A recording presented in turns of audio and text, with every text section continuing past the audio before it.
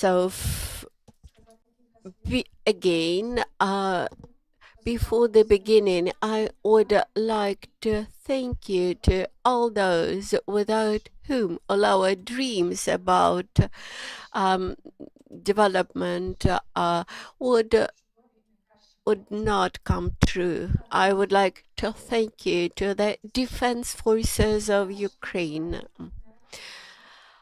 Dear colleagues, partners, friends, good morning. I'm Khrystyna Gevko, and I'm happy to start this conference, which is called HR Boost for Better Employment Conference. We live in times when HR specialist is to make decisions, responsible decisions for the sake of clients and employers. Today we have more than 100 representatives of different businesses, international partners, NGOs. We have many participants online today. Labor market is not just a nice phrase, but this is all within our common responsibility. HR Boost is called to tackle all the challenges which had become even sharper in the times of war, and we have brought together experts from many fields, all those who are ready to introduce changes and to change themselves even today. So our today's conference will sum up our achievements, will establish dialogue between employers, between educators, and we will look for the ways to improve situation in the labor market. I would like to draw your attention to the screen. What do we need to resume, to speed up the reconstruction of Ukraine? We need people who are ready to change us. What can help companies and people to move forward? The HR Boost project aimed at improving HR for better employment and for better employment of qualified labor force. This is national initiative which brought together hundreds of experts all over Ukraine, from Uzhgorod to Kharkiv, from Sumy to Odessa.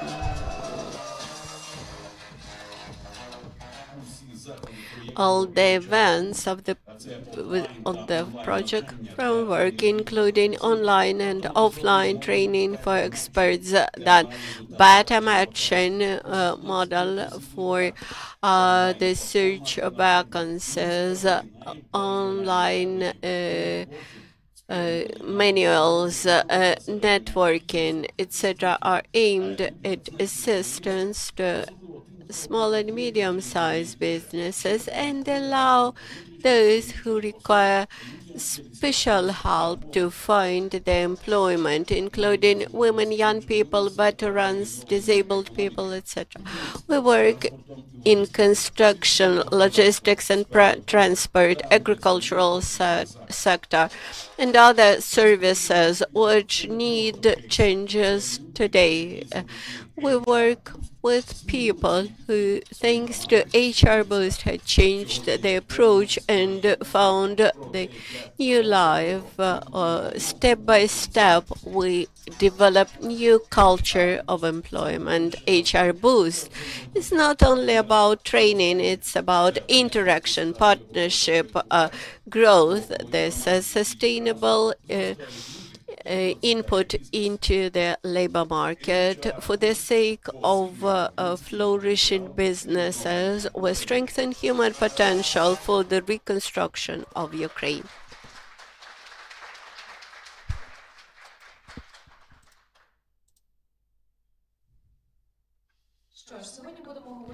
Okay, today we will speak about the human capital as a main resource for the recovery of the country. And it's my pleasure to give the floor to our partners who establish rules of the game and support the projects like ours. But first of all, I would like to say a couple of words about skills for recovery. We work for development of human resources and restoration of the labor market, which suffered drastically because of the war. And in this labor market, women, veterans, older people, they lost their previous jobs and look for new jobs, and we assist the educational institutions and employment centers to improve this work on labor market, and we try to involve everybody and bring together all those who work for the economic revival of Ukraine and for further joining of Ukraine to the EU. We are financed by Germany, Poland, Denmark, and Estonia, and the initiative has been lasting from 2023 up to 2026 and covers all the regions of Ukraine. It's my pleasure to give the floor to Mr. Mikhail Paulo, Director of Skills for Recovery, GIZ Gambash.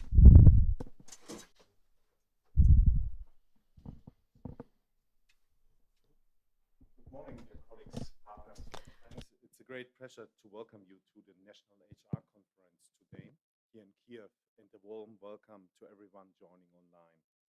Today, 65% of Ukrainian companies identify the lack of workforce as their business constraint number one. For Skills for Recovery, this challenge is the foundation of our program. We work to activate people currently inactive of the labor market, support their training, reskilling and upskilling, and help them transition into employment. We don't do this alone. We do this with the Ministry of Education and Science and with the Ministry of Economy together. However, companies and the private sector is really one of our major partners in this endeavor. Our overall goal is to make skilled workforce available for employers. And this means bringing everyone back into the labor market. To them belong women, young people, elderly people above 50, IDPs, and ex-combatants who require targeted support for their integrations.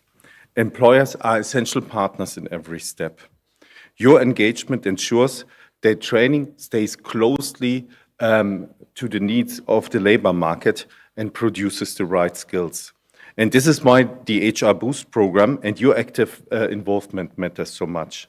The ways companies attract, select, and retain staff is one of the most important factors for strengthening Ukrainian workforce and driving economic recovery. Let me underline that this is not only a purpose of businesses or a business dimension, it also has a social dimension.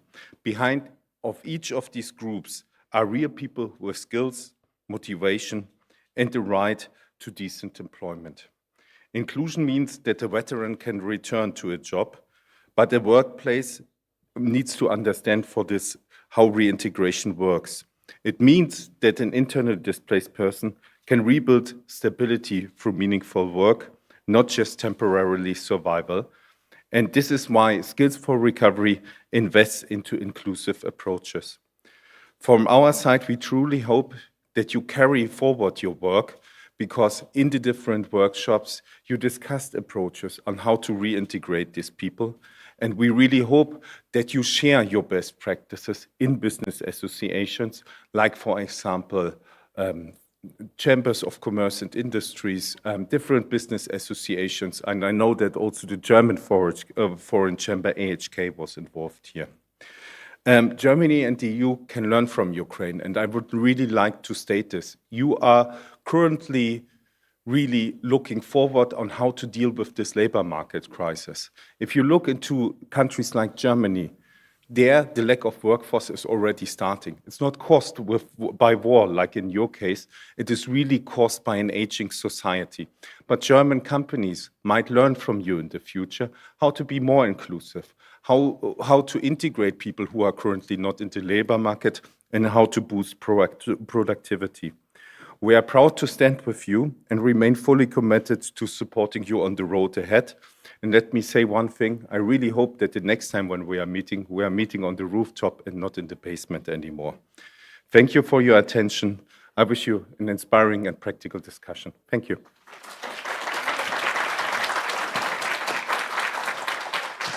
Thank you.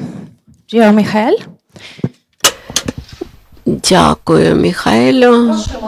Now it's my pleasure to invite Iryna Shumik, Director General of the Ministry of Education and Science of Ukraine.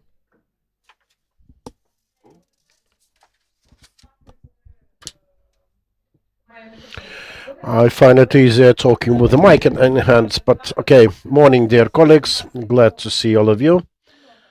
We have a bit of a non-standard community here today, but this is a great honor for me to be able to talk to you.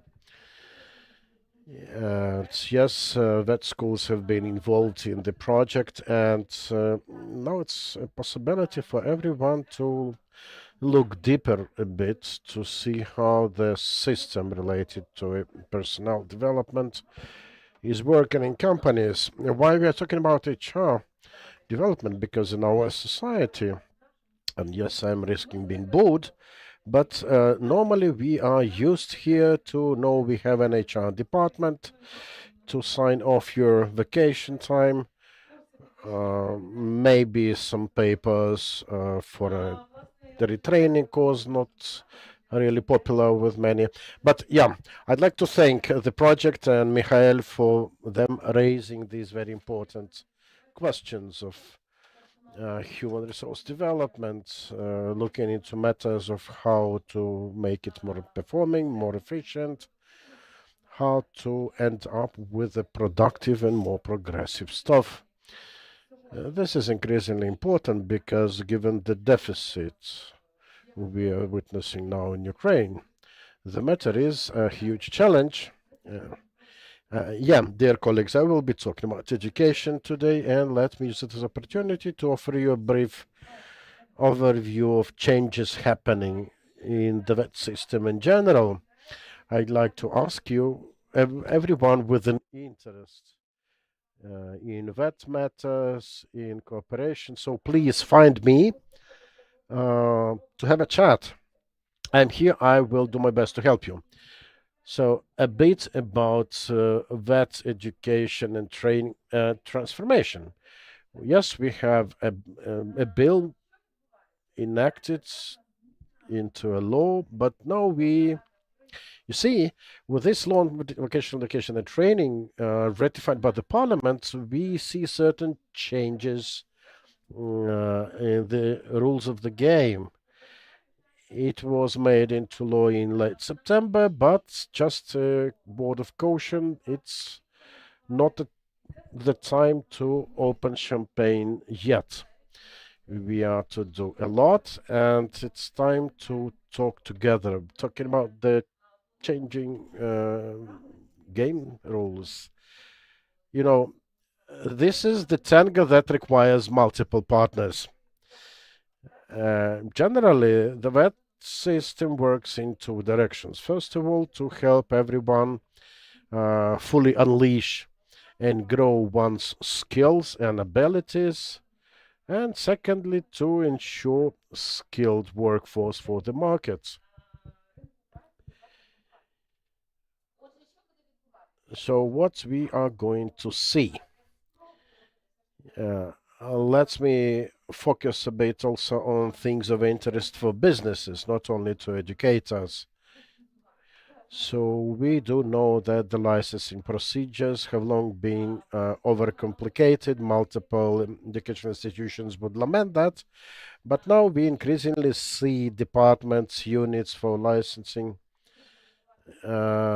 with individual institutions. And whenever someone needs an official government issued certificate, normally there is a licensing and attestation procedure to follow. Now we've scrapped attestation. It no longer will be needed because we already have new education quality assessment mechanisms and licensing procedures, and the body authorized to do licensing will change a bit. This will be the domain for the State Service for the Quality of Education, not the ministry as it has been until recently. Now, we'd like to see better involvement of employers in the education process. Because of that, we are to set up supervisory boards with 50-50 split between educators and employers at each institution. Not every institution likes it. I'm reading this every time. So some schools fret about some of their function and authority to be transferred to the supervisory board. And yes, it may be a problem, but we have to step away from the mothballed system when we train someone we are used to train. We need to be more flexible, and employers will help us to train people needed on the market, by the market. We will be even better suited to look into the future potential qualifications. There will be also competitions to fill in the position of the head of an institution, to potentially avoid some undue influence, some camaraderie or nepotism at play. We do need really top-notch professionals coming to fill in such positions with some new outlook, some upgraded vision of things to be done. Because, yes, we also have examples of people sitting in the offices for 20, 30 years and actually stymieing any opportunity of the vet school to develop or go anywhere further. And these are using our taxpayers' money to provide the market with meager specialists not really wanted. We need to have it upgraded. We are going to shift a bit from the notion of regional labor force order. We are moving towards the planned adoption of candidates to show better flexibility, to be able to train professionals needed by a certain labor market. Like, check this photo. This is from a real school here under EDAP, Ukrainian Swiss project. This is how they boost the skills of our directors. I like this photo because it shows the aftermath, the effect of it. And yes, whenever directors are able to participate and suddenly become students again, they develop better understanding of KPIs and how these operate in real time in their own companies, and that reshapes their thinking. And further on, when they go back to the vet school, they are able to reshape their whole existence there, instituting KPIs in the performance. As regards the funding of the vet system, it's a painful thing indeed, and no, there are no windfall money coming our way. I think you know how the system has been operating until now, and yes, the government increasingly feels budgetary constraints because of the defense needs, but we are to offer two potential models to better fund vet schools. One of the mechanisms will be operational in 2027 when a certain formula will be used to fund education efforts. There are certain indicators that are mandatory for this formula to be used, and these indicators include cooperation with businesses, the percentage of graduates employed, investment-related cooperation with businesses. So I do hope that institutions from 2027 the latest will have to cooperate closer with businesses in order to secure better financing. In our opinion, those willing to expand that cooperation will definitely benefit financially, and this will provide changes in the system. And in 2028, we are going to pilot another yet mechanism, funding through a system of pre-ordering educational services, when vet schools will be reorganized in a new type of institution to be able to provide services that will be purchased. And this will make them more attractive. It will really clear up the situation where businesses will be able to address an institution they need, they want to cooperate with. We want to introduce financial and HR-related autonomy for our institutions. We based our ideas on our healthcare reform. We want to step away from the budget institution format. So you will no longer need to be tied to treasury with their accounts and so on. You will be more flexible, more independent financially, but again, be mindful of the supervisory board that will ultimately streamline your financial appetite for the upcoming year. Still, better autonomy is on the horizon.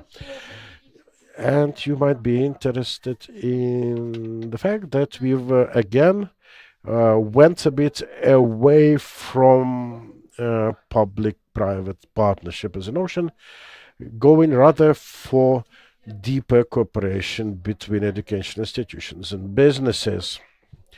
This is a wider notion in terms of its sense, much wider than the standard definition of the PPP, and that will provide businesses with more opportunities. There will be certain standard agreements available for them to review and to enter into with vet schools. And we do hope it will boost the cooperation. And there's something, I'd say, completely innovative thing. Many times we are asked, are we sure we are not trying to completely kill the system? And this is about renting out certain facilities, vet facilities.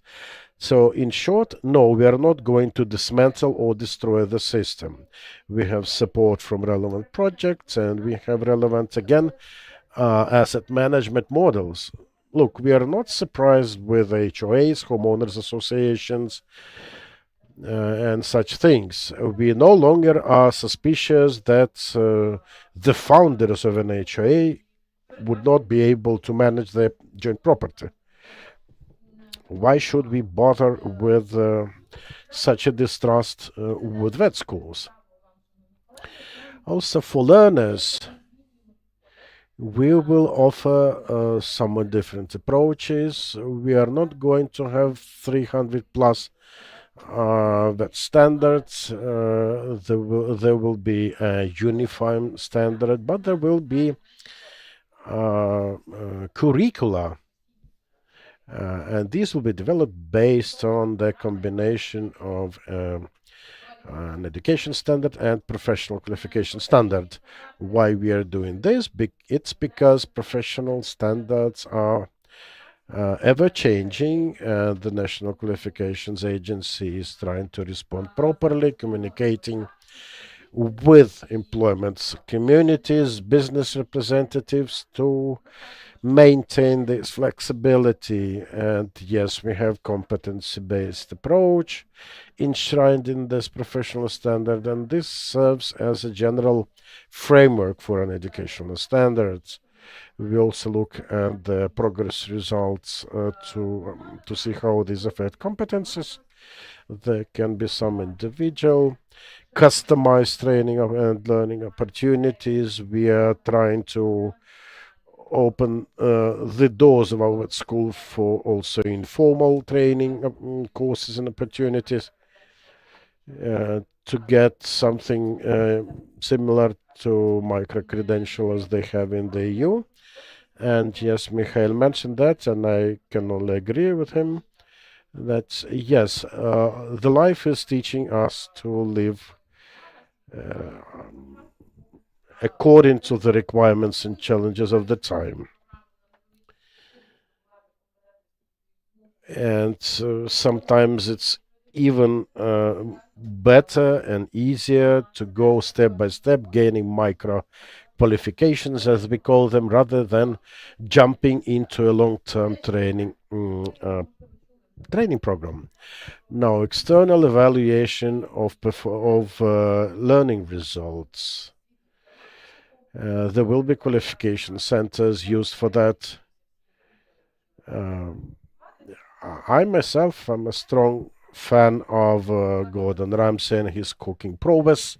I think that I've managed to learn a lot from him, and I want even to get certified, and I can go to a qualification center to try my self-taught skills.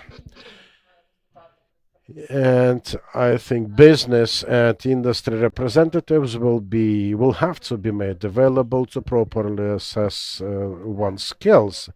Definitely, it will require certain legal regulatory framework, standard relative framework for that. A certain network of qualification centers will have to be established across the country, but I think it will still be better than old-time offices with mountains of papers pouring through your results for ages to see if you are really qualified.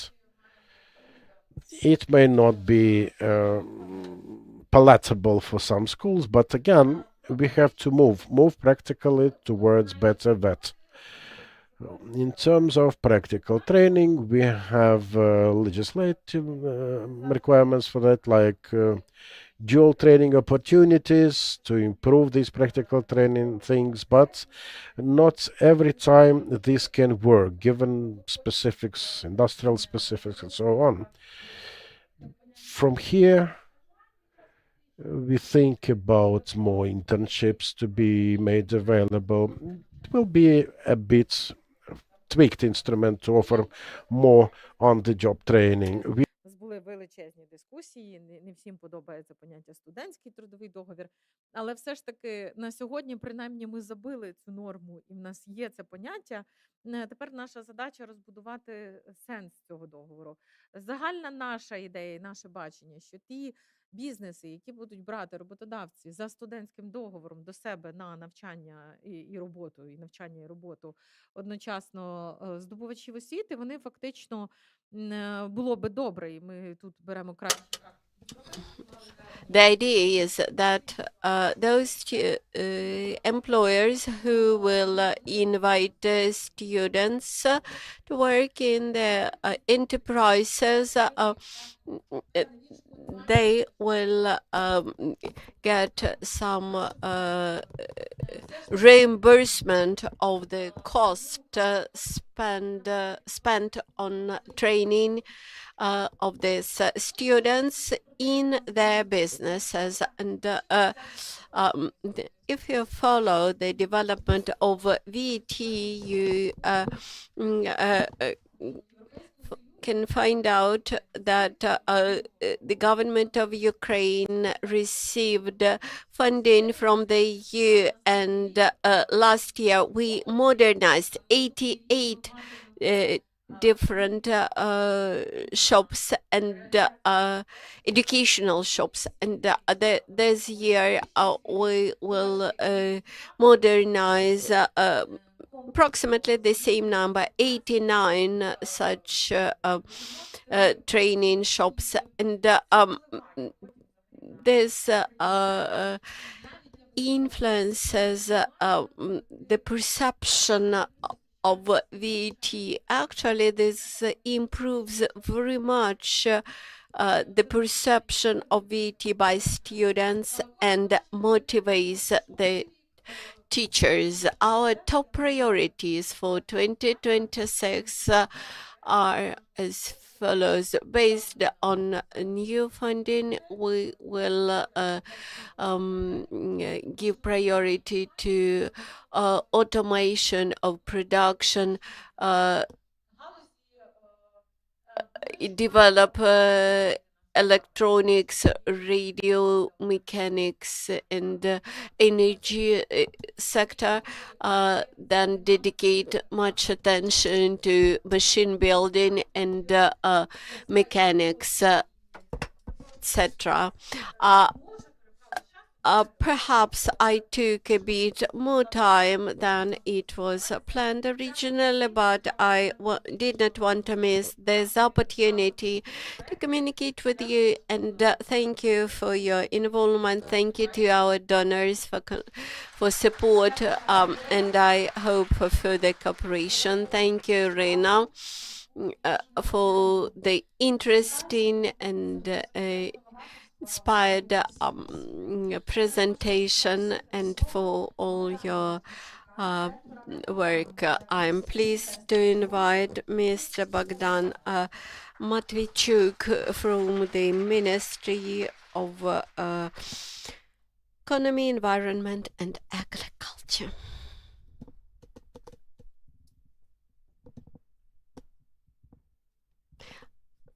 Good morning. Can you hear me?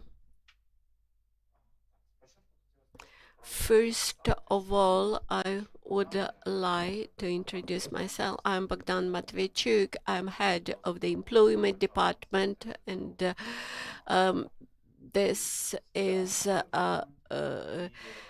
just one fragment of my long-term career in the public service. I used to work in a department which studied all sorts of remunerations for employment, while now I deal with employment itself, and we now very seriously take the need to increase the numbers of people in labor market. Without full involvement of people to labor, we won't be able to recover the country, and I have found that quite often people cannot find jobs, while businesses are drastically looking for labor force, and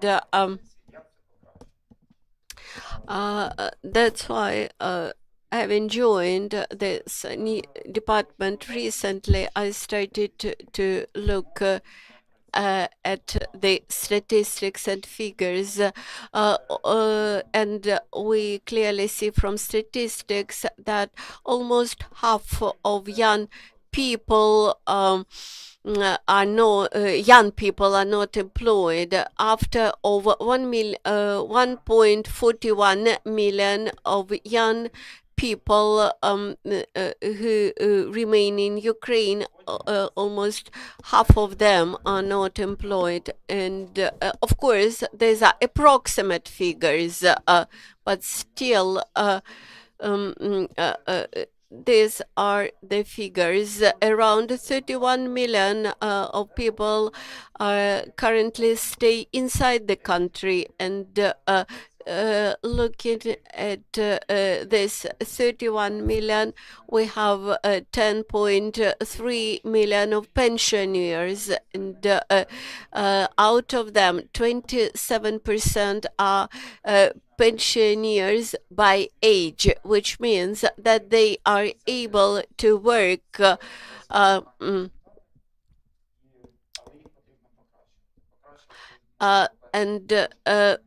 Actually, many of these people who are, so to say, young pensioners, they continue to work, and we may stimulate them to work further. For example, to create an encouragement for them in a form of a voluntary paid single social contribution, which will increase their pensions in future. In first half of 2025, almost half a billion people used an opportunity to apply so-called reactive or responsive approach. That's why in late October this year we made a decision to apply the proactive approach. For example, when people resign from previous employment and appears unable to find a new job within 60 days. Then after the 60 days, this person will be found by the employment service themselves. There will be no need for such a person to apply to employment service individually. This became possible due to digitalization of this area. And I can assure you that application of this system does not prevent people from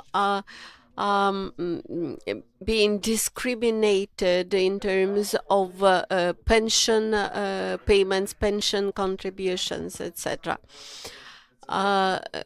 Actually, this new digital registration system for people who had resigned from their previous jobs, it is aimed at better registering of those people who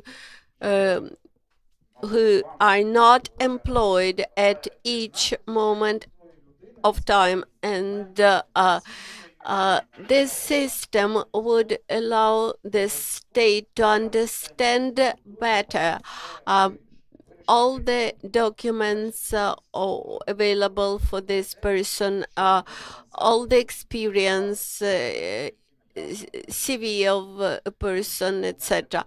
So this new automated system would allow us to collect all the information about an employee in our system, Obrii, and there's documents which prove the labor experience of a person. All his or her qualifications will be immediately available for potential employers, and also it will be possible to confirm the previous wage. And this is quite useful for employers, because quite often potential employees come and their wage expectations are too high. So for us, it is useful to understand whether these expectations are too high, or there were, so to say, wages in envelopes without taxation that we paid a previous job.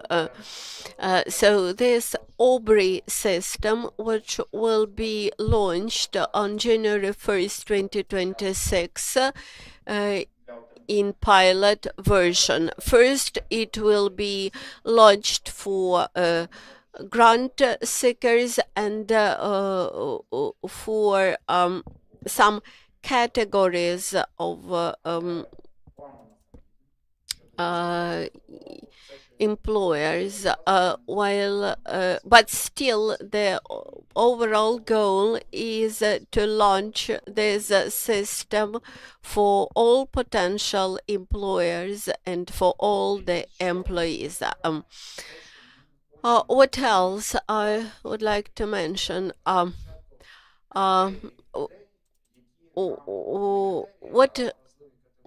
What are the needs of the market? We see the vulnerable categories of potential employees. Looking at the categories of vulnerable people, we see the following categories. First of all, IDPs. IDPs are quality resource for further employment. People with disabilities. This category now has very good legislative framework for employment, and now the problem is to implement this very good legislation and very good amendments. I encourage you to look carefully at the novelties in this area. The government had created incentives and for employers when they employ people with disabilities. This could be very beneficial for the businesses, and this can be very useful for SMEs. You may use these financial incentives to equip your workplaces with ramps for wheelchairs, etc. The next big category for which we create incentives, these are veterans, and almost in each region now we have experts who assist in employment of veterans, who assist in integration of veterans back to society, and after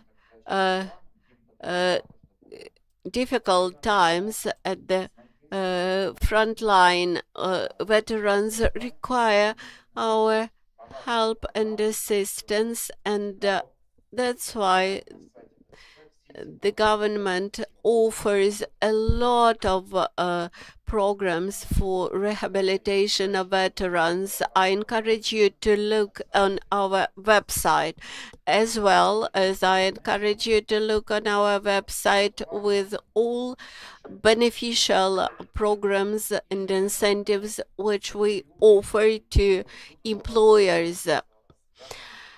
And next vulnerable category are young people. Perhaps you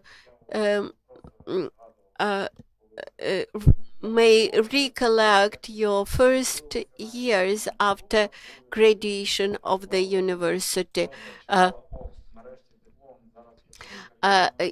you may recollect that even in late student years, there were a category of students who were already employed, and they were just waiting for their diploma to run immediately into their workplace. And there was another group of people, of students, who having got their diplomas about graduation of the university, they started to look for the first job. And sometimes such people, when they come to you, they request for huge wages, like say 50-60,000 hryvnia per month, and they come to me and say, I want to get a higher wage than any barista who gets this wage of between 50 and 60,000 hryvnia per month, and while having diploma, I would like to have even higher wage, and I am able to offer just 22,000 hryvnia per month to such people. Looking at your smiles, I understand that you also had such experience. I also lack human resources. At the beginning of the war, I was very selective as to the human resources, while now I am much less selective. I accept those imperfect candidates, so to say, who come to me with a hope that I will improve this human capital. But this not always happens. So what we need to do is to young people, we need to involve them, young people, to professional development as early as possible. When young people come out immediately after university, but they immediately require retraining, because businesses not always require a young engineer with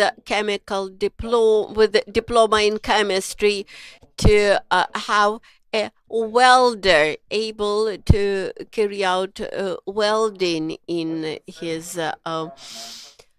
manufacturing. And the second big issue is to establish proper mentorship for newcomers. A good mentor able to set proper example for a young employee. This is crucial for further employment. And when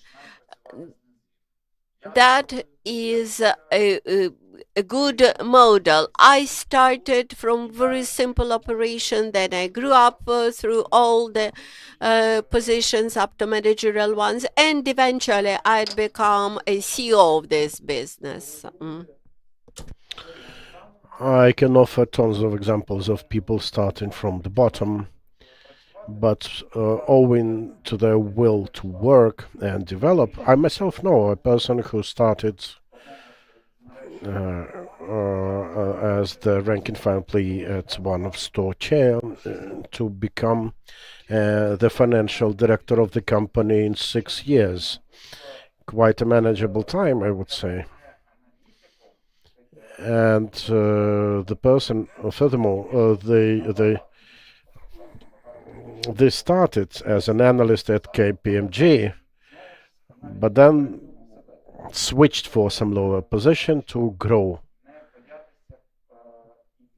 Again, never be afraid of rediscovering and rebuilding yourselves. And I do hope that we will be able to launch this program at Mentor in 2026. And yeah, the young people would check Instagram to see like cases of some fantastic multi-billion businesses have been made just in 20 days. Maybe it's about some sugar daddy to be found there, but well, people can develop and grow themselves. Also, there are people who potentially may be past their prime in terms of their working capacity, but nevertheless they have tons of experience and they can well teach others. There is a moment in time when a person with years behind her belt can no longer compete as a performer, but they do know how to teach others.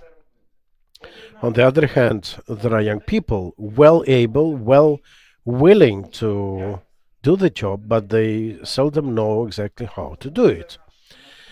And I think this is our next step. This is what we call adult internship weeks. Another thing that I'm often hearing from businesses,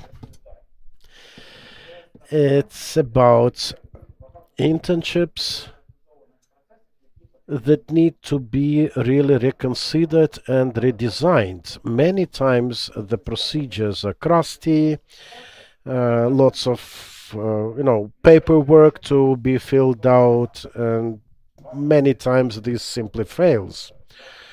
I myself spent time a couple of months ago to see how internship opportunities are used, and I can tell you that having checked that, I would say that as a business person or as an applicant, I would be rather discouraged from it. There are individual internship plans that have to be pre-approved and so on, signed, stamped. Some sort of contract needs to be signed, and God forbid you somehow step away from this framework, the limits of the training you are to provide. And then I will have to look into details of engagement, and then you have to pay certain, social welfare deductions and so on. So it's a nightmare. At least this is the way it looks based on the applicable regulations. And this has to be completely redesigned. I'd like to call upon you colleagues. Come up with proposals, please. Come up with your ideas. It's my time. During my time in the social welfare area, it was rather easy. Every time a person would not receive social welfare in time, there would be a huge hullabaloo and things would be rectified in a blink. When it comes to the topic we are discussing now, it's much less active, I would say. By the way, I do hear from businesses that they are willing to cooperate between themselves, and they say to the government, please do not intervene, we will do it ourselves, we know how to. I can tell you this is a wrong position, because yes, it creates potential clash, and we can harm each other rather than helping each other. We do need to work, us, the government, businesses, we need to be able to cooperate if we are to change the system. So please, my call to you, please help us to help you. That way we will win. Thank you. Thank you, Bogdan. Thank you, our beautiful speakers, for this really positive start of the conference. We already heard about the strategic vision of the government, that of our partners, and I think it's time to go to some specific concrete results from the already existing HR community that actively is changing the employment policies. Please welcome Nataliia Starodub. She is Deputy Chair of the Board and Project Manager at a Mentor Center NGO to present certain results of their activities.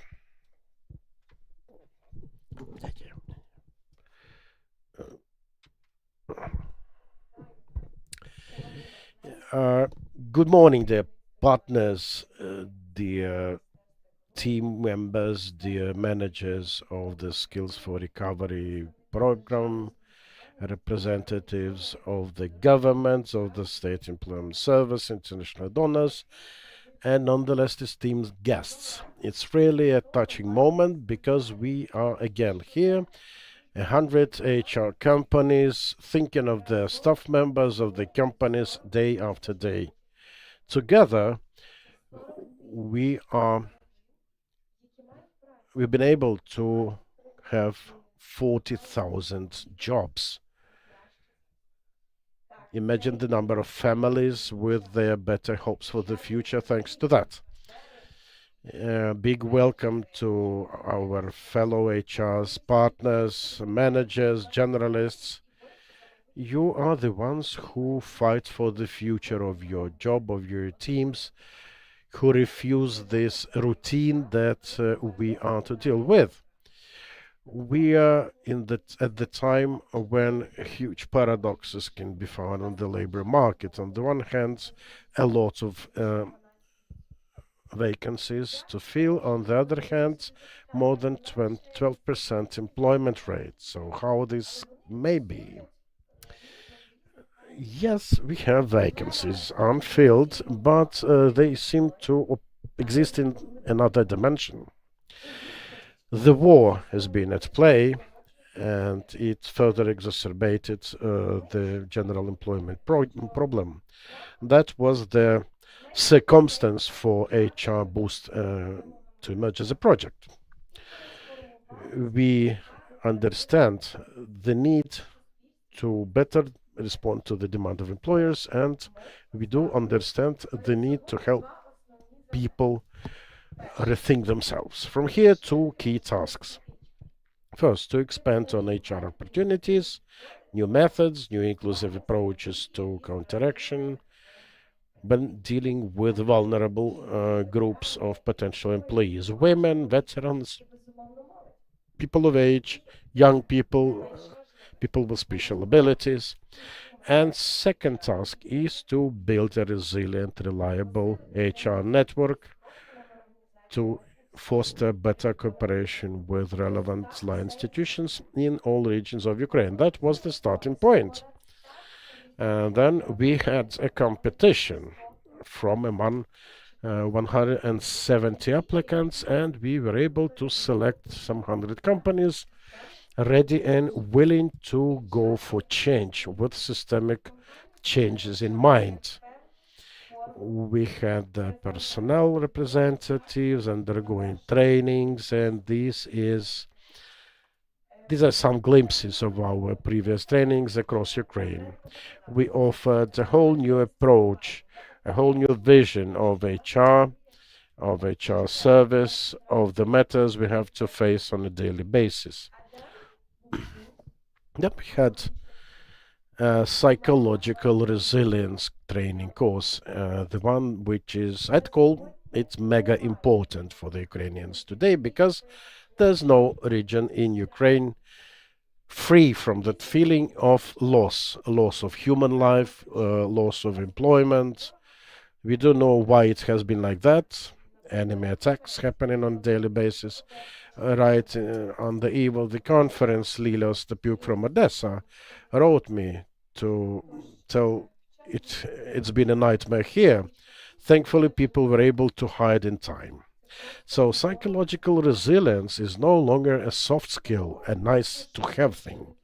It's a survival tool for everyone. And we had educators join us. We had people from training and practical training centers at the State Employer Service. And we worked together to seek the resource we need.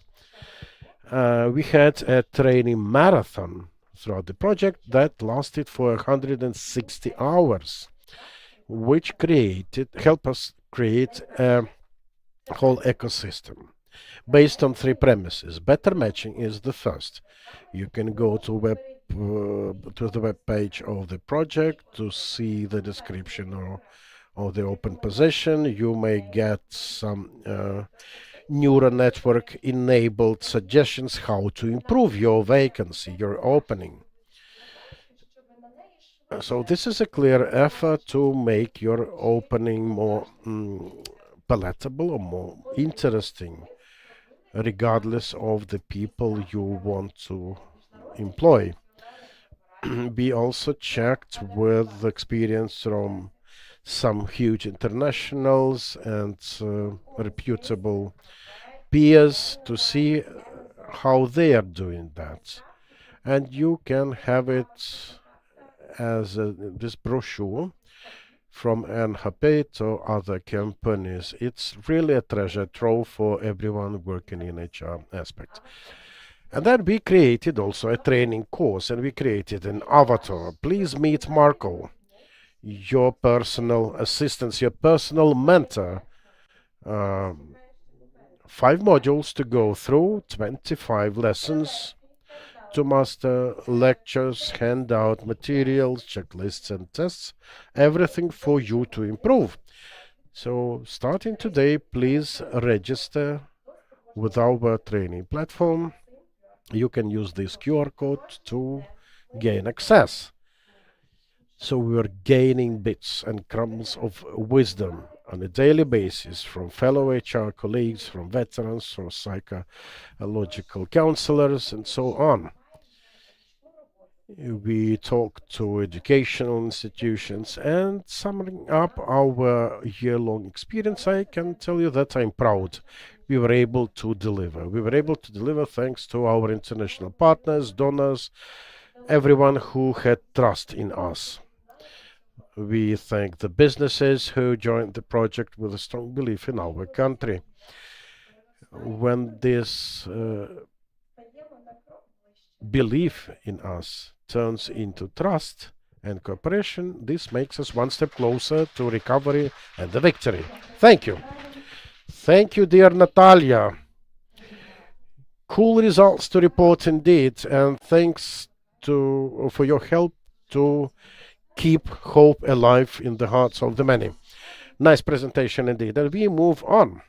HR Boost is also something more than strategies and instruments. It's more specifically about individual specific changes and individual very specific people across companies. I'd like to invite Liudmyla Kozhukhova, HR manager and HR generalist from Concept Oil Company, to share their story.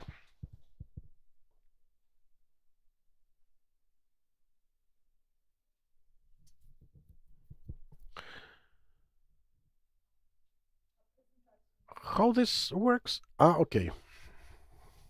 Magic.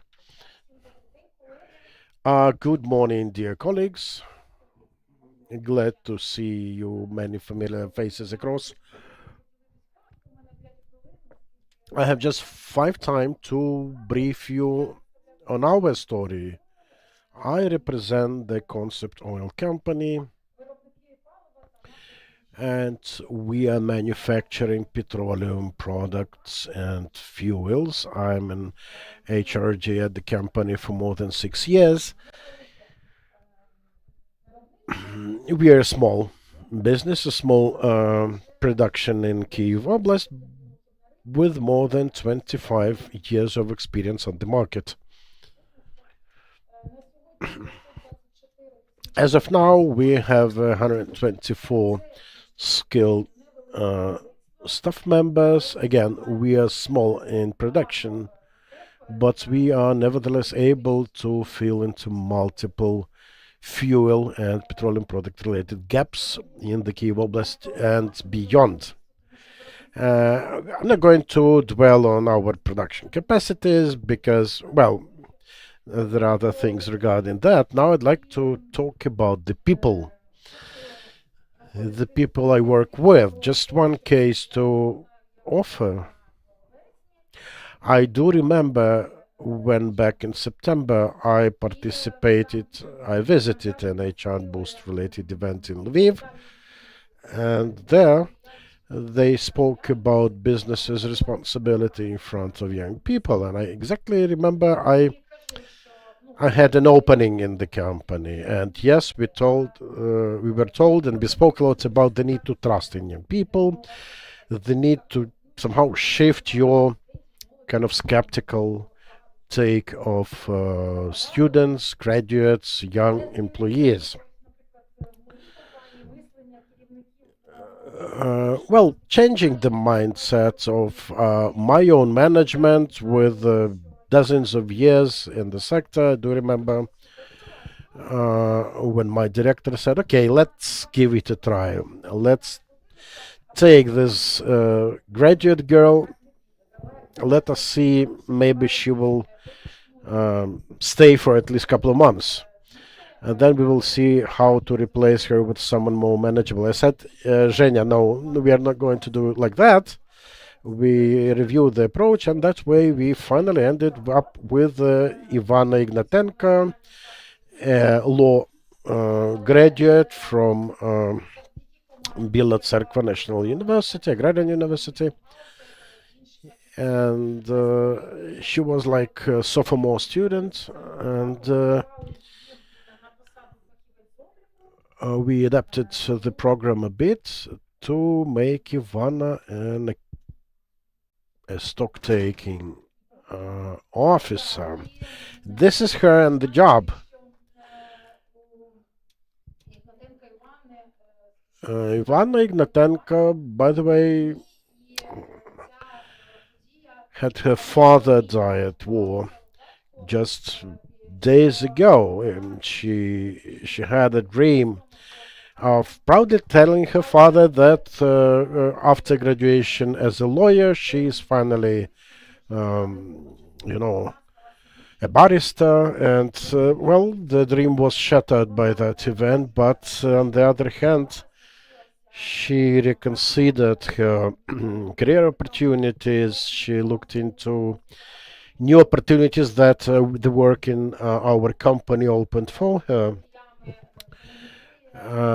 You can see that now she is happily even communicating with truck drivers carrying tankers with dangerous chemical substances across the country. Just an example that yes, you can trust young people, you can have trust in them. And by the way, we have Ivana with us today, so a big round of applause to her. And to wrap up my presentation, I'd like to offer you this. And this is what I learned from HR Boost again in September. It was an eye-opener for us because, yes, the future comes to us in the form of students. First, they need your trust, then they will serve you as professionals. Be mindful of that.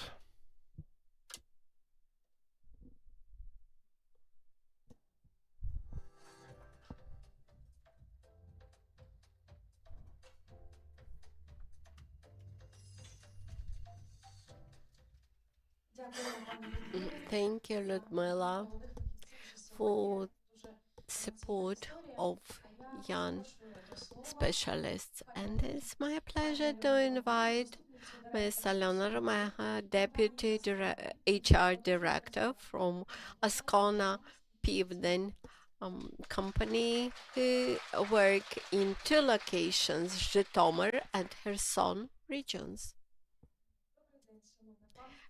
Good morning, ladies and gentlemen. I'm happy to meet here all the colleagues whom I met for the first time on HR Boost. I'm very grateful to Ms. Nataliia Starodub, to the project HR Boost, because they had given to me inspiration. Askona-Pivden produces more than 100 types of construction materials, and next year we will celebrate 20 years of our operation. Since 2022, we partially relocated our business to Zhytomyr region, who showed extreme hospitality to us. And of course, we all suffer because of drone attacks, of air raids, of bombardments, and of ruinations, etc. All the at the beginning of HR Boost, I had one expectations, while by the end of HR Boost, I realized that not only my primary expectations were satisfied, but even additional ones. I've learned how to work with veterans. The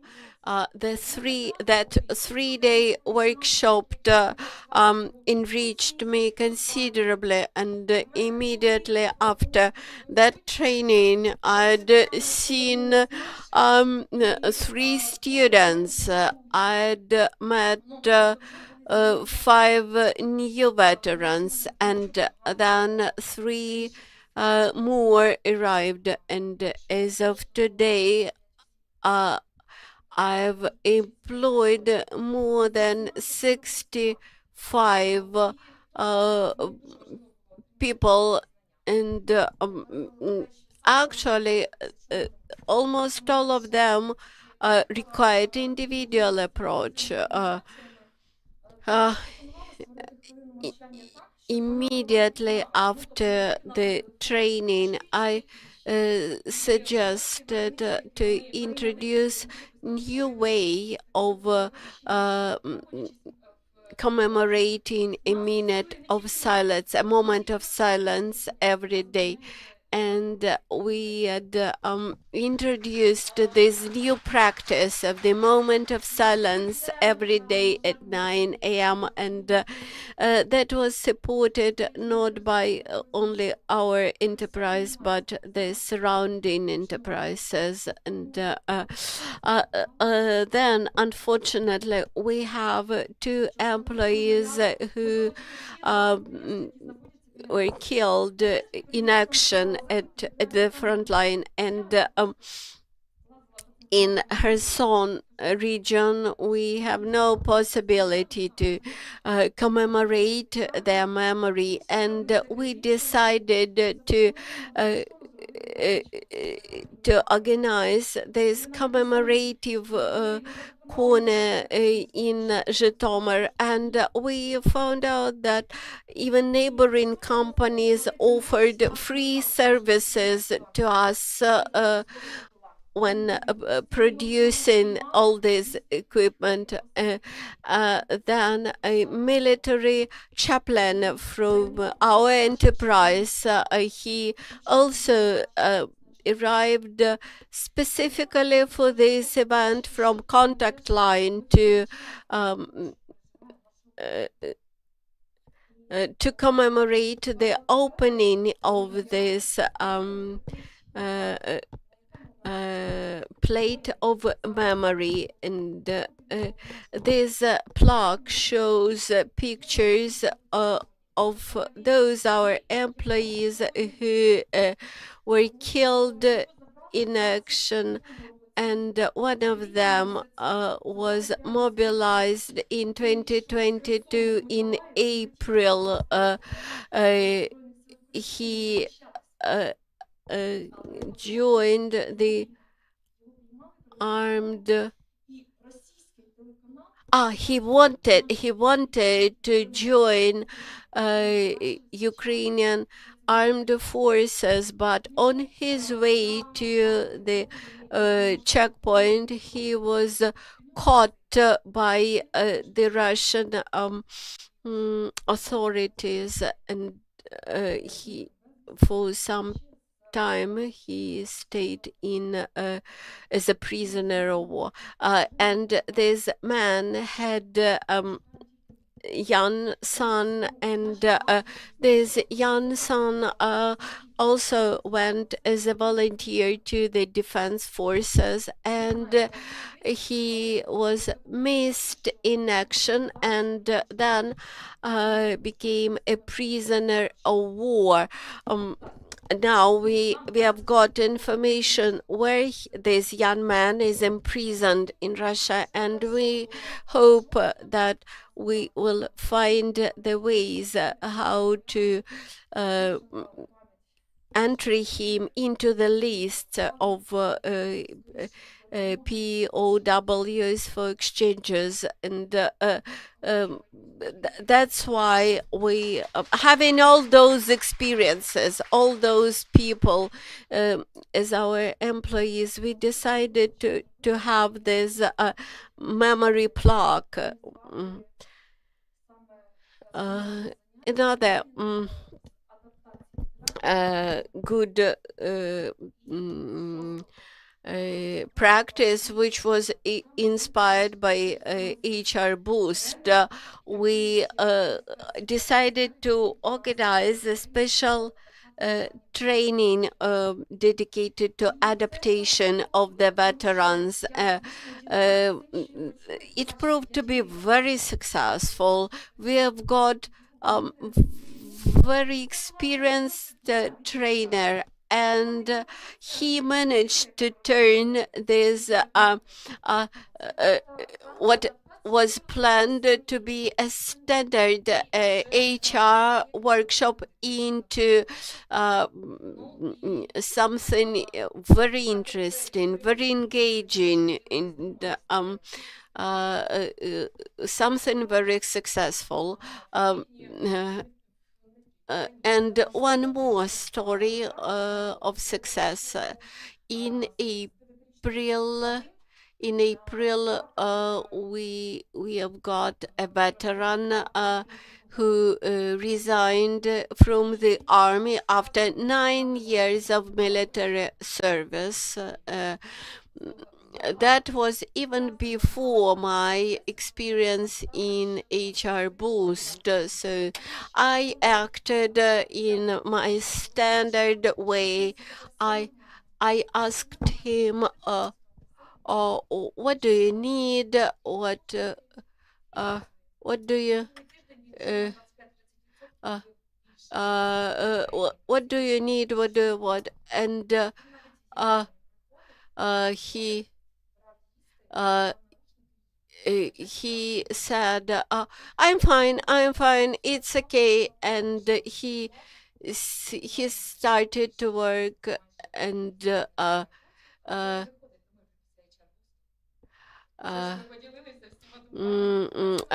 he worked very successfully, but he always worked in headphones and always stayed isolated among people. And sometimes he disappears for a week or two or even longer, and he requires some periods of holiday. And we try to support him in any situation, and when he requires a day off, a half of day off, a week off, and we had been understanding that he needs time to adapt to the civilian life, and gradually he rehabilitated back, he integrated back to the society. And recently we understood that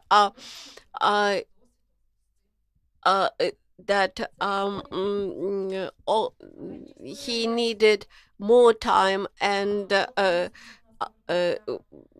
that became successful. But now I will tell you about less successful story. In September, we accepted Vadim, a retired serviceman, and unfortunately we found out that he proved unable to work in his position. We offered him a holiday, and now once again we suggested him a holiday for which he is eligible as a veteran. So on one hand, we cannot reject an employee who is a veteran to accept him back as an employee, but he is unable to work, he is unable to carry out his duties, and on the one hand, we understand that we have to comply with the legislation. On the other hand, all the employees try to find the ways how he can work. On the other hand, we are thinking about announcing a brainstorming for with the aim to set up either a business or a company or whatever, which will make it possible for former veterans to work together and to in order to make this adaptation smoother for them. So I would like to thank to Natalia, to Yuri for organization of this event and for the for the opportunity to share success and non-success stories. Thank you. I wish all of us very soon victory, very soon prevalence.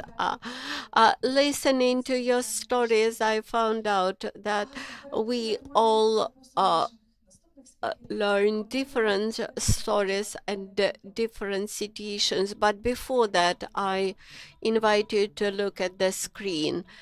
Recovery and employment, labor market.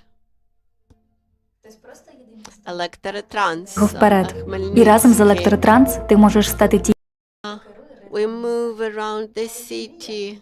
When you have a dream, you can implement it into life. We invite women to become drivers of the city buses. At the beginning, I felt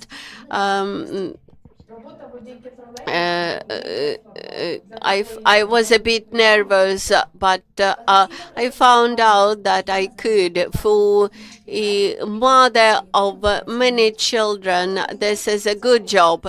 It's good to be a driver. That's very cool. This is prestigious and this is important. My work is my world and I adore my work. I love my job. I'm very happy and I would advise other people to try it. The most difficult was to pass the exams.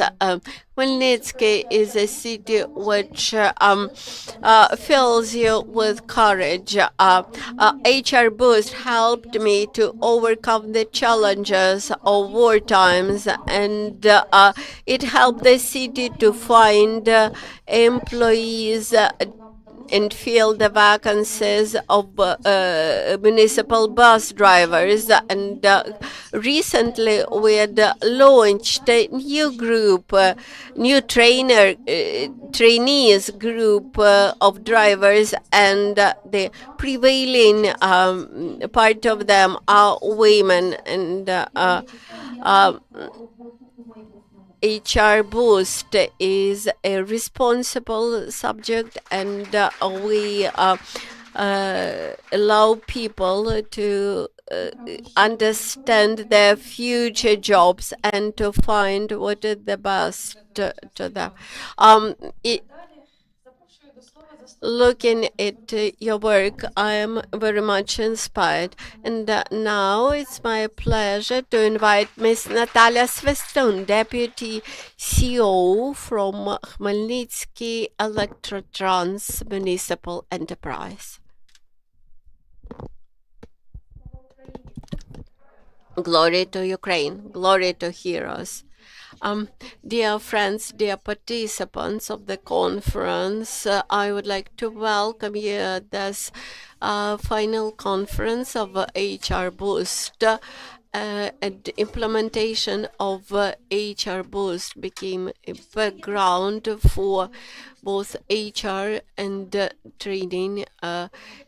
We all understand the need for recovery and the need to bring together businesses and future employees.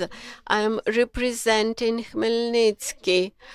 This is the third year in a row when Khmelnytsky remains in among three leaders after Kyiv and Dnipro in allocation of resources for support of Ukrainian defense forces and Ukrainian military staff. Actually, these expenses had become part of our military economy, to which each taxpayer contributes equally.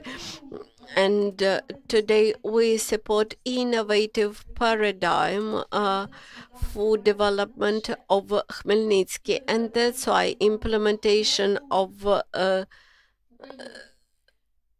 this project is very important for us. I would like to say that a HR Boost for us, it was not only about correct communication, but about preparing our country for its rapid development in future. I would like to describe success that was reached by Elektrotrans thanks to cooperation with EBRD and the EU. We had procured more than 40 specially equipped trolleybuses for Khmelnytsky city, well equipped for wheelchairs, and but additionally to the investments in hardware, so to say, we invest in people. We had created our own school for drivers. We implement a policy of gender equality and of strong involvement of IDPs and veterans. Many positions in our enterprise are filled with IDPs and other vulnerable groups. We have very broad cooperation with VT institutions and with higher educational institutions. We lack personnel, not only in the category of vocational specialities like drivers, but also among managerial staff. That's why we offer first jobs to the university graduates and invite them into municipal jobs. Also, our company has a training unit. We created it jointly with vet schools, and since 2022 we've been having this opportunity of moving bit by bit with dual training implementation. This way, thanks for this year's participation in the project, we are able to transform our Elektrotrans company into a resilient and reliable public sector operator. Let me introduce you to this demonstration of a synergy of our joint efforts. We have our trolleybus drivers group, recent graduates, and thanks to HR Boost, for the first time in our history, we were able to offer training to the second group of trolleybus drivers in 1 year. Now, this group has been in training for 4 years.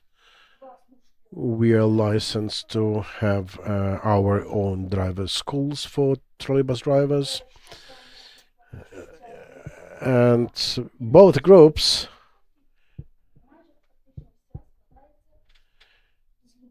it's 98% comprise of vulnerable group representatives, veterans, women opting for man-made occupation, people who went from hell to rediscover themselves in their peaceful lives, and we do our best to help them returning to it. We do as much as we can to improve the professional competence of our employees. We provide them with growth opportunities from administrative and managerial staff to drivers. We have agreements set up with mentor hubs working with veterans, because most of the time our drivers are the first ones to meet people returning from the battlefield. We train our drivers in how to better communicate, how to be more psychologically resilient, how to help others. So I'd like to present our lady drivers who had overcome the challenging life circumstances, and now they are driving these huge public transport monsters. Please come to the podium.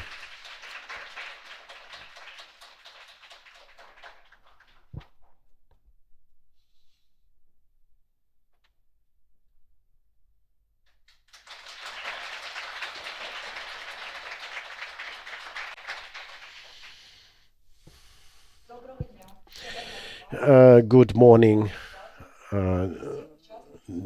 dear participants, event coordinators, and project participants.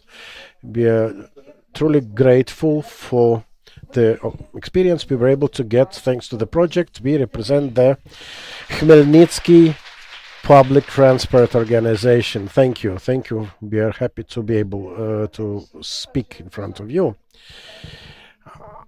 I myself am very much happy to be able to have this nice occupation that really helps me helping people.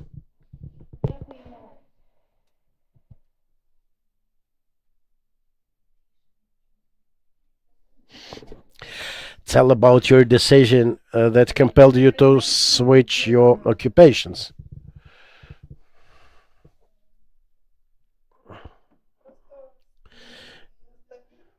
Well,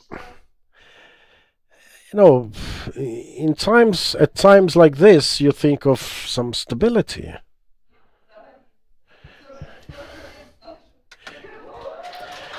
And generally, I'm already with 40 hours of experience of driving huge trolleybus.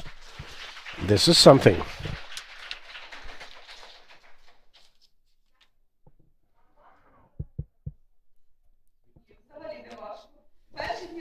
How hard it is. Well, first days are a challenge because you have roads, you have traffic, you have all sorts of people inside, from kids to elderly to veterans. You have this electric network grid on top of our heads, and can be a challenge. Thank you. We thank the event coordinators for letting us in the project. I've myself witnessed your efforts, and I felt it, and we thank you for this. I can only wish everyone to have this joint dream of the victory of Ukraine come true. Let us make everything to see it happen. Thank you, Nataliia. Thank you, girls. Thank you, Antonina. When you listen to stories like that, you understand better how important it may be to open genuine new opportunities. And such opportunities should not be a declaration, a statement. It's about real life, it's about real people, it's about the career prospects. And in the scope of HR Boost for Better Employment, we had videos taken at business branches featuring representatives of various sectors. Thanks to meetings arranged by Nataliia Starodub, we already have a list of really valuable ideas and quotations that we'd like to share with you.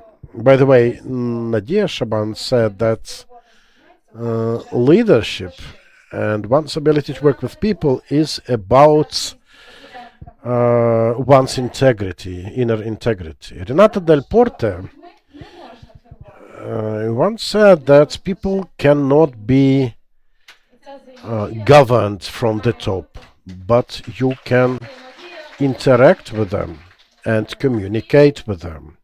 And yes, this should be a two-way road. Raisa Ditkovska from Ukrainian Free University at Munich, she advises everyone to remember we are not Duracell bunnies. So please do not rush yourself. Do not go on 100 miles per hour on a subway, on a highway. Think what you're doing, how you're going. But it's real nice to see that we have brilliant HR directors, HR representatives able to advise people how to bring out most of their lives without sacrificing anything, be it health or prospects.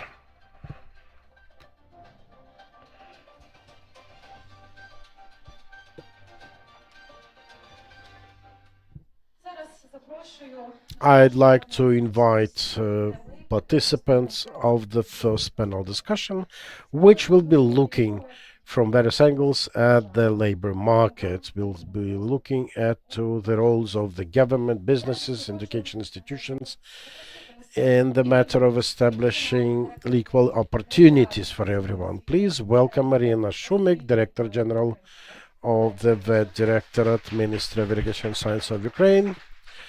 Applause to Iryna. Evgenia Pedlisna, Deputy Director of the Employers Cooperation Department at the State Employment Service. Tetiana Muravska, HR Director, Overstar Union Group.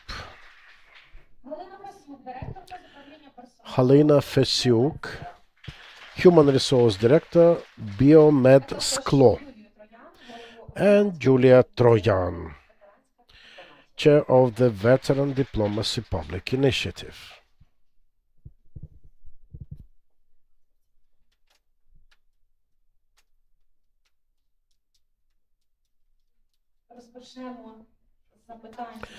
And we start with a question to Iryna.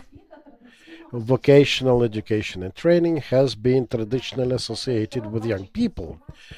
What is the view of your directorate in vet school reorganization into lifelong training centers to better cater for the needs of veterans and people of age?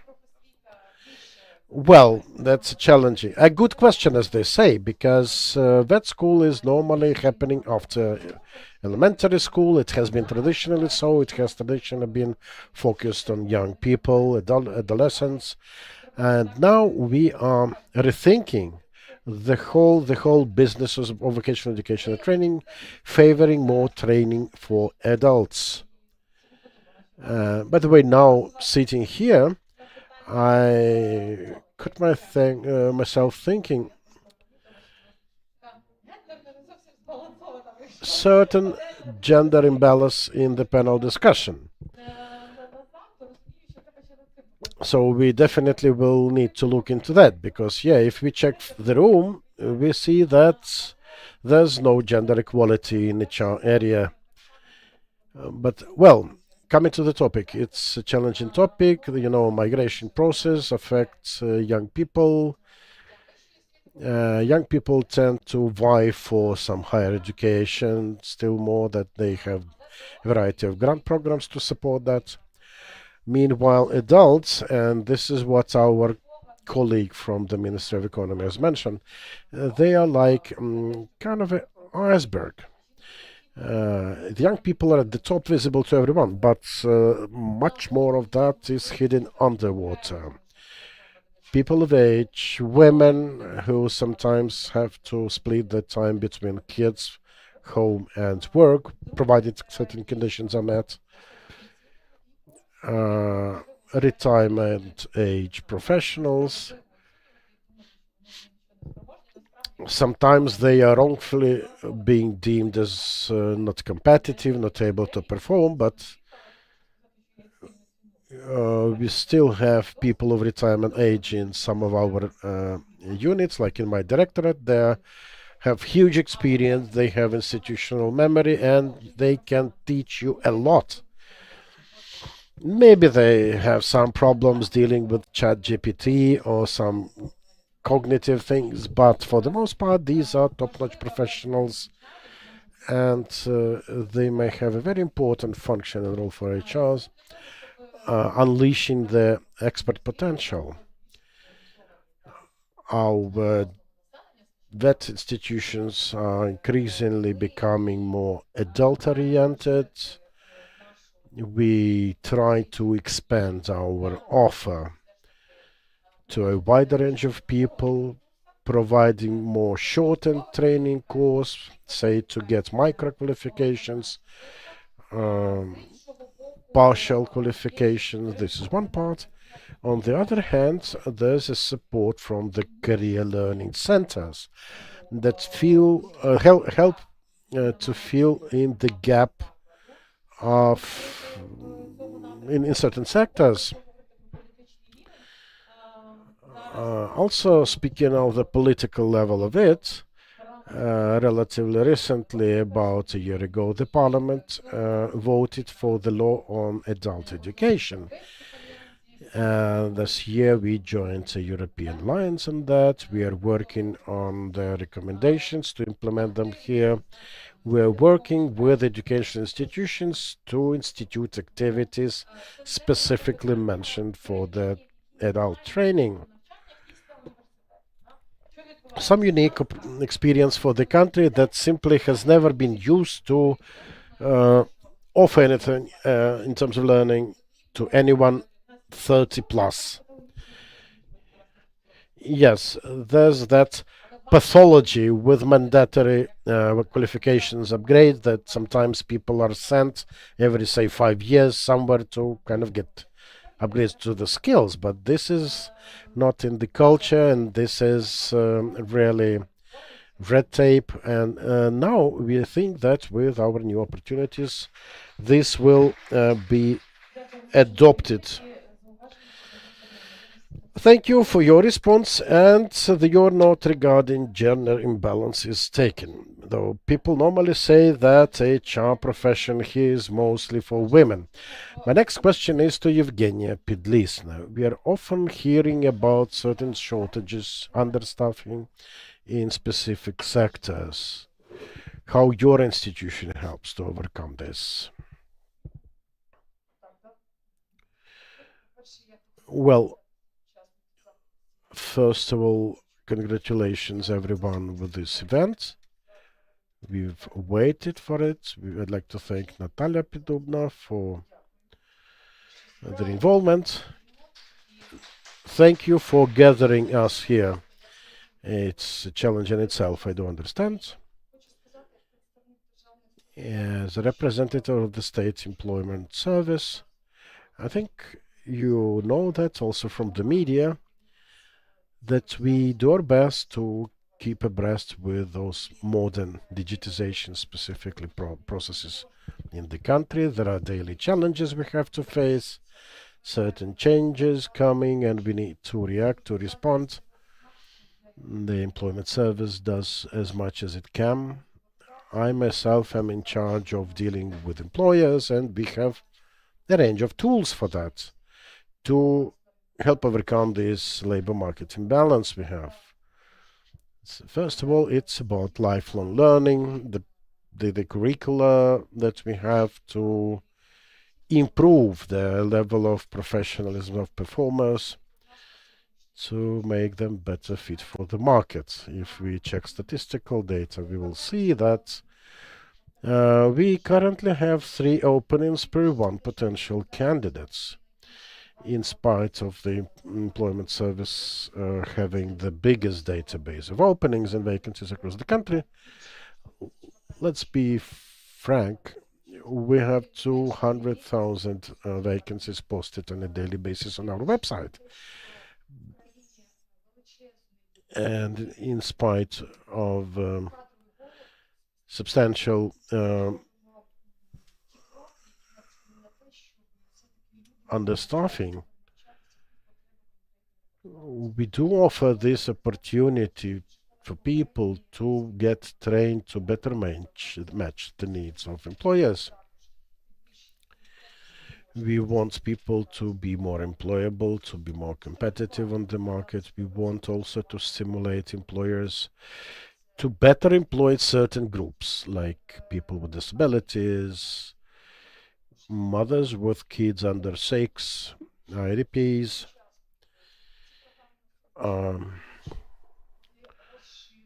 participants of the active military action. So we are expanding the groups. And another important aspect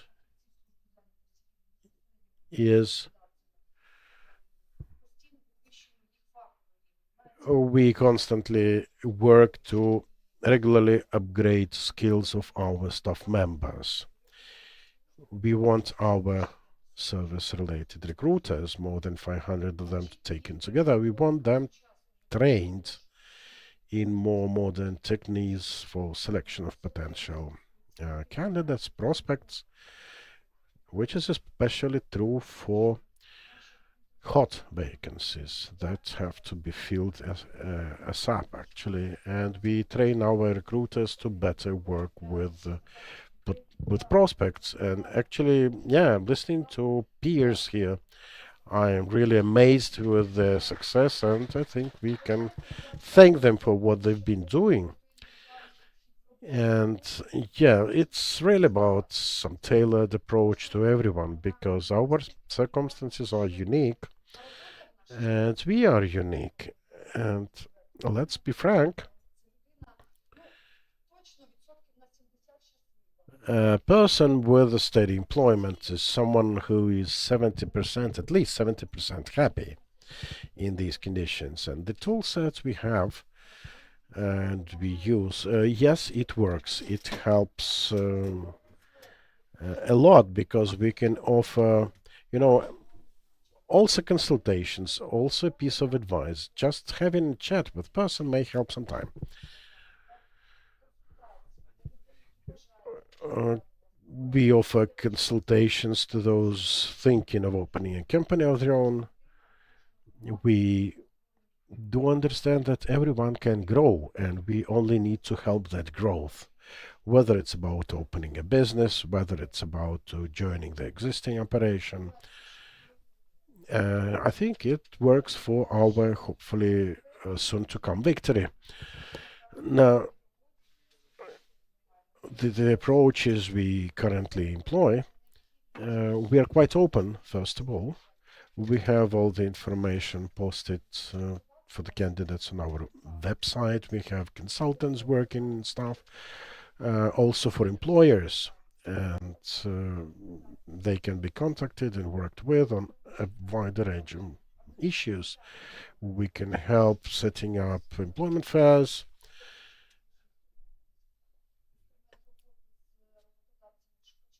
This is a good tool for joint work with the employers, I mean vacancy fairs, and sometimes employers have exaggerated expectations as to the employee candidates, and sometimes it's a recruiter work to explain to employers the realities of today, and to convince sometimes employers to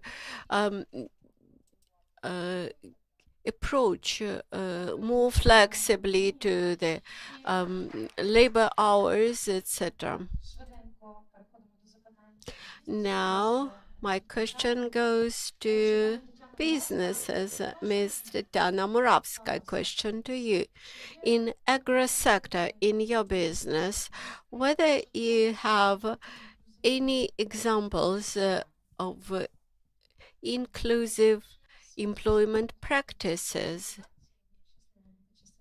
in your business.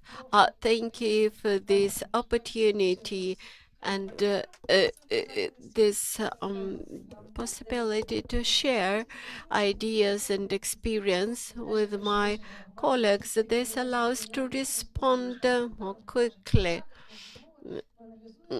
And we also, as you mentioned, we also work with recruiters and learn from them. And you're absolutely right. Each person is an individual, and people have an individual requirements. And agriculture is a hard job, and we always try to offer something special which is required for an individual candidate, either flexible hours of work or flexible work schedule to offer additional days off per month, to satisfy the individual physical needs of each person. Some people, they require individual mentor when they start their work career, and we have actually launched many internal programs. We clearly understand that for veterans, agricultural sector is not attractive because after tough physical work in military service, they are not very eager to join agriculture sector and to work hard physically. And as of today, we have the youngest employees who work. The youngest is 19 years old and 22 years old, and the eldest employees are 75 and 77 years old. We even have a dynasties, grandparents, parents, and their children. They occupy different positions: an electrician, a mechanical worker, and we have actually a dozen of such dynasties. We do not look at an age of a person. If a 60-year-old comes to us who are ready to undergo training, and we offer such a training and try to satisfy the needs of a person in employment as much as possible. Now my question is to Galina Fasuk. As far as I know, your company integrates veterans, IDPs, people with disabilities, or aged people. What changes, what organizational changes you had to introduce? Thank you for this question. During my first meeting in course of a HR boost. I felt myself like at the anonymous alcoholics meeting when you realize, people have the same problems than I and you gradually realize that the approach that you try to apply intuitively before the training, that it was intuitively correct, and we have got several successful things. Last year, we approached two VT colleges and invited students of VT colleges to our enterprise for internship, and promised the students that in case of successful internship, we would immediately invite them as employees and start paying them wages. And also we organize excursions to our enterprise as students, school students. And we now have even several employees who joined us after school graduation, while in the past we tried to work applying general approach, while now we offer a tailor-made approach and use in flexible work hours. We offer flexible work hours for people because people have different situations. Not everybody can come early to work by 8. Some people need to come by 8:30. Another good example is a work with veterans. Some veterans try to stay alone and to work his or her work. Some veterans, they want to be involved into a team. We also try to remember always about those who are not with us now and who continue to serve in the army or are on a holiday or are on leave. That's why we have a big plaque where we have pictures of all our employees who are now in the army service, who are now defenders of Ukraine. And for them, it is important to remember that even in case they will decide not to come back to our enterprise after the victory, but still there is a place somewhere where they are very much awaited for. And by the way, we continue with enrollment of women into typically male specialities and into typically man positions. My next question goes to Ms. Yulia Troyan, who is a representative of the civilian initiative veteran diplomacy. My question: what is the value of veterans as a human capital? You're quite right. Now, at a stage when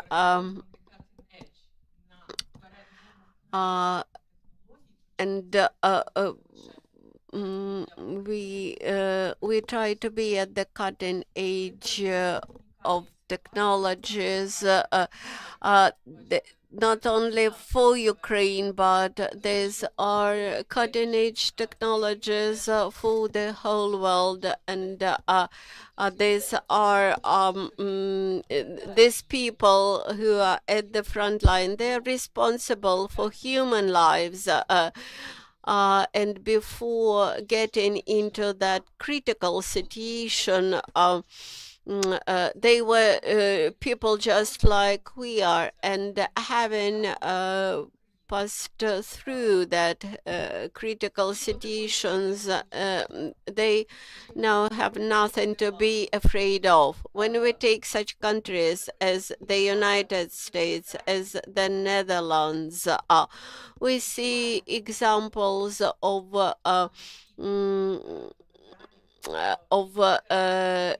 inclusion. For example, in the Netherlands, the king of the Netherlands is one of the veterans, and we should build up a system of respectful inclusion of the veterans. I would like to point out to the policy of the president of Ukraine, who who oversees the veterans policy, and who supported peer-to-peer approach. This is actually an approach which is used all over the world. When veterans speak to veterans, communicate to veterans. Now it is important to introduce innovations in this area, and recently we have launched our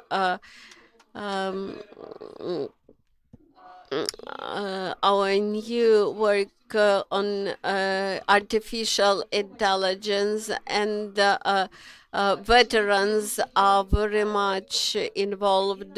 They now Ukraine possess the most expensive solutions for the world, and these people, the veterans, they could be drivers of that solutions. I would like to show you some pieces from my presentation. Our key task is to build up ecosystem for professional transition from military life to civilian life, where that innovative skills gained at the battlefield could be adapted, could be transferred into economy, which will preserve our statehood and our sovereignty.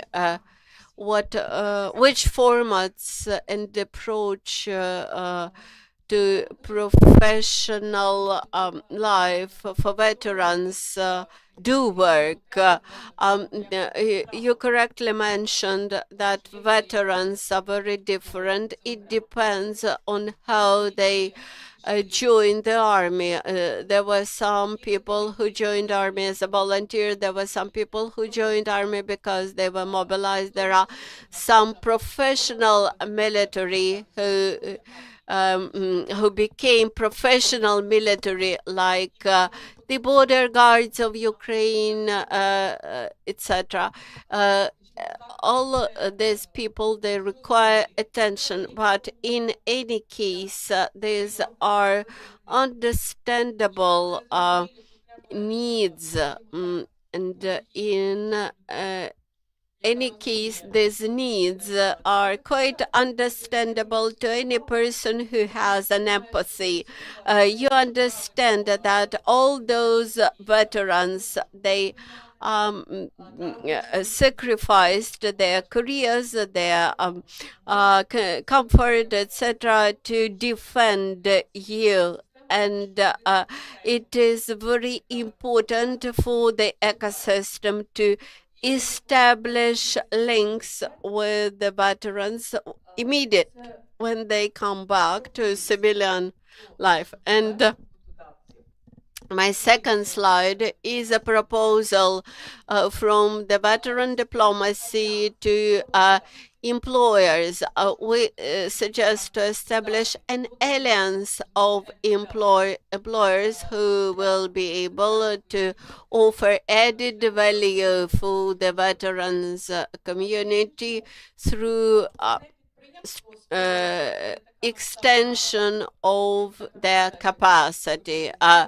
When we take Ukrzaliznytsia or Ukrposhta, like big public corporations, they have no possibility to be flexible and offer flexible options for veterans with new needs. And what we suggest to unite our efforts, and in my opinion, the employers may unite.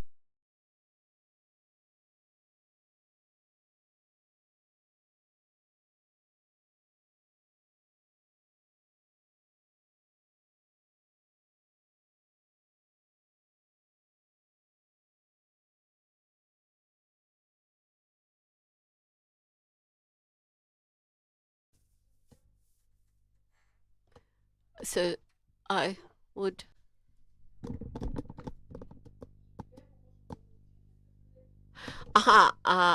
The idea is to bring together the employers and to organize like a hub of available vacancies available for veterans. And in order to be able to offer vacancies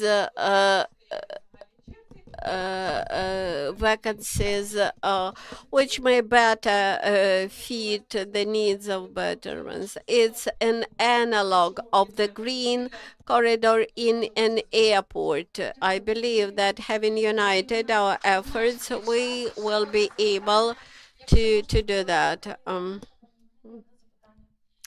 Iryna, Evgenia, just one question per year. What changes are you ready to implement in nearest future to make labor market as accessible as possible for different categories of veterans, etc.? Labor market, it is a system which has been changing all the time, and the challenges that we have today will change tomorrow, and we have to adapt and become more flexible today.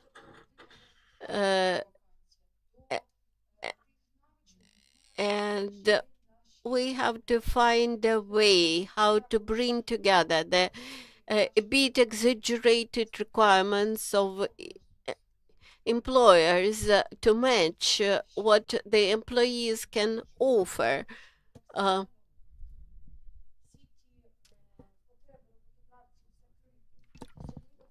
And this will allow us to meet the needs of employers. Because many times an employer needs to fill in the vacancy ASAP without having to wait. Because of that, we try to adapt our training offer to make sure that people can become employed reasonably soon.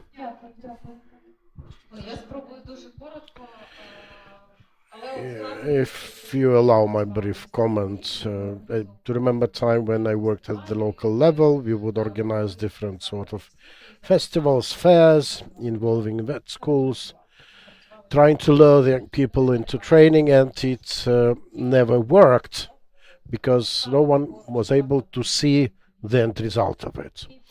As soon as we started getting events together with businesses, employers telling more and more specifically about salary ranges, career opportunities, and so on, that opened eyes to some of the prospective learners, and it did change the whole landscape. I see also from your eyes that this interaction between HRs and businesses goes on, and this effort is already there. It does require some further refining, but it works already. Before the start of the full-scale invasion, it was business who would look for specific individual to pick. And yes, they were picky. Now the situation has changed. Now people think of the employment opportunities themselves and make the decisions to get trained respectively. And this is a complete overhaul. So besides vet schools, besides businesses, we increasingly need to work with individuals, communities, and whole regions, with local self-governments and their representatives, to better understand where are the hidden reserves with people potentially suitable to fill in those gaps. So question is who to train. We are ready to do that, and businesses are ready to help, but we need to be able to look for people. Yeah, thank you, Iryna. I think the core message of today's discussion is everything is possible if there's a synergy between the government, businesses, and trainers. And now I think we are to survive the family photo opportunity. Big thanks to panel participants, dear friends.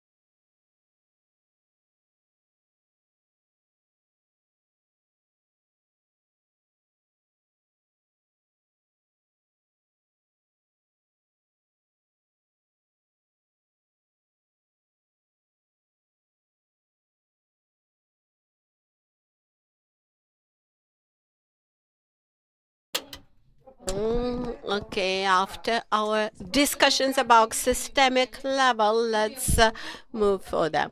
Now it's my pleasure to invite Mr.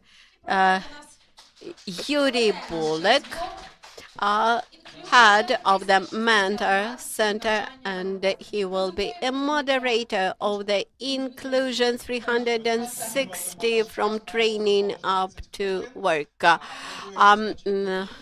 It's my pleasure to start our work, and I hope that you had a good coffee break, and you will have this possibility to eat more later.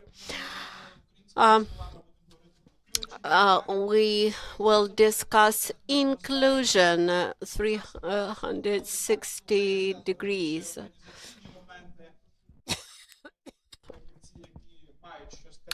I believe we have many people who would like to contribute to this discussion. It's my pleasure to invite Ms. Nataliia Turkanek from HRD Schroeder LLC. We are happy to see you. Also, I'm happy to welcome Ms. Tetiana Pashkina, manager, HR manager from Silpo Food, Ms. Angela Popovich, recruitment head from Agro MHP, Ms. Arna Arnaut, senior expert on work with private partners from IDAP project, and Ms. Iryna Martin, deputy principal of the High Vocational Training College number 29, Trans Service 1. The only one comment before we start. Also, I would like to thank you to another group of people who had become our traditional recipients. I would like to thank you to our regional advisors. They actually are mentors. These are our experts from the regional chambers of commerce, from Chernihiv, from Dnipro, from Odessa, from Lviv HR Association, many representatives from educational institutions who are our regional advisors. I would like to thank you to all our regional advisors in the region. So speaking about inclusion, my question goes to entrepreneurs, to HR managers. Which inclusive practices in your companies had shown the best results, best outcomes, based on your implemented projects?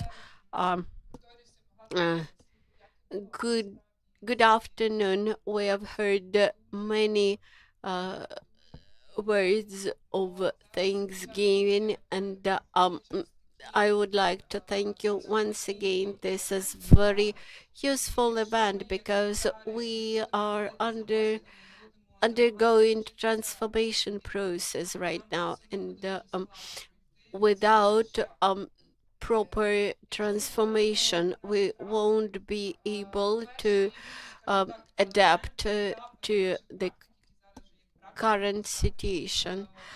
The best practices. All that started back in 2023 when our first mobilized veteran had come back from the contact line.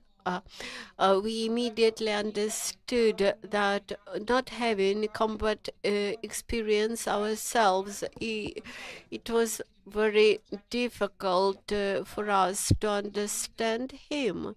So we understood that we had to organize training for heads of units how to communicate correctly. Later, we had seen bigger numbers of veterans and started to build up practices of their integration. Actually, we have the whole strategy, the whole procedure employing veterans. As of now, we have 35 veterans, and 23 out of them were employed this year. One of the elements of veterans integration, this is first training. The second is to tailor-made the vacancies for the veterans, to tailor-made the positions, offered positions for the veterans, because quite often veterans they have very specific health restrictions, health limitations. Some veterans cannot come back to positions which they occupied before the army, and we try to offer them something which is more acceptable to them, and we try to offer more demanding vacancies to those who are more physically fit and less demanding, physically demanding positions to those who come back without proper condition of health. And that big number of veterans whom I mentioned just several minutes ago, these are new employees. At some moment, we understood that we have to tackle prejudice. Prejudice exists everywhere, and it is quite useful to identify our own prejudices and to tackle the practices. So that special training aimed at prejudice resulted in a new approach that we developed, and that allowed us to offer better work with the veterans. And last week, a veteran with amputation of his legs 5 times asked me during telephone call, "Are you sure you want to employ me?" And I assured him 5 times, "Yes, we are ready to employ you." And this shows the direction in which both training institutions and training institutions should work. What it is, how it is in Odessa. I was happy to hear this best practice. We work with all the vulnerable categories, with young people, with veterans, and veterans are very flexible. They are rather successful in work with people about IDPs. They are very tactile people, so to say. They work in a supermarket and they communicate with the customers very warmly. Also, we had good experience with the veteran. And I asked that veteran, do you like your job place? He said yes. And when I asked why you have chosen our company, and he said, you know, all the companies rejected me while you accepted me, and now he works as a guard in one of our supermarkets. Also, we offer some positions in our so-called staff reserve, which is a reserve pool for filling in the vacancies when our employees they are promoted. Do you agree with the statement that this war has highlighted more human approach to people? I fully agree with you.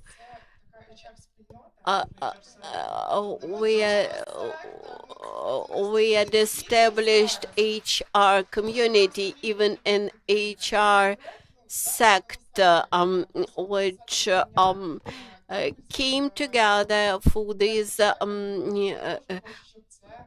project, HR Boost, and I am very happy about this community where we can communicate.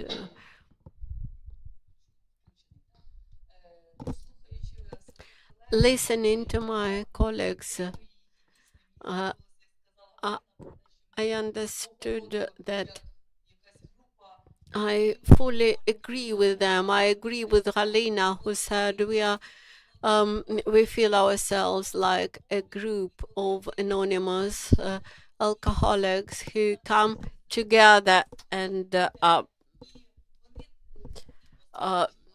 share experiences.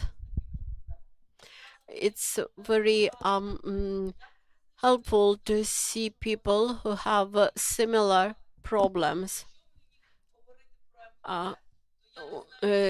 Speaking about MHP, I do not know what else we can offer to veterans. We have a service of psychologists who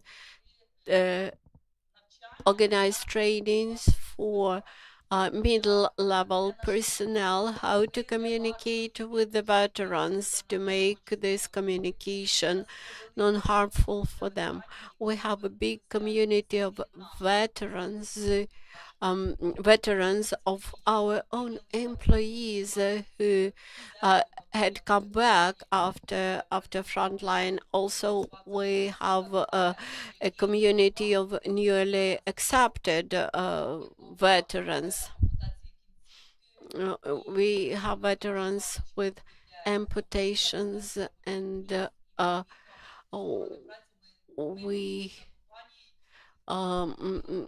at first we were very much concerned whether that person would be able to comply with labor safety standards, and eventually we offered him a vacancy of a driver, and he managed to get all necessary medical certificates, and each week he telephoned to us and kept asking, are you waiting for me? Are you waiting for me? And he was unable to believe. Sometimes we will helpless when we cannot uh, accept back a veteran, even our own tractor driver, but with amputation, and we start to look for a vacancy for such a person because tractor driver in line with labor safety rules cannot be without leg, and mm, we we work hard trying to enroll our previous employees who are now veterans,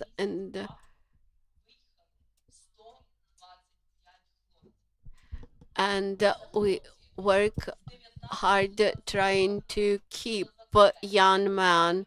Within last month, we have lost more than 125 young men who left the country, and these were welders, tractor drivers, mechanic workers, etc. And unfortunately, at the moment when the government allowed young people to leave the country, they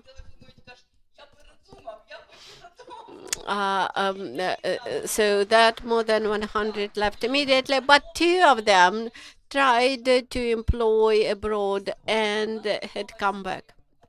Uh,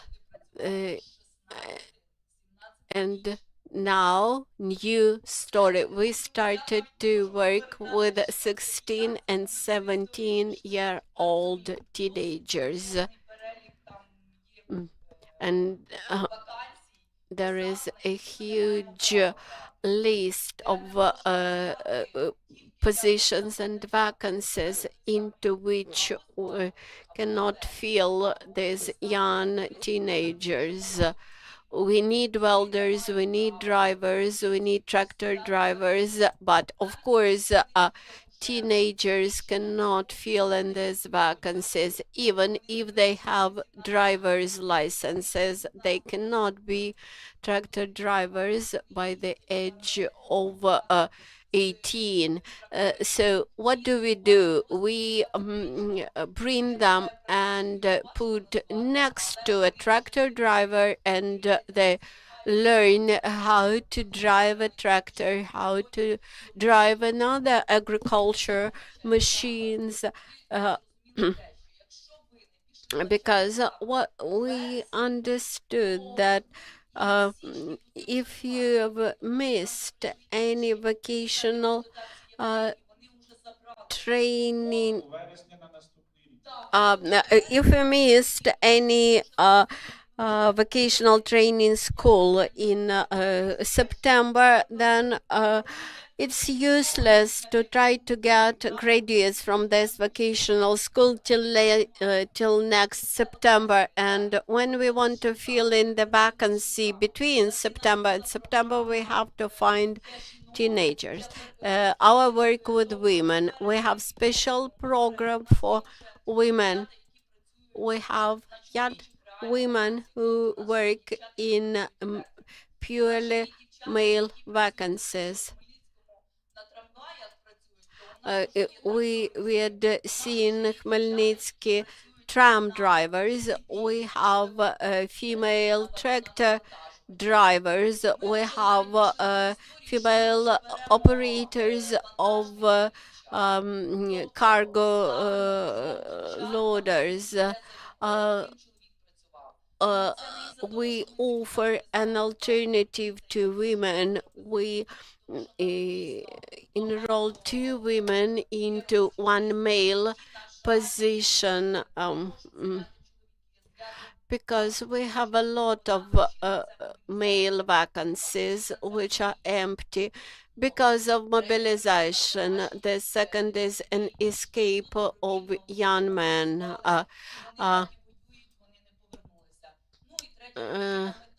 And the third reason is that there are a lot of people who flee from military service, and they try to hide from the law enforcement bodies. That's why we cannot employ them officially.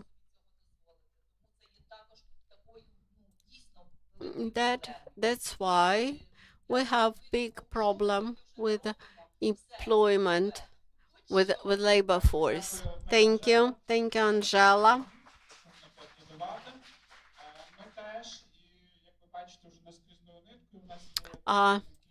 And as you have noticed, we have representatives from the ministry, from vocational training, because we understand that there should be a synergy, and that's why we have Anna Arnaud, who represents Swiss-Ukrainian project EdUp. What is your vision? And what can you offer to companies as a project? Do you want me to speak on the changes, on the changes, on your vision? I'll try to speak. I'll try to speak briefly because I understand that the clock ticks. And a couple of weeks ago, I attended a workshop, HR workshop in Lviv, and at that workshop, a lady who brings together veterans and businesses. She said, these are not veterans who have to adapt. This is society which has to adapt to the veterans, and employers have to adapt to veterans. We should understand that we have very diverse clients. Veterans are very different. They may have amputations, they may have trauma, they may have psychological traumas, or we also have women, we have IDPs, etc. We should not ignore this diversity of needs, and we need to hear all that categories of people. And today in this room, I see a big group of people who are deeply interested in introducing changes. In the EdUp project, I am responsible for cooperation with the businesses.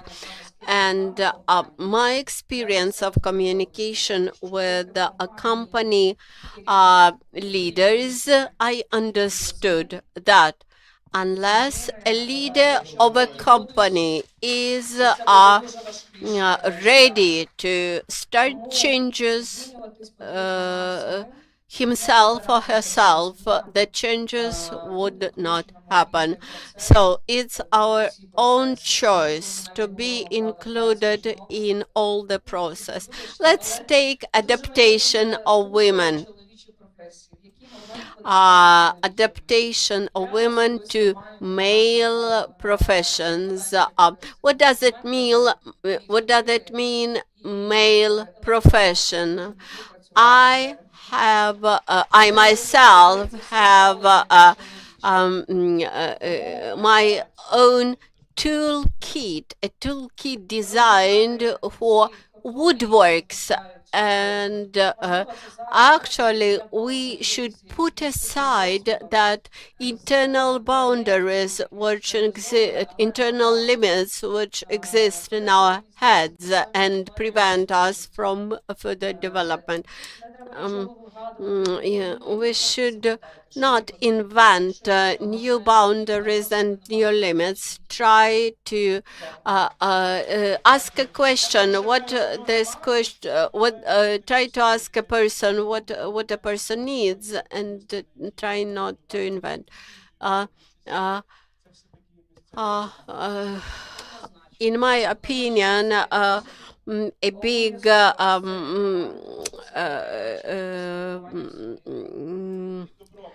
ground at which you can build up sustainable communication. These are local communities. You are quite right. All the groups of people living in the same territory, that is, local community, should be involved into eliminating the boundaries. And we have a good example, good practice. Iryna, will you describe your cooperation with business? This is vocational school number 29 from Lviv. Let me share a bit of our experience.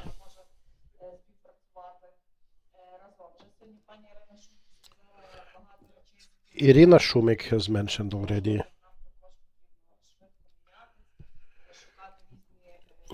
the importance for us to change fast. And yes, we also face the brain drain when students leave for abroad, and together with businesses we need to be able to motivate them to foster the better understanding. We probably have to work on them together with communities, starting from grade 6 maybe at school.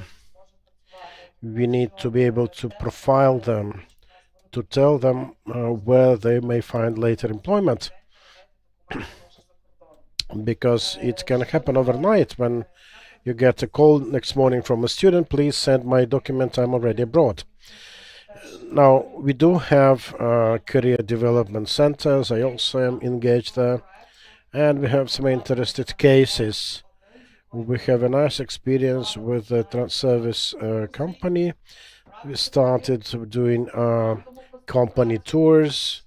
We then had memorandums on cooperation, and it eventually evolved into a deeper collaboration. And now, in the scope of the project, we won a grant competition to work on a joint training program to provide some short-time training also for adults. It's called eco driving, and we have this idea of involving creative teams from businesses as well. We call it truck driver school. And I think that we are able to provide theoretical training. We are licensed. We have qualification centers to provide them with state-level certification documents. And Trans company can provide opportunities of internships and also for vet school teachers. And this truck driver school also led to us opening a core training course on truck driver operators. We've started working on measures to expand the consciousness of our students, talking about climate and environmental considerations, social responsibility, and this adds value to their training. It also allows us modernizing our curricula, and Trans company representatives are involved in our trainings. They're able to train our students in a more professional way. They even give them certain training in private enterprise development. We are discussing with them further internship opportunities, and I think that way, by updating and reviewing our curricula, by providing new opportunities of adult training, we become even more useful. For the past 2 years, when we started our Career Development Center, we are building what we call the wall of partners. More and more logos emerging there to tell about partner relationship we have in terms of internships, company tours, joint training programs. And yes, it was correctly mentioned today that probably training institutions should be visited in September. I would suggest that even summertime could be suitable for that. We are partners in 2 Lviv Oblast clusters, the one on logistics and the one on IT, and we increasingly hear about relevant practices, business making models.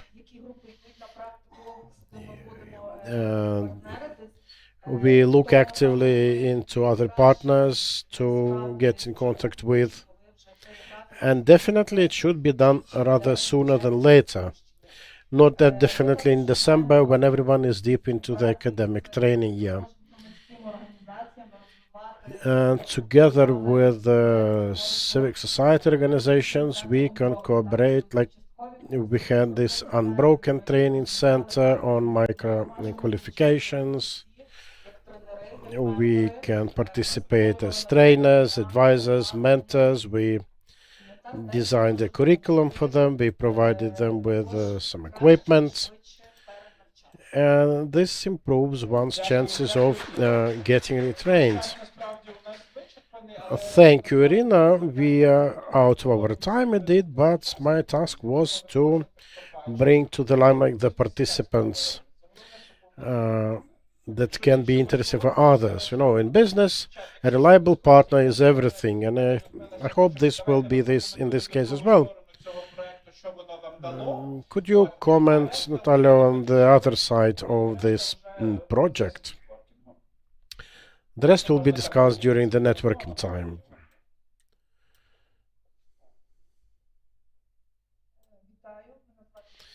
Hi, everyone.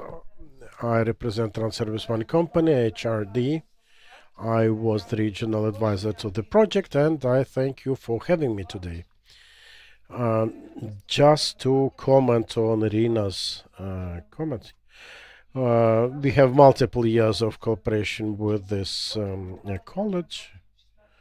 We would offer practical training for guys starting from 16 years. They were able to check different parts of the company, technical servicing parts, and so on.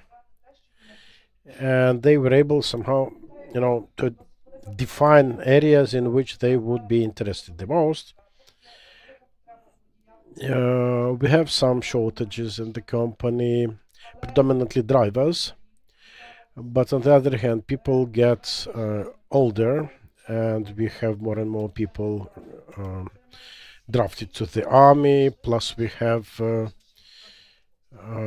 veterans. By the way, no one from us who went on the front line has ever returned. I have a big problem with long-range lorry drivers. We need to find people, we need to train them, and guys undergoing training can get initial driver qualification B level, and then they can be upgraded, retrained to get C and E categories. We also crafted a possibility for those working at car technician to get into the driver training and get relevant training. We also counsel them. We actively help them with practical advice, and this already leads to some serious results. We have fuel saving, for example. We have better chances of automation. We have less repair time for our vehicle, and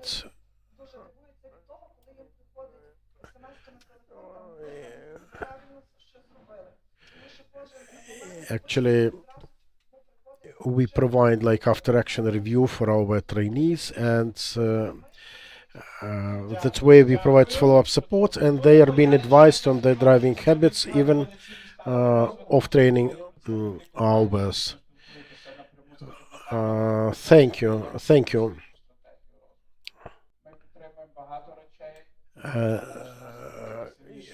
Now on you, over to you, Tetiana. I thought I will be getting the mic back, but it never happened. Actually, my staff members, my colleagues, they are champions indeed in many respects. In my company, we provided free of charge advice and counseling, particularly for veterans and their families. And these opportunities practically limitless indeed. They can be advised as much as they need. We try maintaining contact with those drafted to the army. We provide them with legal assistance and counseling. There are examples of us using our legal counsels to help our staff members. We have hotline, and everyday request already is been seen by our experts and is been processed by them. We provide our guys on the front line with nice gifts, holiday gifts, something tasty to treat, and so on. And these are really nice things. We see that this leaves guys motivated, smiling, willing to go further. They themselves are stimulus for all of us to move ahead because they promote new ideas.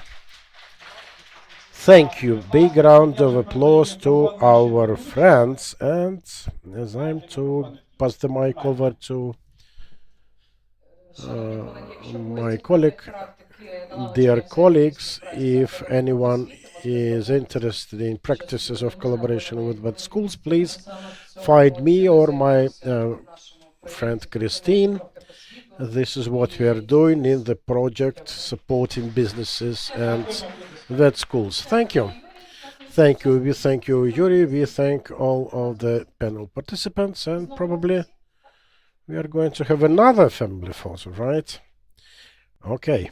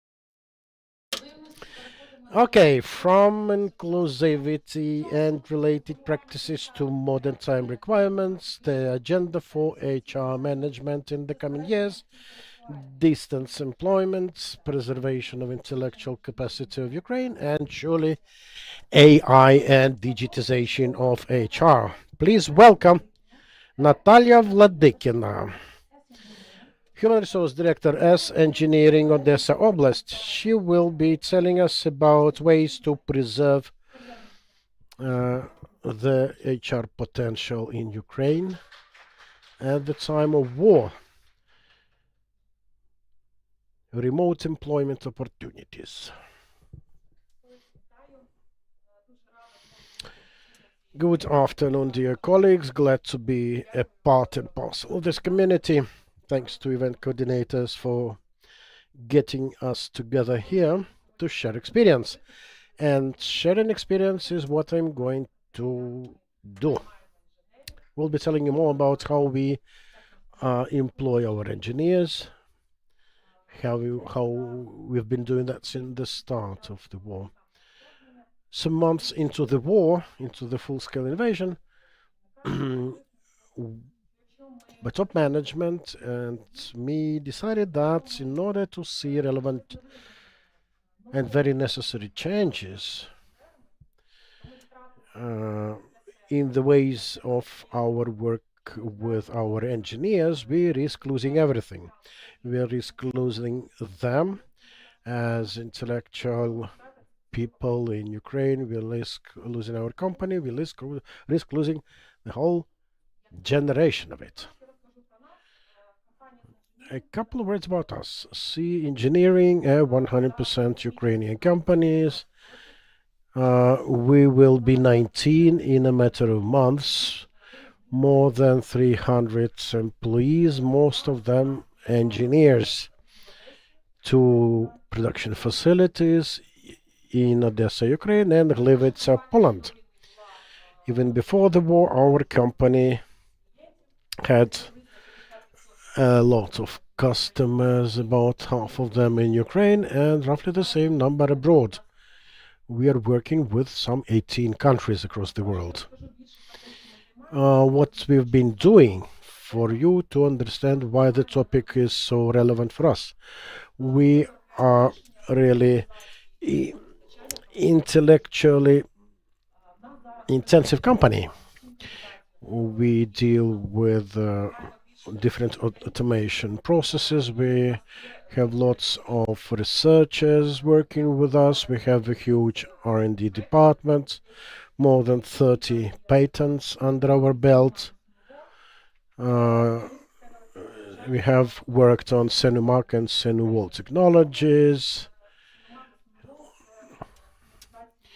These are the systems to automate grain handling technologies, and together with Siemens we work on Semacon and Simaven technologies. Well, since the onslaught of the war, we faced a huge of personnel problems. Again, we are in Odessa, and this is not a city of technical nerds and engineers, despite us even having some universities of technical spectrum. Before that, we had some people from the east of Ukraine come into Odessa, to our region, people with technological and engineering backgrounds, and with the start of the war, the situation became more acute, and we felt understaffing.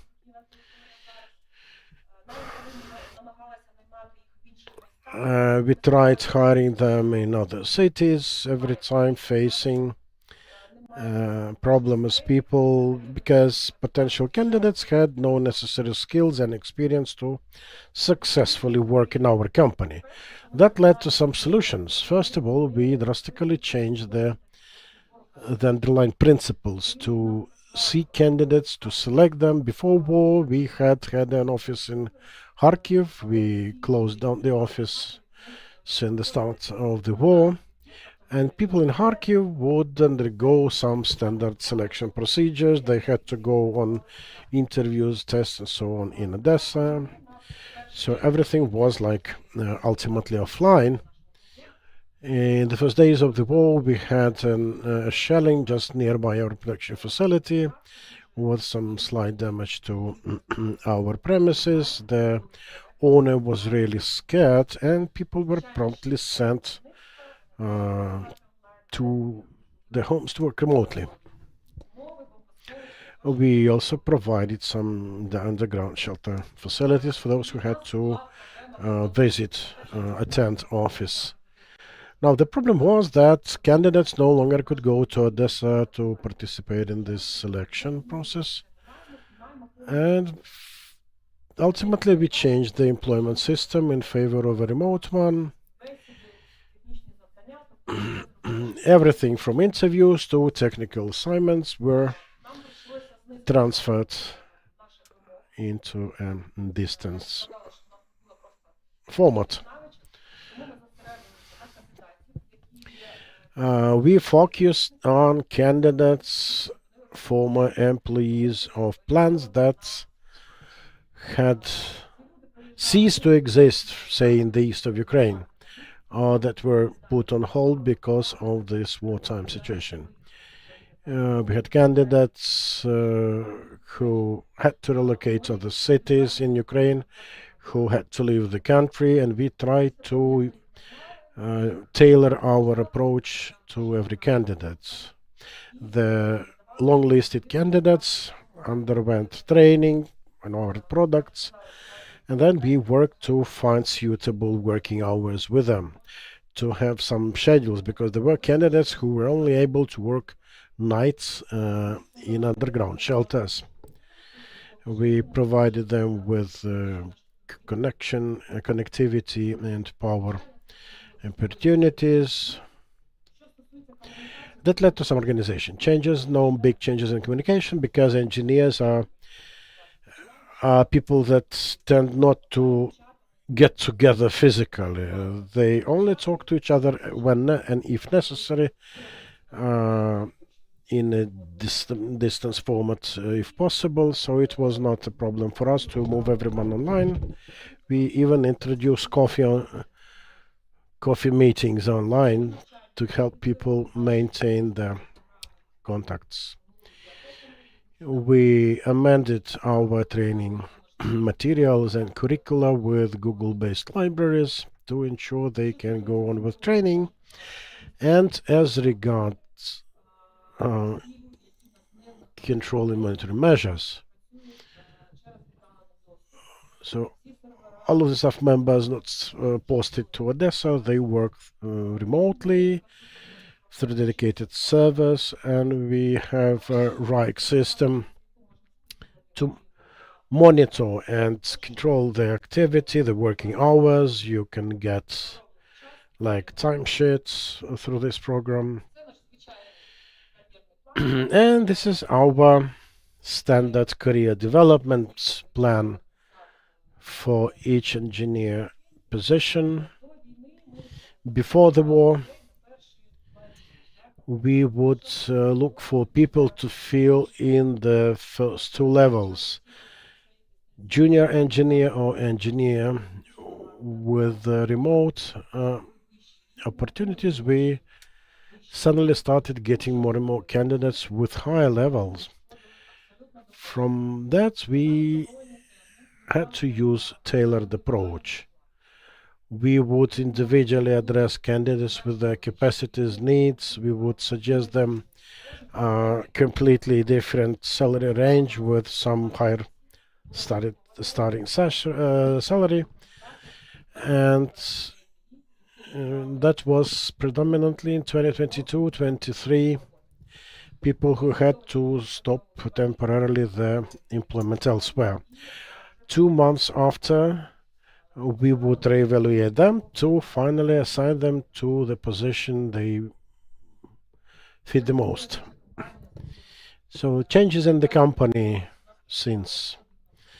In early 2022, we had 192 employees. Now we have more than 300 of them.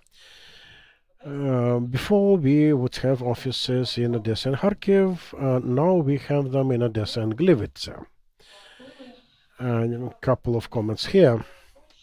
When we were opening our offices in Poland, we were very clear with our employees that this is a production facility that we have. There is a list of openings there, and we will absolutely tolerate not the situation when people use this employment only to leave the country. We had all sorts of professionals, from metal makers, machine operators, to equipment designers, and so on. We created everything to retain people at the company. As of today, 75% of our staff work either completely online or in a hybrid format.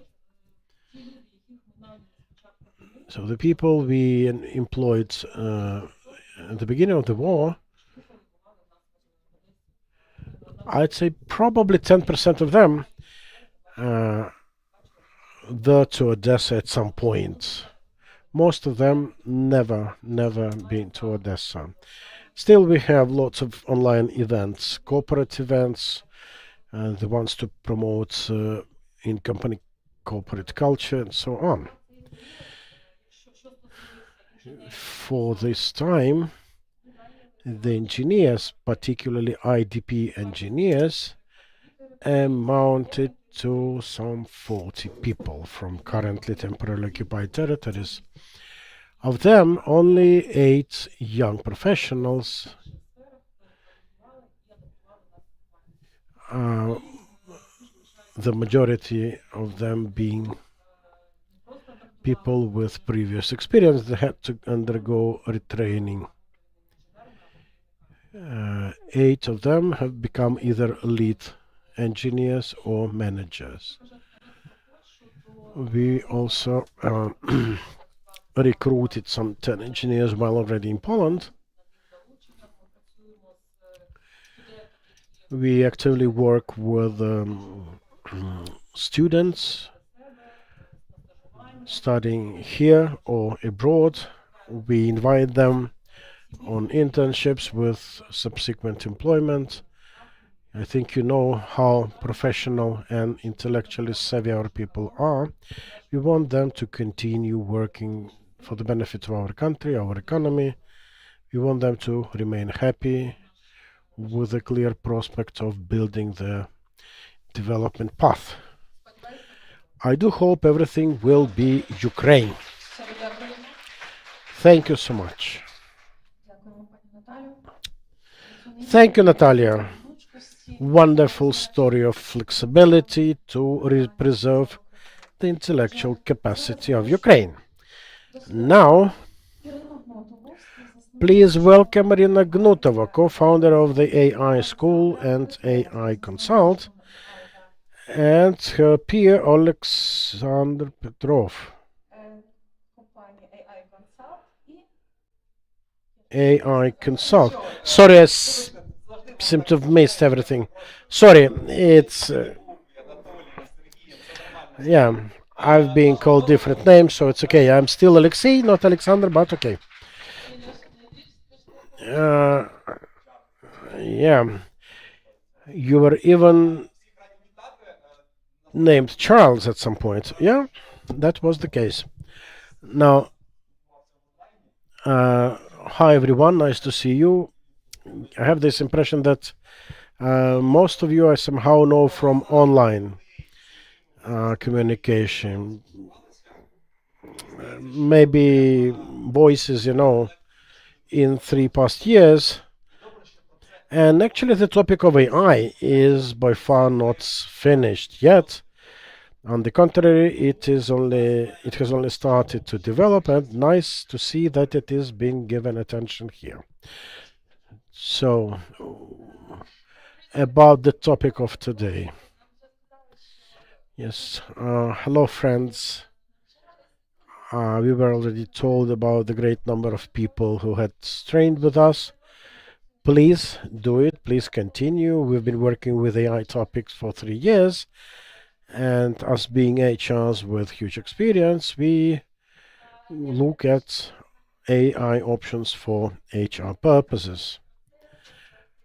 How to improve performance, how to better include AI in the processes. I think we've visited practically every company in Ukraine with these topics, and we had a chance to talk to various HR managers. So why the topic is now? It's our deep conviction that this has become already part and parcel of our life. And like we had calculators, smartphones at some point, it's not a matter of you liking or disliking it. This is the thing that comes into your life. So, yeah. Either you will be using the AI or it will be using you. It's you or them. And increasingly they say that more than 80% of information we get from the internet is now being made with AI. Even more than that, when it comes to advertising, when it comes to recreational content and so on. We need to know more how this all works, how it can be used for our own benefit, how to not fall into the trap of malignant AI implementations and so on. And just a brief remark about the evolution of our perceptions of AI in our and other societies. We had a talk on that with multiple researchers. We looked into even more researchers. And we can tell you that there are people who completely distrust the AI. They say, this is not cool, this is shit. I tried asking it about the life on Mars, and it didn't provide me with anything valuable. Others would rather say this is something magical, able to deal with practically every your desire. I think both extremes are equally concerning. What I would tend to agree on that AI is already an inalienable part of our life, and the longer we take to master it, the longer we will be trailing behind others. A blind trust and faith into AI, like LLMs, attempts to use it as a personal doctor or lawyer. Some would even marry an AI implementation. This is also hardly a good trend to follow, and I think you need to know more. So ChatGPT is not a friend of yours. It's just an attempt to generate words based on your query. If you understand that, you will somehow shift your to positive expectations. So this is a visualization I suggest every time I'm asked about HR aspects of AI implementation. If you don't see anything strange with it, look closer. You will see a third hand that helps one being an HR management, but also offering an extra opportunity of doing something on top of what you already are able to.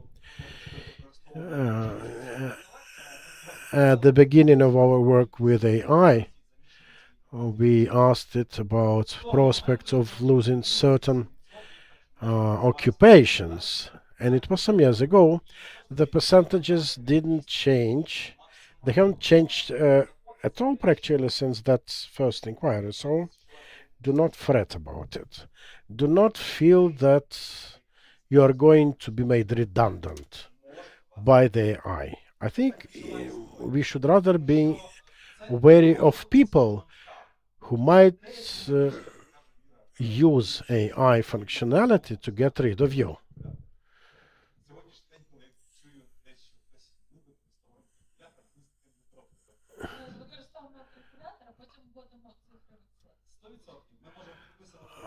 Yes, we mentioned calculator. And yes, this is something that brings nightmares in me because now we do practically the same. We use same calculator and then grab the result to put it in our Excel spreadsheet to then print it out and send it gathering dust to a shelf. Now, I think we are going to look into some research data to see which ways of AI use may be of interest. But before we go to this serious research, I'd like to ask you, do you know the most widespread things people have been doing using AI? No, this is not for self-treatment purpose. Have you been at our previous meetings with other companies? Yeah, no, well, people try doing that, but most of the time they're happy that it all ended well. Now, seriously, they have mail exchange, correspondence exchange using AI. Yes, if you want to congratulate someone, if you want to put some meme there, you can just ask ChatGPT to do that. Who of you is using AI? Please keep your hands. Do you have at least one paid service?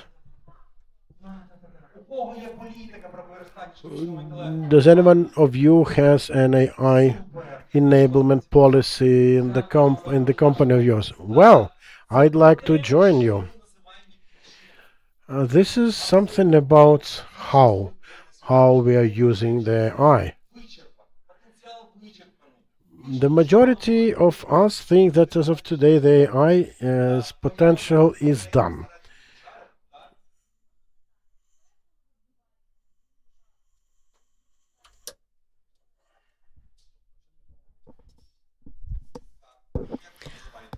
How do you call them?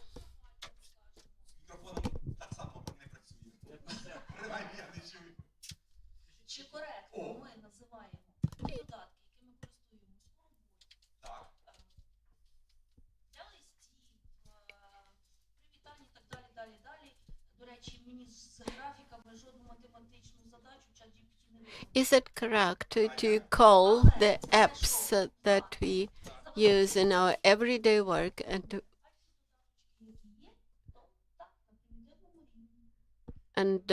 which we use in our everyday work? Is it correct? Collect chat GPT and artificial intelligence. Chat GPT is one of the tools of artificial intelligence. Chat GPT does not constitute the whole artificial intelligence. This is a big language model which is part of of artificial intelligence. Where we are now, we started to get into the artificial intelligence in 2022. I mean, humankind in general. Although artificial intelligence for the first time appeared in 1947.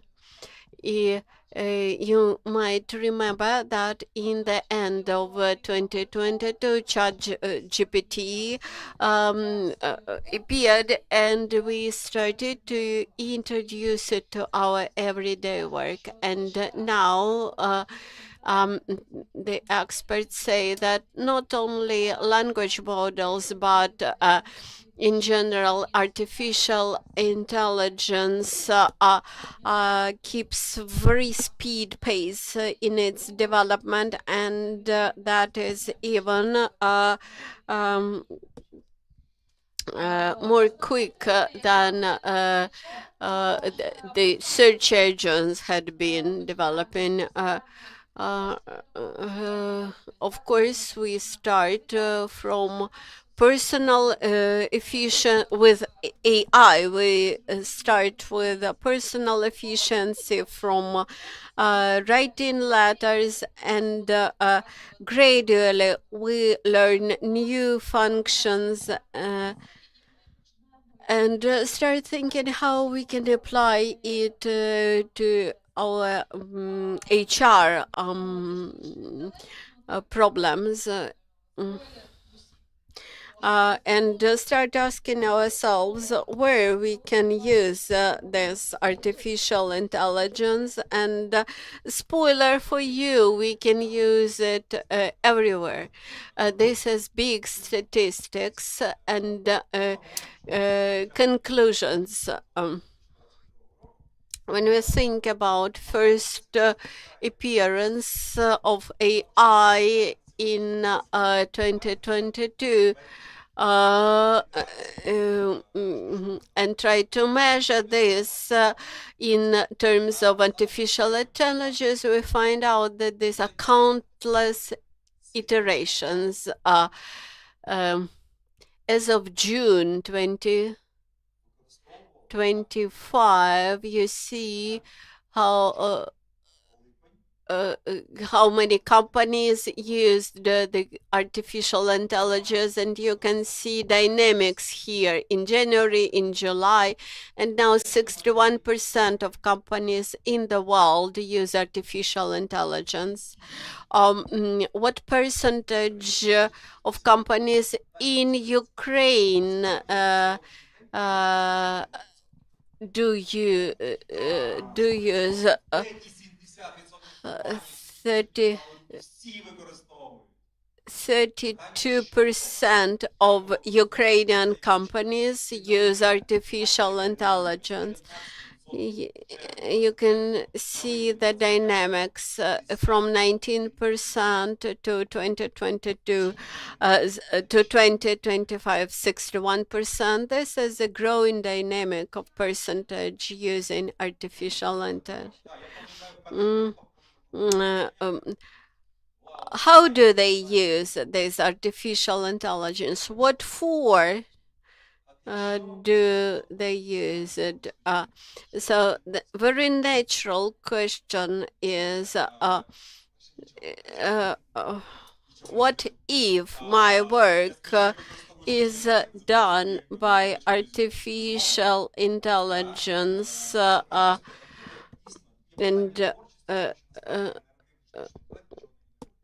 and the second question is the generating artificial intelligence generates nothing actually.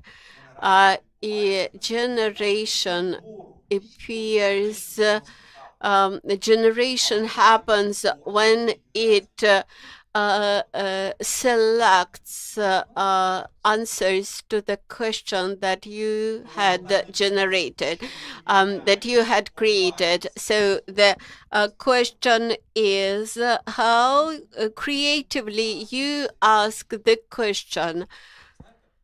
So the companies liberate time for communication, for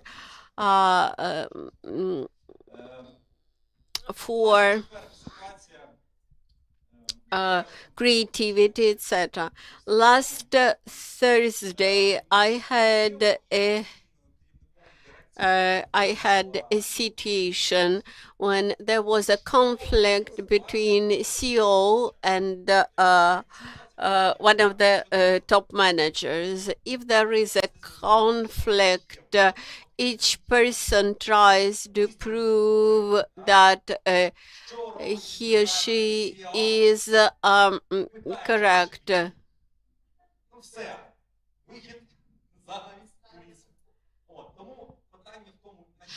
So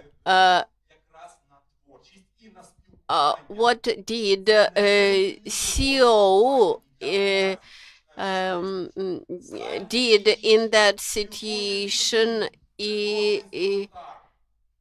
It asked a question to ChatGPT. So this teaches us that you have to communicate with people while put your mundane problems on ChatGPT. Look at these figures. Uh,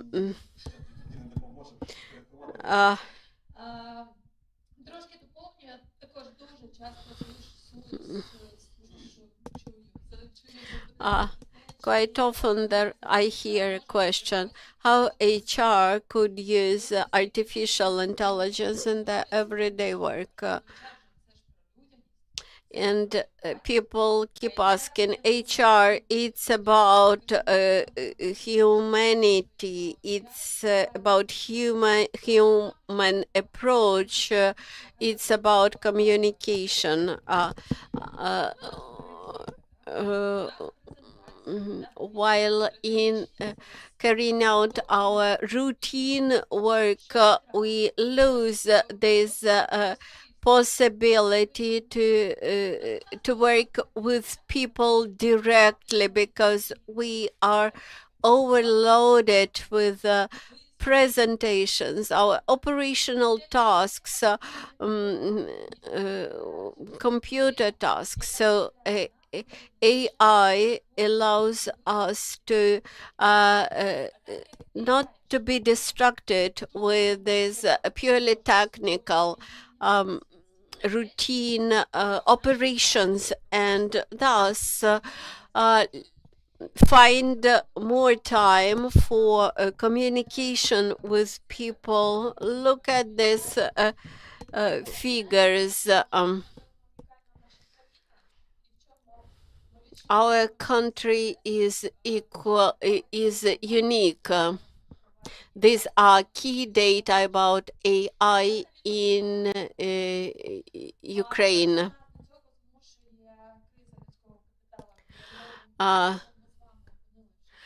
We work in a situation of crisis of the human capital, and quite often HR specialists, they are drivers of changes in their companies, and due to that reasons, in many companies these are HR specialists who introduce artificial intelligence into the company work. That's why I encourage you to do that. All the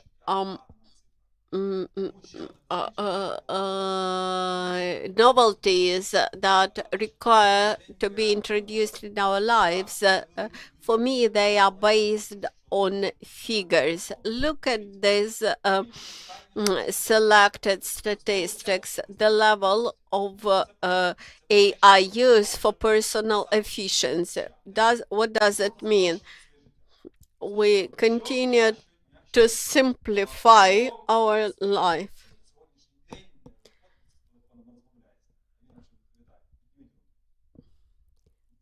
How many people continue to speak to their smartphones from now? You can communicate with ChatGPT via speech. This year, we had a conference dedicated to AI, and Ira demonstrated how voice queries could be used in ChatGPT. How do you think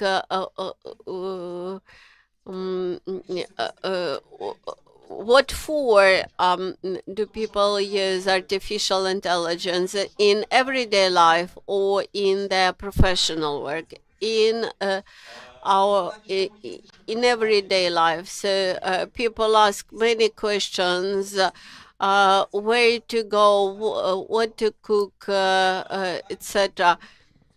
So 71% of questions is about the quality of life and professional growth, and a bigger part of regular documents, mundane documents, like templates, then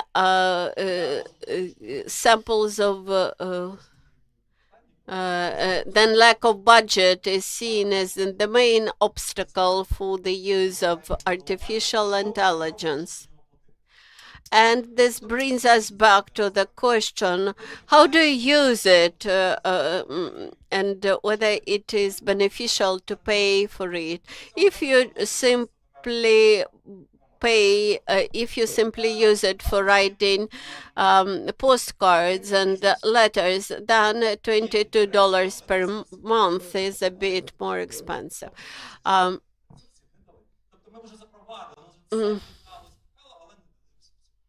And then we may decide, well, without additional financial resources, I'm unable to use it. Motivation of HR, cut down the routine operations. A major task of AI application today is to cut down the routine work. And the third is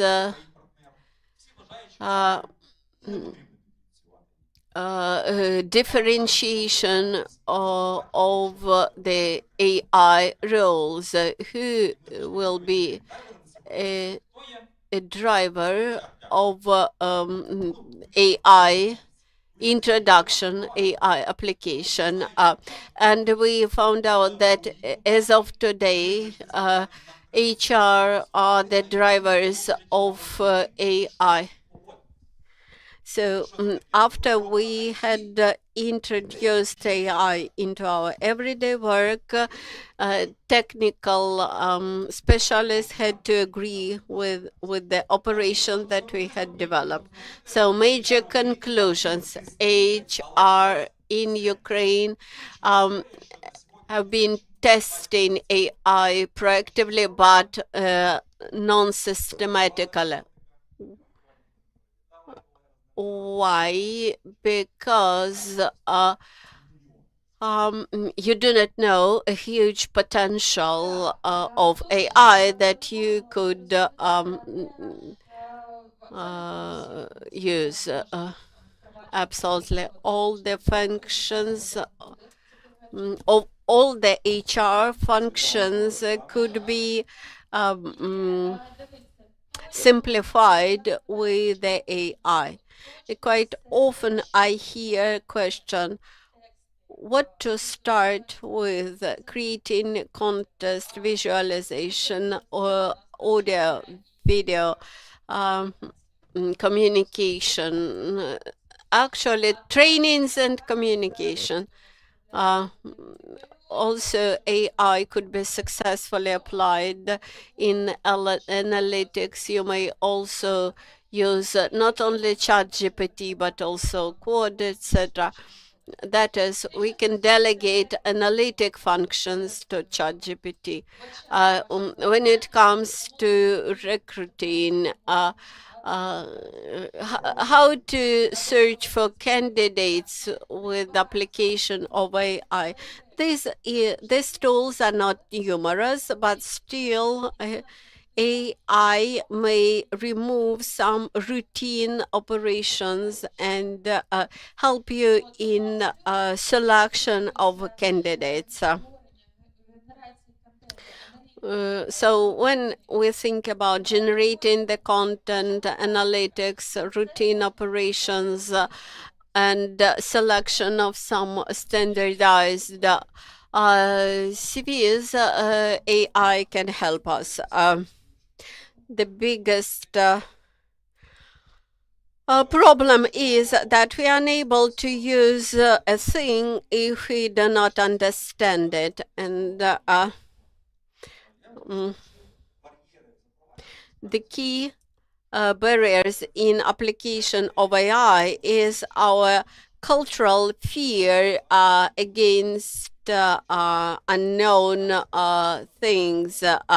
We are afraid of becoming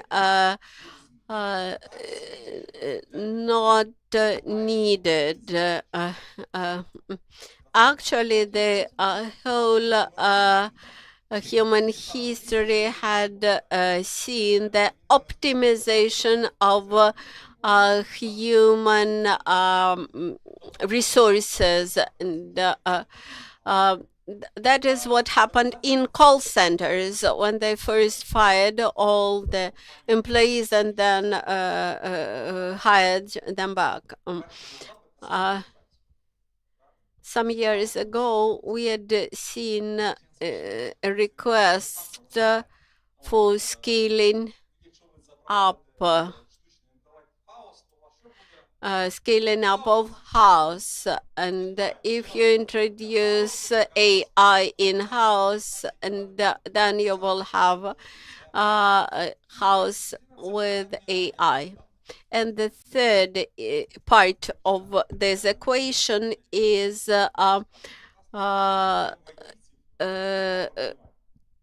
quality of data. That is what the IT specialists sometimes say in their jargon. Shit in, shit out. That means that if input is of low quality, then output is of the same low quality. And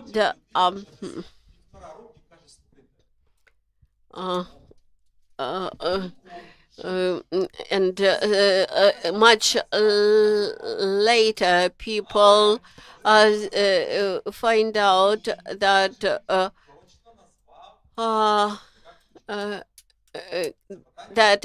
artificial AI or ChatGPT knows things which the system should not know. So you need to remember that the systems learn from all the social networks, and it results in a situation when ChatGPT knows much more about me than my own spouse.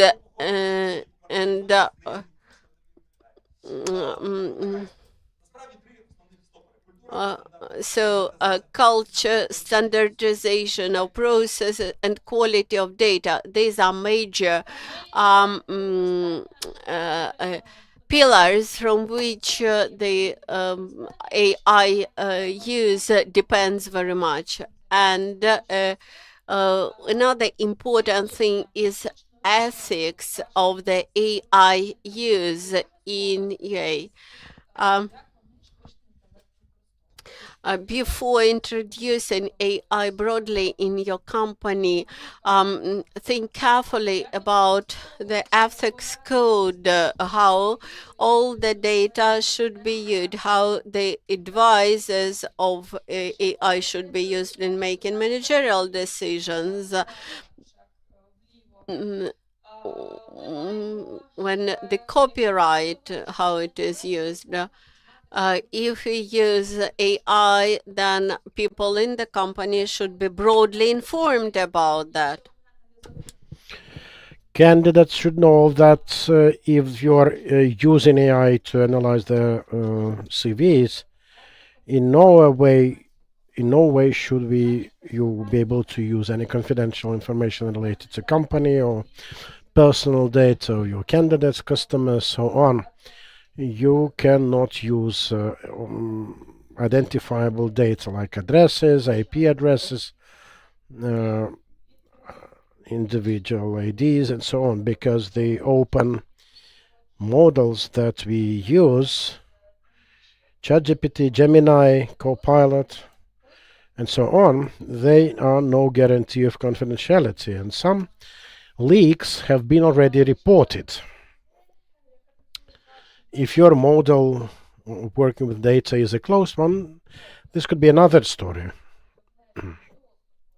Then you will have limitations in access for individual employees, but at any case, it will not change anything related to ethics.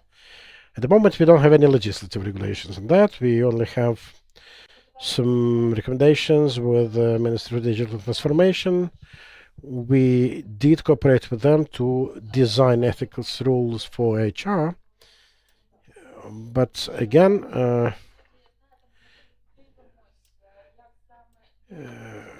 we will need to create legislation ourselves, because from what we see of AI being used by individual employees inside companies, it can be shivers actually down your spine, and company manager may have no clue as to what kind of information has been used by the employee and what the aftermath might be. So please train your employees, warn them about limitations, things to be done or not done.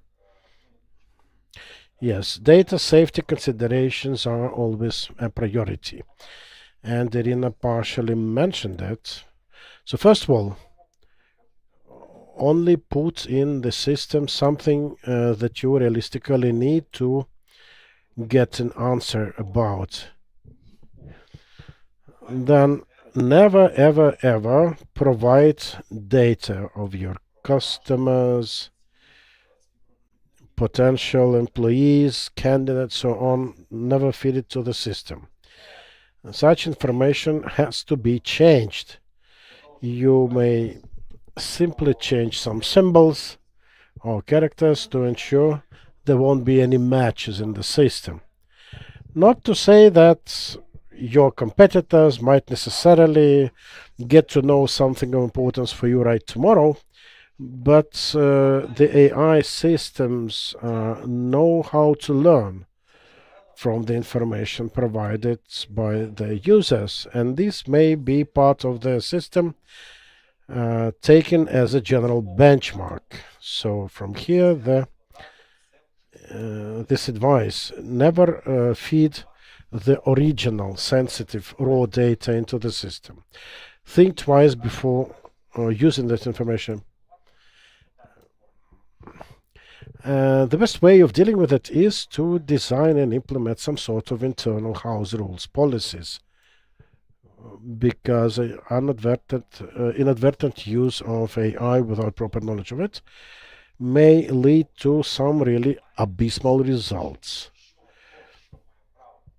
When you have some internal procedures, at the very least it is understood as to who's able to use and why and in which way this AI can be used.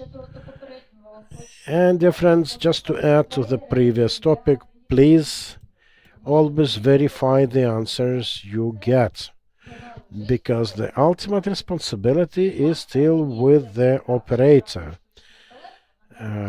As an officer, as an employee, so if you try telling that that was the result of AI's advice, it won't help you anyhow. And yes, everything is going fast in our country. We are unique also in terms of AI implementation patterns and speeds. We are having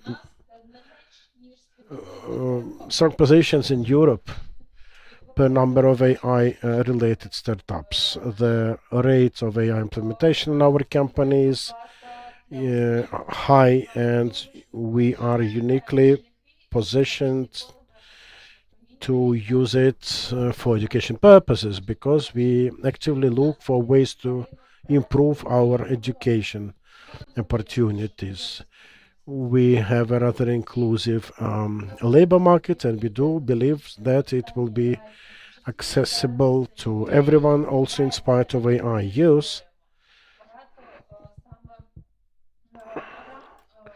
We ourselves create a lot of programs also for veterans, for individuals seeking reskilling opportunities. So this will be the topic that will be actively developed. And those who are yet to start or who may have started just a short time ago,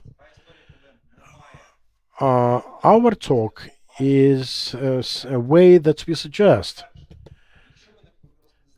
So if you have no knowledge of AI, so what do you need to do? First of all, ask the AI itself. If you have no clue as to what to do with it, just ask it. There can be some practical implementations, like if you have some processes or some well understood concoction of processes that you need to follow, you can use it. Say what kind of language models can be used in my production processes, for example. So some early points can be of use already now. Second part, education related programs. Oftentimes we hear something about AI from different people. There was a nice question, by the way, today. Is ChatGPT an AI implementation? Many people, indeed, they find it hard to understand what is it about and how it can work also in curricula for education purposes. Ultimately, it's about simplifying some routines, some daily routines. And yes, AI-enabled agents may well substitute some operators. As of today, based on AI-enabled browsers, question of where can I get the cheapest price or something like that. Many things like that are already made redundant. You can go to Rosetka website. Just a simple request will provide you with strong answers without any need for you to write down some requirements using filters and so on. Another thing is security considerations. Your passwords, your login information, your personal identifiable data, these are all potentially at risk, and you need to be mindful of it. So there should be some sort of internal procedure set in place for that. And yes, it's already a competence that is long overdue. This is true. This is that's a real thing. So start small. Thank you. Questions from the room, please.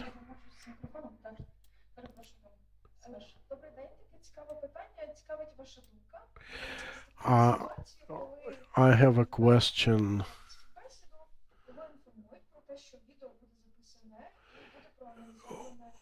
When a candidate going on an interview is being advised that the interview will be videotaped, video recorded, and subsequently analyzed by a given AI-enabled platform to decide whether this candidate is suitable or not.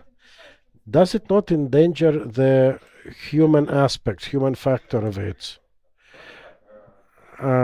Well, Ira may tell you in more depth. I will provide you with a brief answer.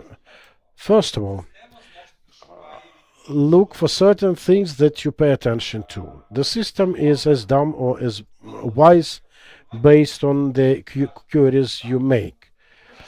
Say, I would not say that it would be correct to tell a candidate that your bid has been or was assessed using AI functionality. It would be more correct to say that AI was used or is going to be used in comprehensive assessment. If you have a video recorded and then upload it to ChatGPT to analyze, maybe some other program will be used. Surely it's not the best way. If you have a model and implementation trained on a huge number of personalized parameters to properly assess candidates, and I don't quite remember any substantial development here. So yes, if this is the case, then the candidate has to be advised on that. And yeah, a candidate, whenever you do something using AI, say an employee, you need to understand that if your candidate, your employee is not happy with what you've done using the AI, she may be able to appeal against your decision, requiring human interaction.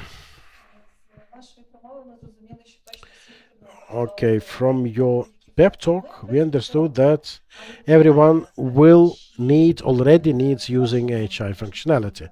We are trying to do it. And now my question is, do you think it's better to use AI that is fee-based? How it is different from the free version? Well, if you ask more than 6 times within a given time, say the ChatGPT will say that, okay, you've reached the limits of your free answers, please buy the version. So to think of a paid or a free version, you need first to understand what kind of services you are or will be interested in. From my practice, 2 services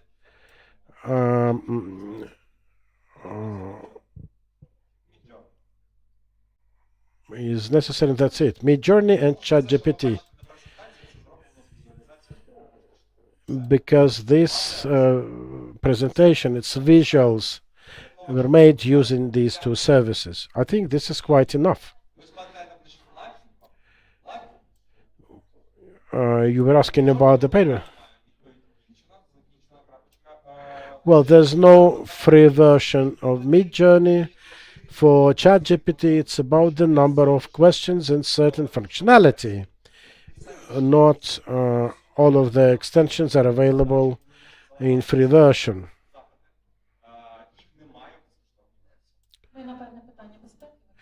And potentially security considerations are there as well, because paid versions may be more secure. Well, it is not allowed in the US to use any AI functionality in an anonymous way. You have to have your account opened. In terms of the quality of use, it's just an extension, an expansion of something you can use, something you can do. If I would be put in a position of choosing free or paid version, I think at least one account should be paid. And quality of answers as well. Because LLMs save on tokens when responding to you, and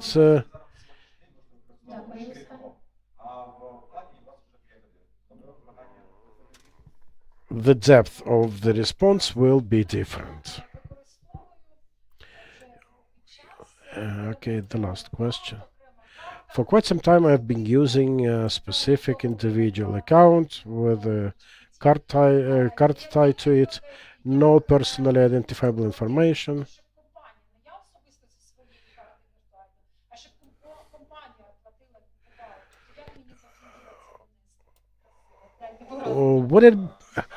how to convince my management that rather than paying for it myself as a private user, a company could do it, offering a corporate subscription.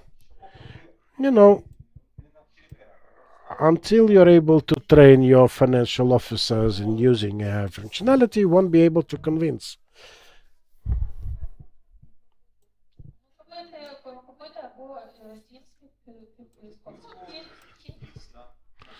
You say with Teams, you can have buy a subscription,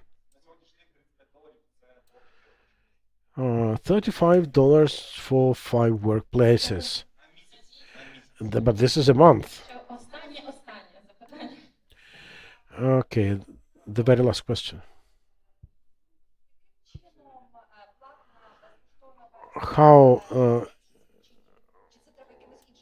How the paid version is different from the free one? Well, first and foremost, never use personal identifiable data there. In paid version, in free version, when it comes to data protection, any language model is enterprise version of it. This is for corporate users. If we talk about something which can be used to safely work on data, well, Microsoft Copilot is the best. Or maybe AI Enterprise. Thank you, Oleksii, Iryna.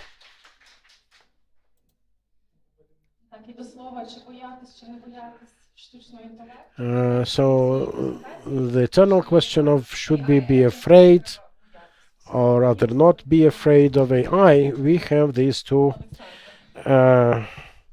agents of change that you should better address your questions to. Thank you for helping us, for upgrading our knowledge. What is clear from here, changes in the technology may only be possible when the whole company is ready and when we work with employees, effectively explaining them security, ethic, and related considerations. And we go on to the topic that identifies the quality of every process. Nothing is happening without them. And this is HR. Please welcome Olha Prokhorenko. She will be talking about the new role of HR from support to partnership and leadership.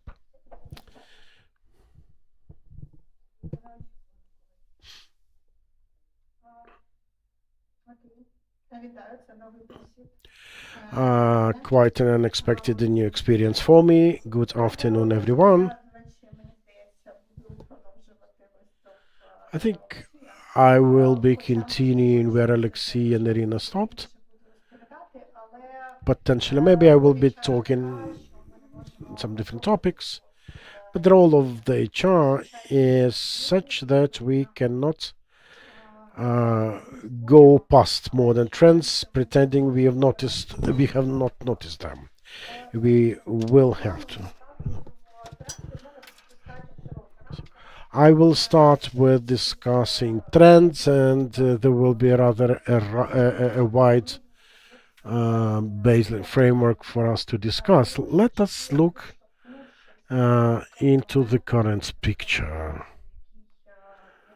Based on the current situation the country is in, the demographic crisis is a painful and multifaceted factor. I won't be disclosing anything new to you. I think you yourselves know a lot of data. The demographic issues, the demographic crisis is a phenomenon well known around the whole world, which only works for worse for us. We have lots of age groups, cohorts, and we can see that in various companies. There's an interesting trend related to the people of age, or they call silver group. Not sure this sounds entirely correct. It still remains a question as to whether it will get hold here in Ukraine. There are still questions to ask here. But on the other hand, we have a deficit of workforce and huge variety in ratios, in cohorts based on each individual region and its location.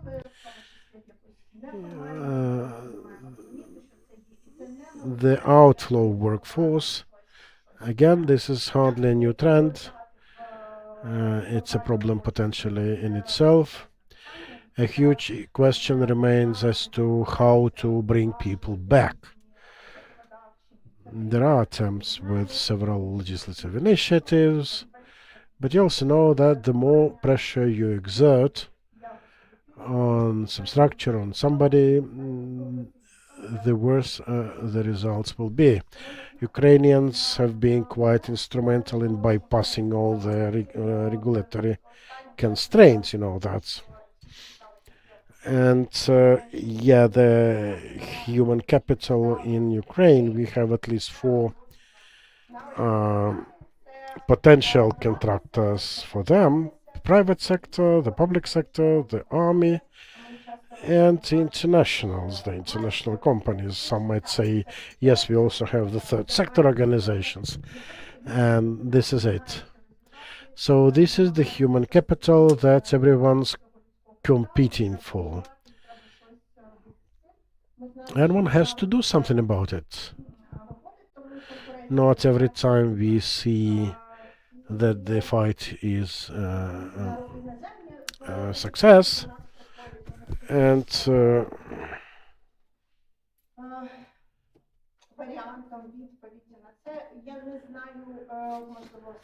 yeah, we have even I'm not sure whether whether any of you had experience with foreign citizens who are employed here in Ukraine, but one of my colleagues recently had shared that involvement of foreign citizens to work into Ukrainian companies is not that easy, and the fourth is to join in some sectors which are becoming more topical, like milk tech. Quite recently, it was easy to shift to milk tech from IT, but now it had become more difficult. Actually, these are all trends, not from this year. This is the trend which had developed during the latest several years. And what we had said during the previous presentation about AI is once is true about the multiple aspects, how AI could be used, and then conventional death or transformation of competencies. All the competencies that we learned in our previous rounds of studies, they all become obsolete, outdated within several years, and we have to prepare our children to tomorrow's skills. And sometimes even your colleagues who have spent several years in the company developed some competencies, some algorithms, how to communicate with children. One day they find out that many of those competencies become obsolete. then today, not the skills and gained competencies, but talents and gifts become more important in your individual trajectory. Human skills. This is a new term. I am not the author of this term. Human skills. These are the skills that could not be substituted with AI. We need human AI collaboration, and this actually reflects your capability to learn what is most needed at this very moment of time. Managing organization based on skills. This actually means that we should not fill in the vacancies. We should look at our strategic goals, at the mission of our organization, and understand clearly what skills will be needed in our organization, not just filling in the vacancies, but we should have clear idea about the skills that we want to see in our company, and select either those people who already have the skills or those who are able to master the skills, and thus we build up skills-based approach and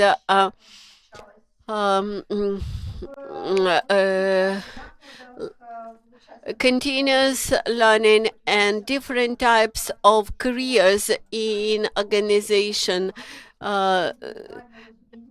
personalized trajectories, and how to develop your neuroplasticity, how to how to gain new knowledge in short-term courses. Then quick aging of professions and upskilling and gaining meta skills that we cannot just close the gap in labor market. We need to apply more creative approach. So the trends, the world becomes more and more introvertive and autonomous. That's why we transit to asynchronous work, remote first approach, and people want to incorporate their very personal approach. This creates challenges for management, and this is peculiar not only for Ukraine but for the entire world. Because we should be in these global trends, because we want to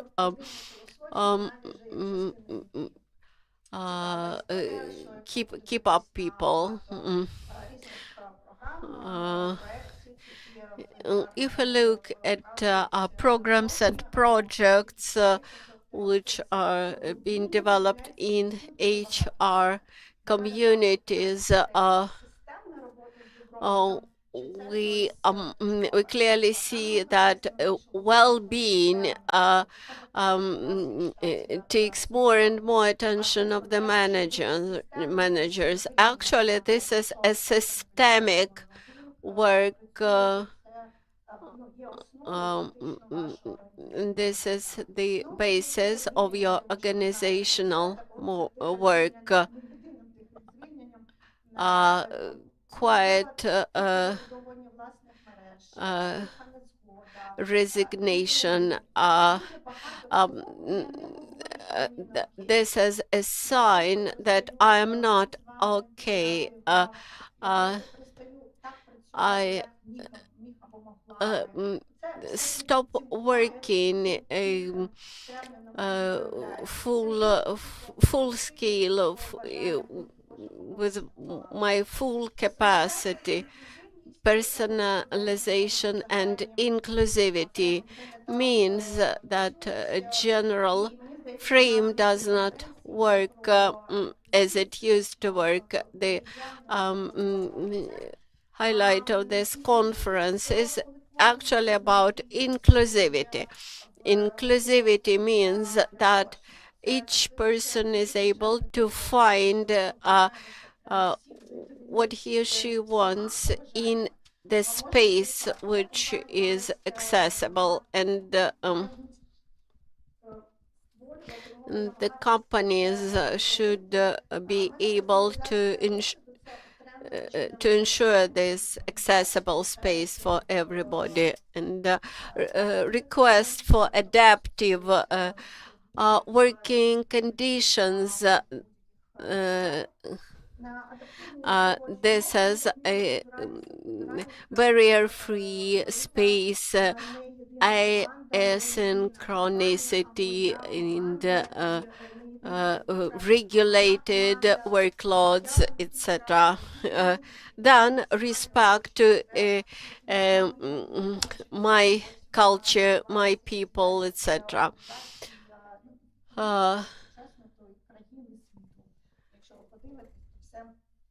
Then dynamic working ecosystems and network structures. This means actually that there are multiple structures with considerable flexibility. We will see flexible networks that will be network structure that will be united with mutual senses or mutual values. Then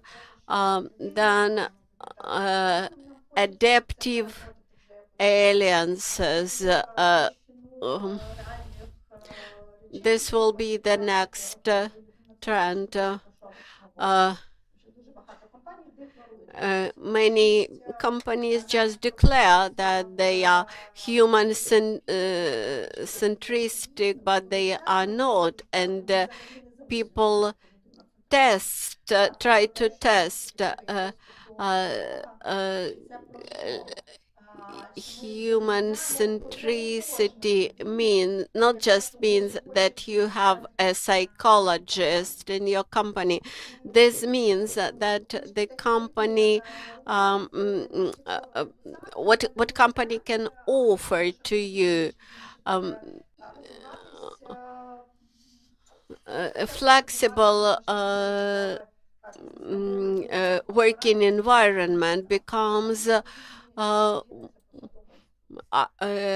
part of architecture of a business model. It is introduced into business model, which means that your functional responsibilities are designed with big flexibility, and then flexible and hybrid roles instead of fixed positions, and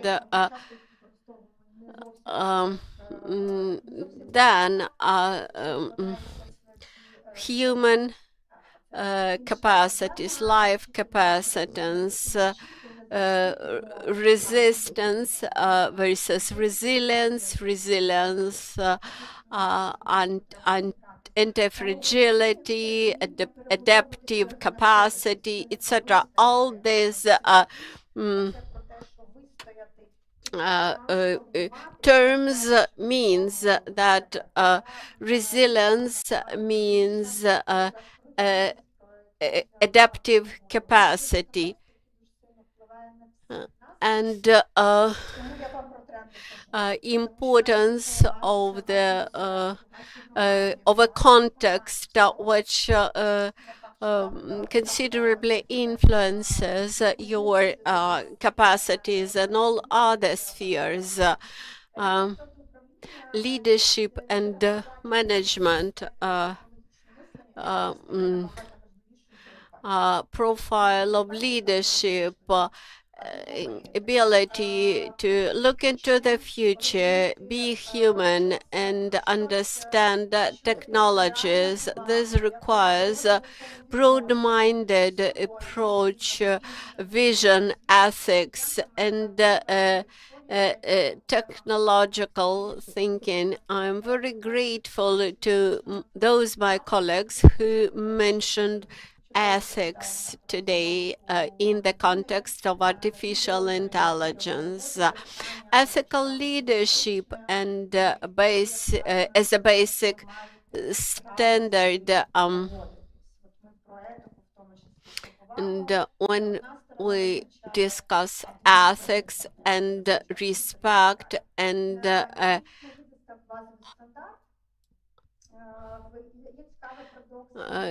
is interesting paradox. People want to have a strong leader, but not authoritarian leader. But it is difficult to balance these wishes, and today leaders face this difficult choice. So people want to escape responsibility, but on the other way, they want want not to be pressed. When we discuss the HR roles. Well, first and foremost, she should be a strategist. Everyone's willing to be a strategist. Everyone believes in that. We are working to develop strategic HR, and everything is about it. But in reality, HR can be different. More than just a strategist, she sometimes may not even need to be one, because not everyone can be a strategist and not everyone has to become one. Operational HR can also be quite okay. Still, a strategist, an autonomous strategist, there is someone who dictates the rules, if you will. When people say we don't know direction in which we're going, and it's for the HR manager to help them out, who may help them using a strategy, indispensable strategy of his. They should be carriers of the ethics of trust, protectors of mental health, integrators of flexible models, and so on. This list can go on and on, based on the trends I've just described to you. Early this year, if someone heard it, I've been mentioning it from time to time, I had a brief survey about the roles assumed in different organizations. Not the one in the questionnaire, but rather those in the right part of the slide. Like a mouthpiece of organizational level interpreter of moods, like helping the management understand what people have in mind. It could be a keynote player, maybe not partner, but nevertheless. And you see percentages of respondents for that.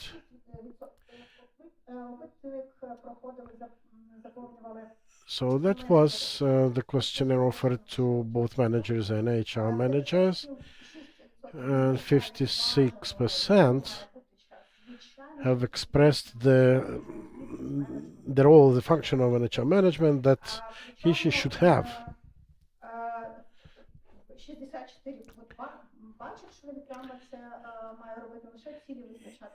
64% say that an HR management has to simply identify the vision with strategic objectives, just charting the bird's eye view of it. 32% say there is a shortage of strategic vision among HR management, so a clear disagreement between two positions, like wandering stars that can never reach each other.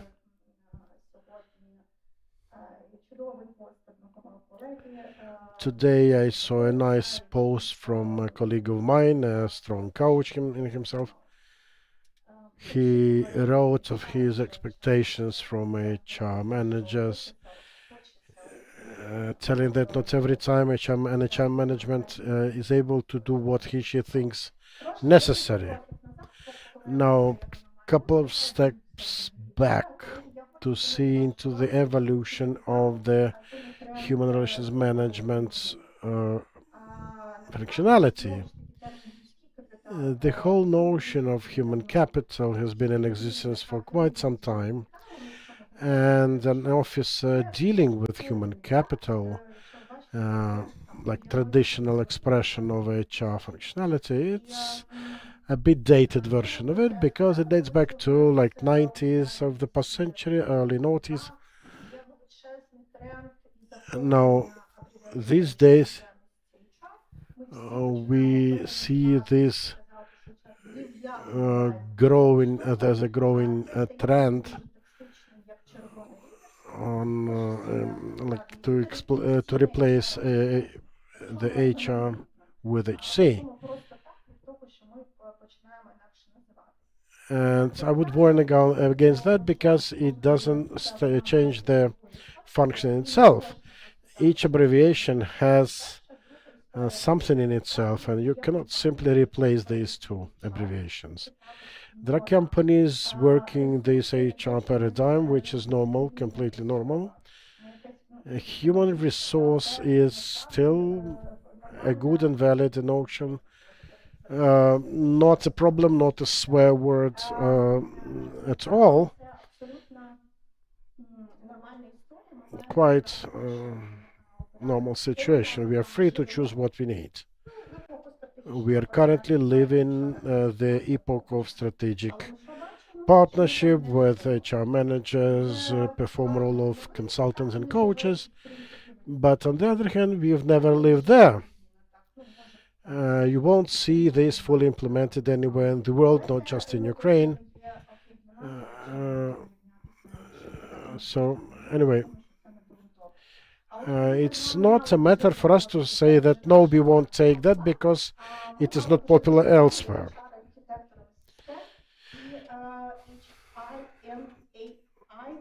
And well, we increasingly see that HI as human intellect and AI as artificial one will be redesigning the HR related roles. The AI is already him and us.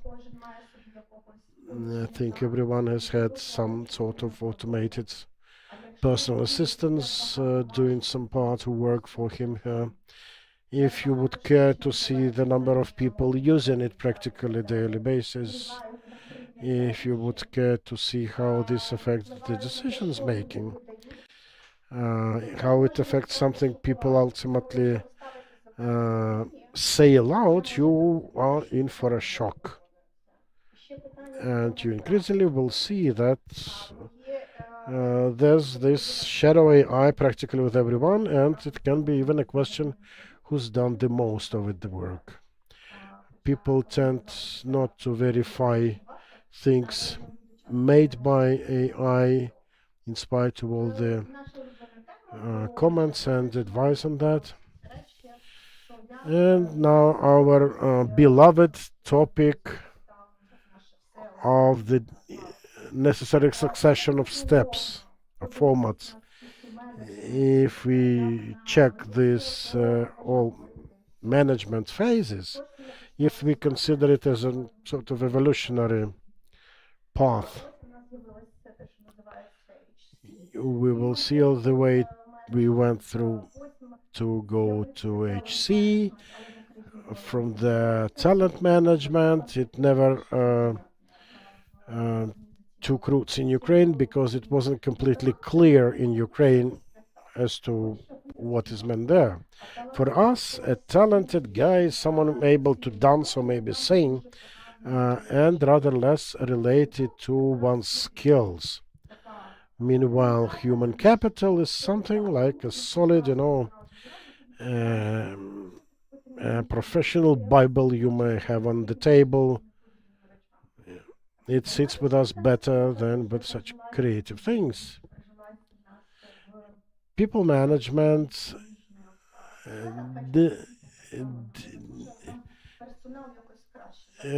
didn't fly with us either.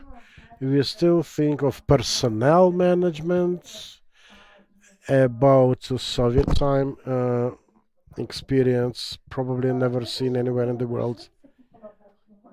So we've gone through people, human, tech management related matters, so we are all the way in the right part of it with HI and AI management things. And now as HRs, we need to be able to help organizations, individual people to develop in collaboration through synergies with proper use of innovations. I hope we are headed there. Probably we are already there. And this involves certain social domain and space. We see that these borders between one's social life and work will be raised even more. Gig economy and freelancers contributing to it. So it is my understanding that this is the way in which we are headed. And one other thing to repeat, companies may exist at different stages of development. There is no a single correct answer. So there can be all iterations of it, from traditional HR to HI, AI-related things. Some would be bothered with people management thing, which is an interesting story in itself.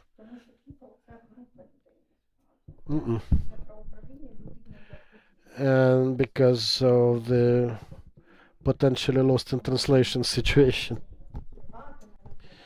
we may be left with questions as to how we can handle it. These people, how we can control them, if we can at all.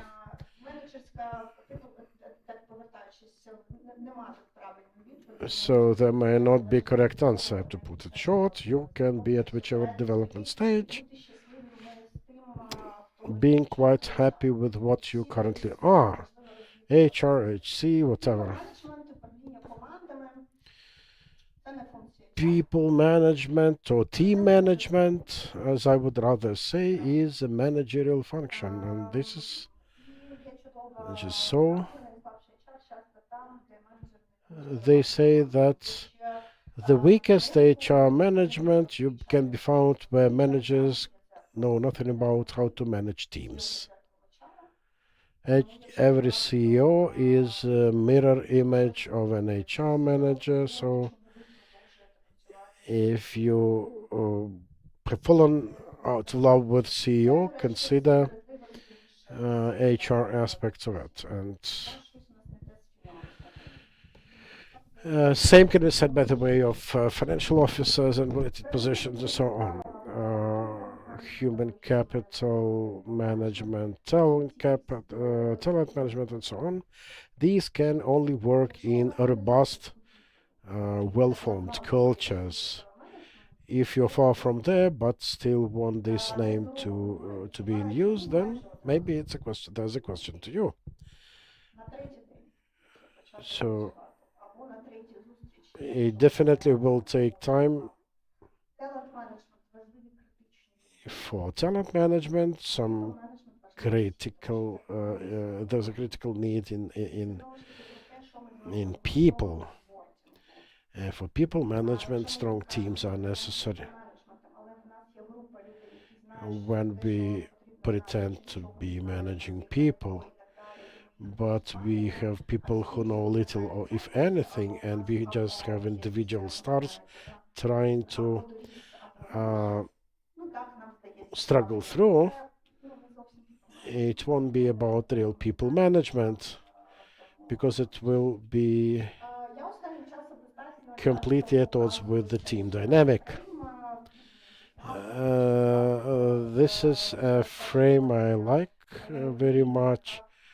I've co-authored that, and I do like HR managers to be more than just a function, to venture boldly into neighboring domains. And from here, this picture about an HR management who has and is able to be successful right now, not somewhere in the future. These are the conditions for us HR managers to become true partners of CEOs. There are 5 basic lines for us to focus on. People with culture, leadership, and practical working experience. All things like those we use, adaptation, recruiting, and so on. These are based on our understanding of people and our intention to see people with us. It's more than something posted on our web portal. It's about humans and their stories. Everything related to organization, strategy. Every HR management has to understand what strategy is, understand how it is different from strategic development plan, about the importance of having an approved strategy that one can live through and with.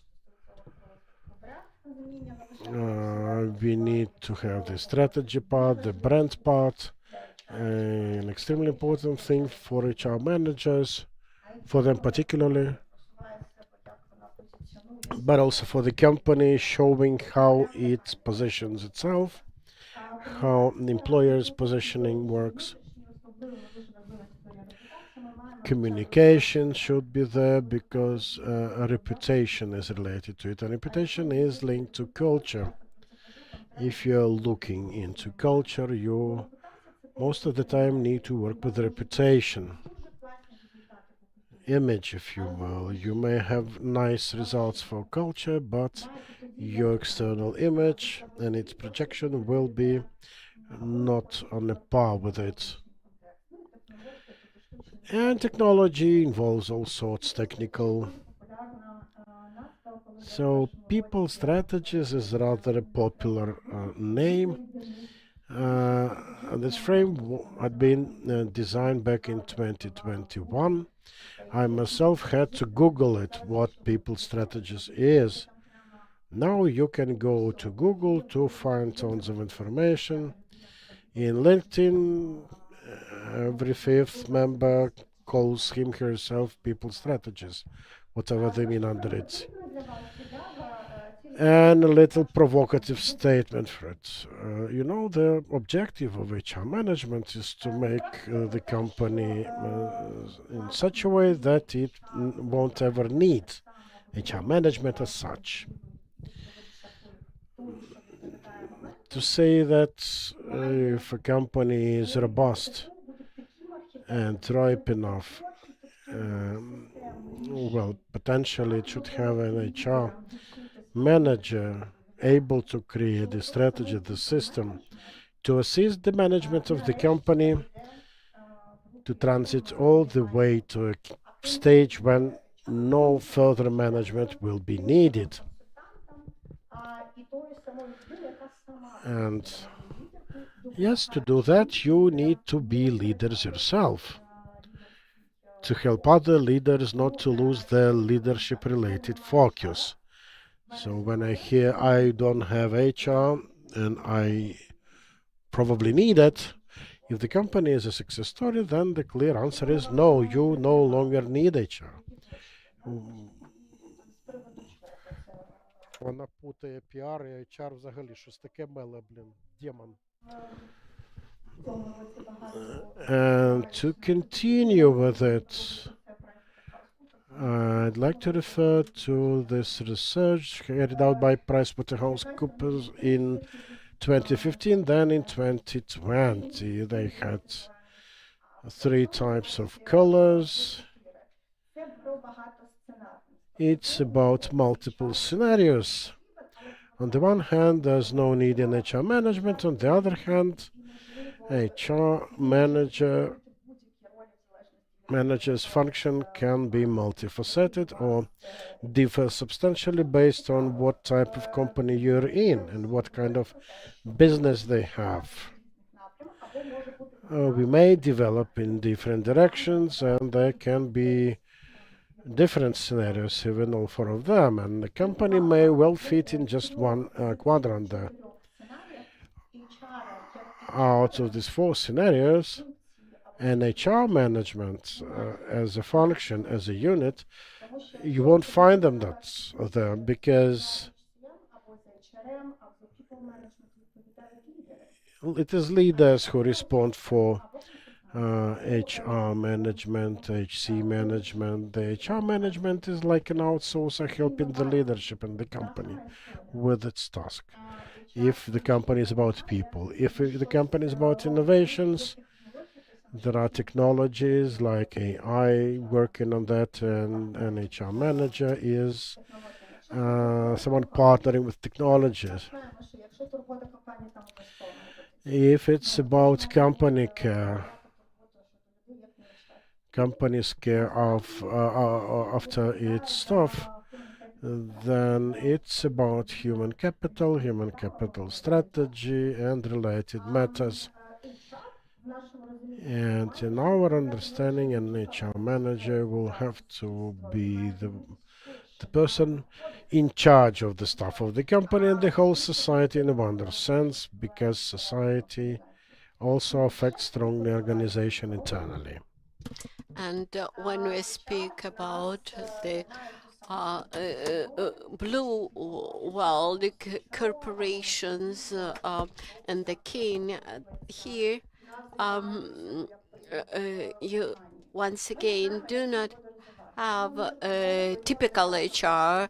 You can call it anything in the company, and we do not know how all those 4 worlds will develop, how all those 4 worlds will be applied. In my opinion, I believe that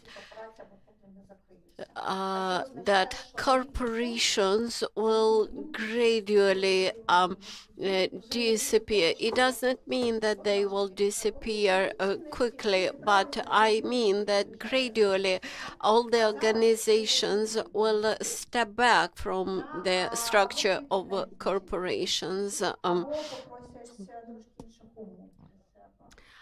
Because gradually employees will request for different working conditions, remote approach, etc. And eventually I would like to finish with a phrase which I like very much. I read it in one of the articles, Edwarda Sona. It says, since machines become better in or being machines, people have to become better in being humans, and this is not about our human nature. This is actually about broader context of understanding our human nature. Our perception of ourselves as humans in all our integrity, in the context of society, in the context of a company, in the context of this world. And we hope that humanity will end up in our generation, and this will be not just our children with whom humanity will end up, that we should think about future generations and give them a chance to be born. This should be a philosophy of our overall lives. Thank you for this meaningful presentation. The world has been changing rapidly. HR role transforms all the time, and we have to develop a conductor into this new world. We are going to skip coffee break, and instead of that, let us look into the future. Which specialists do we lack, and what we have to develop as an HR community in a long-term perspective. I'm happy to invite Ms. Tetiana Pashkina with the presentation Quality and Quantity of Specialists in Labor Market as a Foundation for Sustainable Development. Good afternoon, dear colleagues, or better to say good evening. Well, I have a challenging task to withdraw you from your smartphones without a coffee. So the following 45 minutes, within half an hour, I will try to show you 70 slides, and I encourage you not to be distracted for your smartphone, but to look at these slides. During the last 12 years, I've been dealing with HR, as practical HR, as career consultant, and I am able to understand what's going on, what the processes are going on both sides of labor market. Today we have 4 different components. How multiple are we? What we are, what can we do, and what we have to do with all that.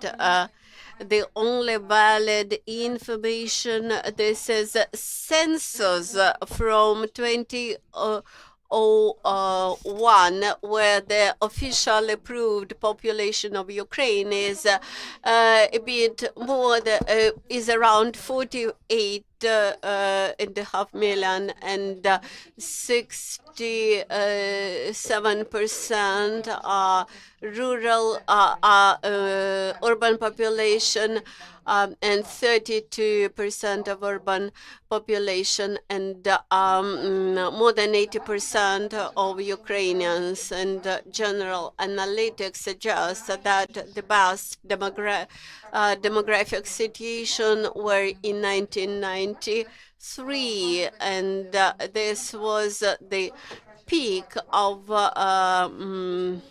population numbers on the earth. And here you see the map of population spread for 1993. If you look at today's out statistics, we will see that the best year was in 1991 when mortality was lesser than the birth rate, and despite a small growth of birth rates, we now experience a huge drop in birth rates. And of course, the presidents who try to stimulate people with the different incentives, they cannot reach success because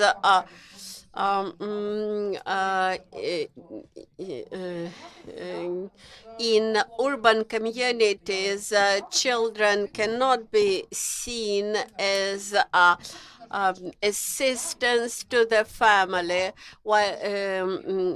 like it was in rural communities, and in modern urban communities and in modern companies, women with children are seen as a burden. In 2019, Ukrainian government has carried out a quasi-census of the population and suggested that there was 37 million of population as of that time, and thus Ukraine has lost almost 10 million of population since 2001. I tried to compare different sources to understand the actual numbers of population, and it shows that Ukraine's population has been shrinking. I believe that this survey is more adequate. It suggests that as of 2024, we had around 31 million of people in Ukraine, and 40 million of Ukrainians in total. This is another piece of statistics. I would like to bring back all that missing people. Officially, we have 71,000 of missing people, and these are people about whom we have no information. Last year, we had 176,000 births and 300,000 deaths. And actually, this is around 150,000 people. This equals to one big oblast center. In the Dnipropetrovsk region, here, the density of population drops, and you can see these figures on the map. As Olga mentioned, this is actually the global trend. Birth rate is not growing in developed countries. Women are not eager to have between 4 and 5 kids in a family. Northern America has a bit better situation. on the account of Spanish population. In China, they have a very grave situation because of the birth limiting policy, but actually we become a market, labor market for the countries where population is not enough, but wages are higher. UN demograph analysts predict that by the year 2049, Ukraine's population will drop considerably up to 15 million people. And we should clearly understand why this will happen. Not because the morbidity exceeds the birth rate. We also have a shorter lifespan. In Japan, when a lifespan or life expectation is much bigger, in Ukraine it is around 75, which is lesser than in other developed countries. So the prospects are, when you look at these graphs, now we have a situation when the broader part of population is between 35 and 40. But I do not expect that this category of population would be ready to give birth, and in some years we will have in a reproductive part of population much lesser part of Ukrainian population. And up to 2050, we will have the foundation of that graph, and the number of potential parents will drop considerably. And in this situation, 15 million in 2050 will be a good indicator. What influences this rapid drop in population?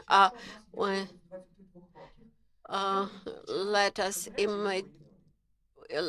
imagine when we have a young guy of 22 years and he has a girlfriend. He won't live alone. He would live with a girlfriend. If there is a young guy of 18 years old, there could be a mom, and he wants to flee the country, then he will live with his mom. So this will increase the outflow of people from the country. If we look at January with the open borders, we see that the numbers are growing with each month, and employers indicate the increased numbers of workers, young workers who skip their positions. So the vacancies are growing. Vacancies for 18, 20 years old, and the drop of potential candidates. Okay, we substitute senior candidates and we try to enroll women into these positions. And thus young people will continue to escape from the country. That orange color shows places where there were up to 10% of senior age people. If we compare the data from different periods, we see that only Asia preserves this optimistic orange color, but in 2100, the Asia will also become a continent of seniors, and actually by the beginning of next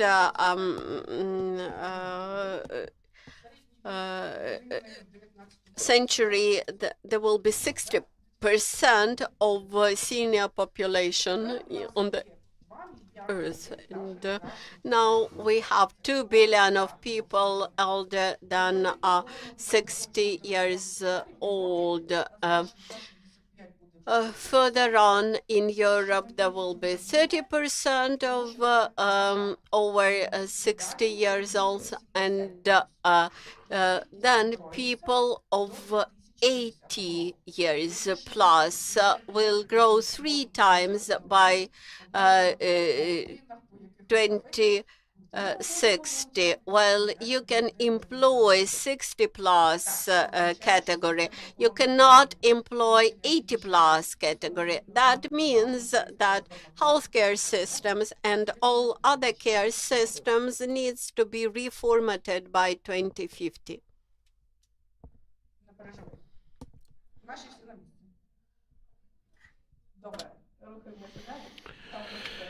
And we move on with some our numbers there. So McKinsey guys are quite instrumental to show us the number of people up to 30 years, which is a decreasing number. And here's the growth group 65 plus. So we have a strong trend with the people before 30 going smaller in numbers and 65 plus going bigger, and this is true for all the continents and all the developed countries from Japan, Germany and to China are there included. So, and this is a long age trend that won't be it won't be possible to break with because of heavily entrenched trends we have. So respectively, we say that in 2023, 2025, it's a strongly downhill situation. My colleagues would mention 10 million of Ukrainian retirees versus the total number of residents, 30 million. So every third retiree. Given our sex age pyramid, the women are on the winning side, and in the majority of cases at the moment, 80 plus age is the end phase period. Many elderly people sometimes are compelled to continue working just to survive, but not many HR managers will say they got someone 80 plus recently employed. But we have an alternative source telling us that the average age of the Ukrainian citizen like 45. We had 39 in cities, 42 in villages among males at the COVID time, and a bit different but very similar situation with women.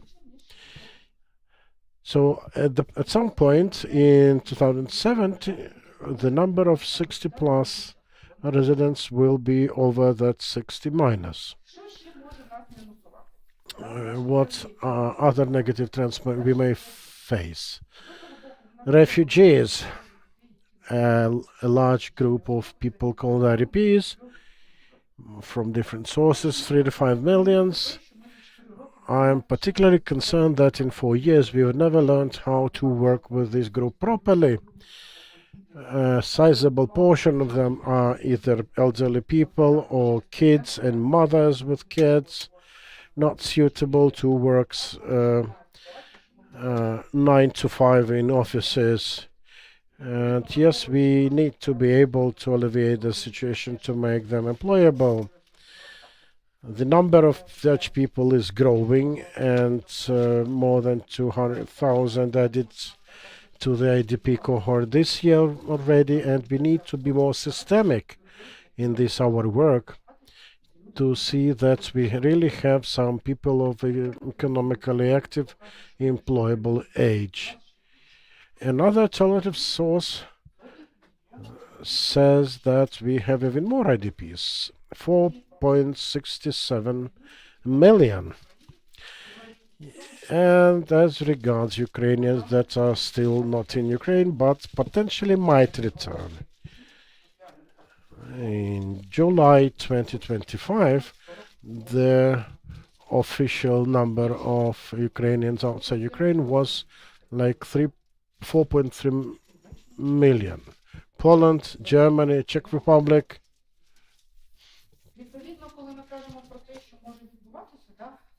In terms of prospects, if we remember labor migration, we'll see that the 3 countries with most vacancies open for the Ukrainians before COVID were Poland, Czech Republic, and Germany. To say that they have infrastructure that again will allow better assimilation, there's some knowledge of Ukrainian among the local employers and better chances for them to employ our guys. We also have some people going to Romania, and whenever we talk about the developments here, we see an increasing number of adult males leaving for abroad.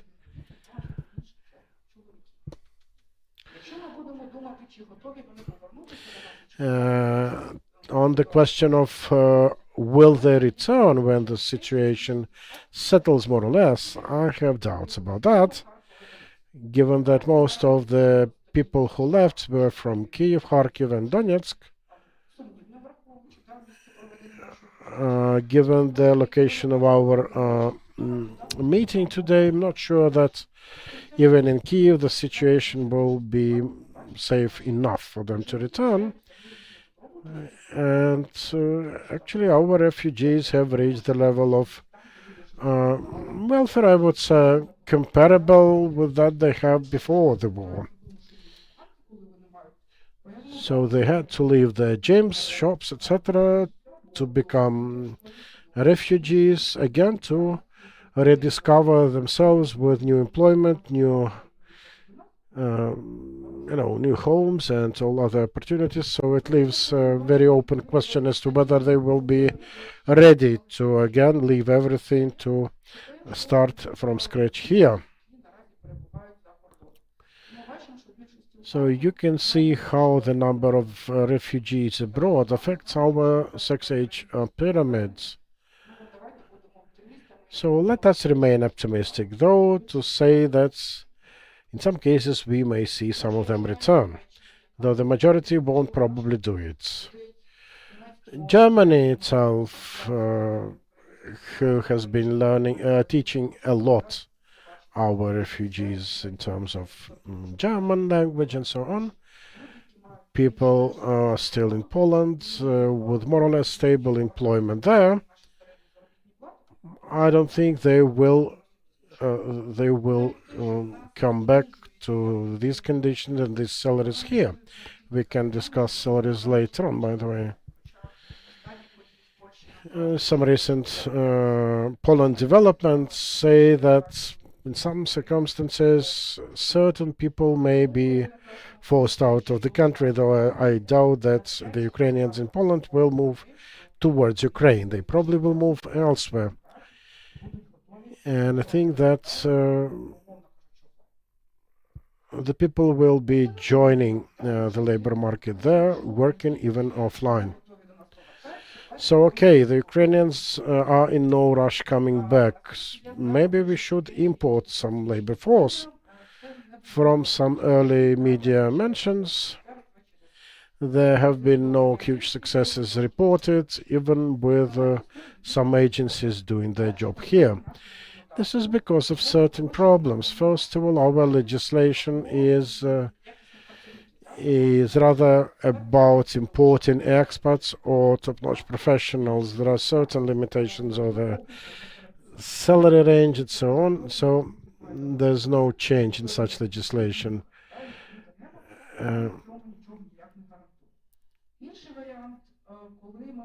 There's another option.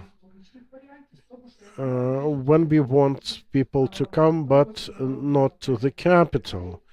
There are some agencies that would come to do certain jobs here, like Turkish builders that are more or less only migrants to stay here doing some odd construction jobs.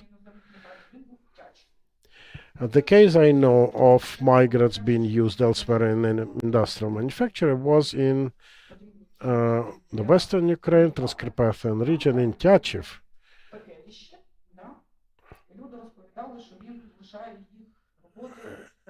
There were tons of comments online regarding this case when local residents would say that way local manufacturer was stealing their jobs by inviting immigrants from abroad. Now let us remember that we've long been traditionally been a monoculture with religious beliefs and so on, and imagine people with wildly different cultures, beliefs and so on, suddenly coming out to our towns and cities. Sometimes we joke that even the left bank Kyiv residents find it hard to find common language with those living on the right bank, and this is our people. Imagine the foreigners coming out here. Now, enough with quantity. Let us think about quality. Ultimately, it's about capital.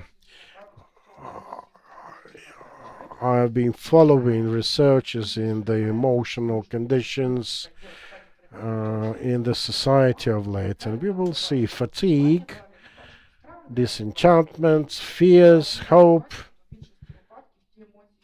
and in the majority of cases, the emotions we are overwhelmed with are of negative quality. Here are the stress levels since 2020, and we can see the level of stress going high. We barely cleared COVID to jump into the war, sending us deeper into stressful conditions. The levels growing from 80 plus, 82, 83, 84 to 87 and more. When I saw some alternative surveys attempting to reflect our realities, we see a reduction in the psychological conditions. More worries, more concerns, insomnia, emotional stability, and even given no one is liking here the idea of going to shirk, still the number of people effectively ready to visit a counselor is on a steady rise. And we have even 500,000 those regularly using different types of antidepressants and other such drugs to cope with the stress. And yes, the level of satisfaction with life is low indeed. Our happiness level is almost equal to that of the concern.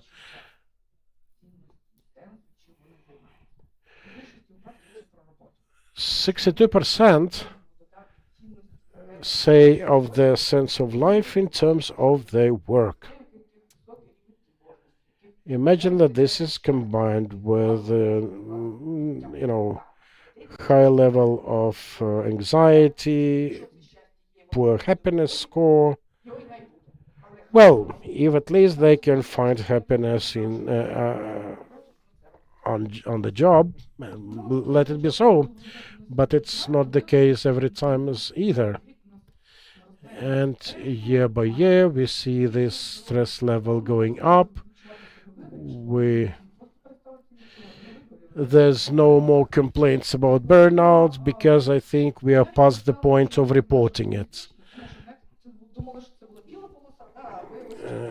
This popular joke about white and black streaks in lives, and someone saying that what I once regarded a black streak, if actually it had been a white one. And yes, we still see people laughing, donning on funny garments, doing all things like that, but still, heavy depression is already a harsh reality for a big proportion of our people, which leads many of them to using drugs.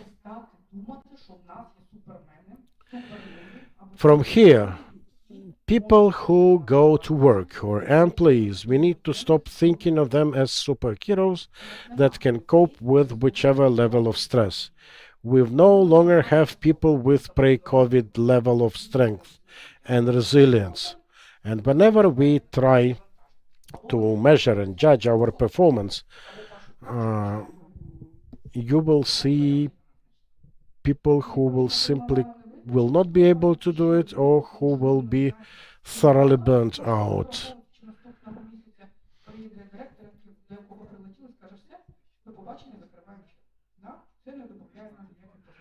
Plus certain insecurity in different aspects of it, including potential winding up of a company in current challenging conditions. This doesn't add any positive.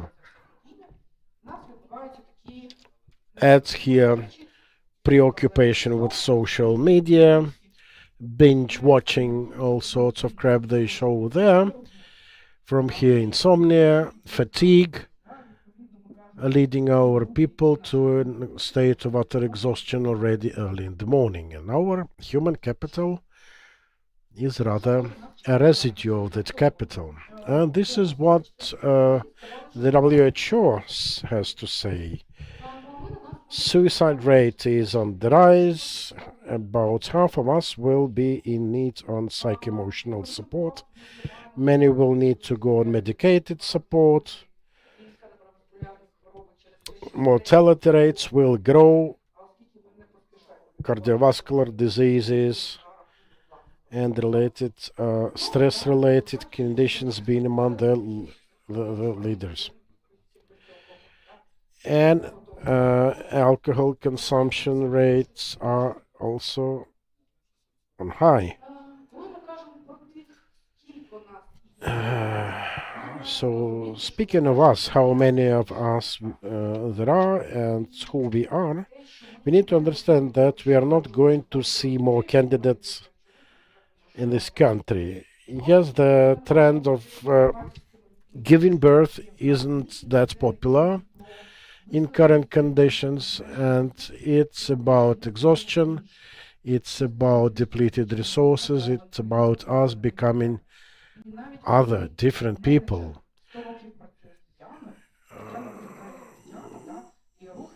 More prone to outbursts, instability, people who we've been knowing for quite some time suddenly looking quite different. And yes, in working teams, we may see that our top management is surprised with us without even noticing that they changed as well.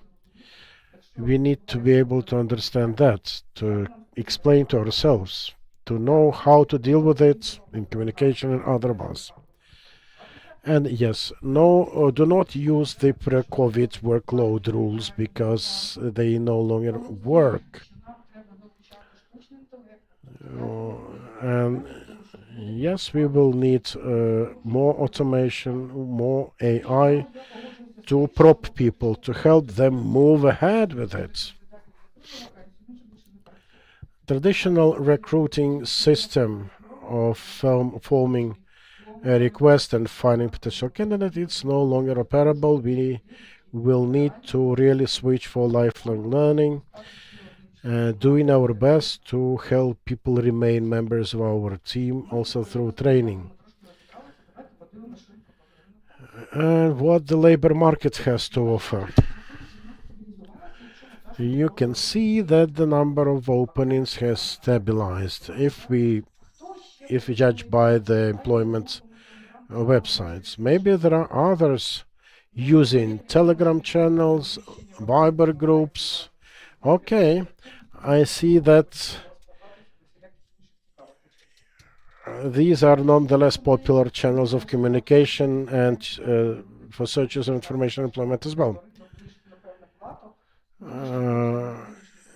The labor market has reached a certain plateau, and this is what we can have realistically. There's no influx of candidates, and gradually employers have already understood that rather than having a specific cohort in mind, they need to look into a wider range of candidates, including 60 plus people who can well deliver. Yes, it is also possible to employ people with disabilities, but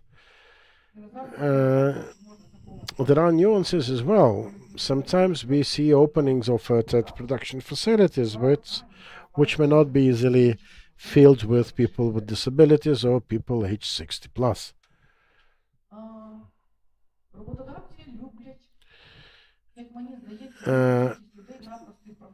I think employers prefer having more people working blue-collar jobs, simple occupations.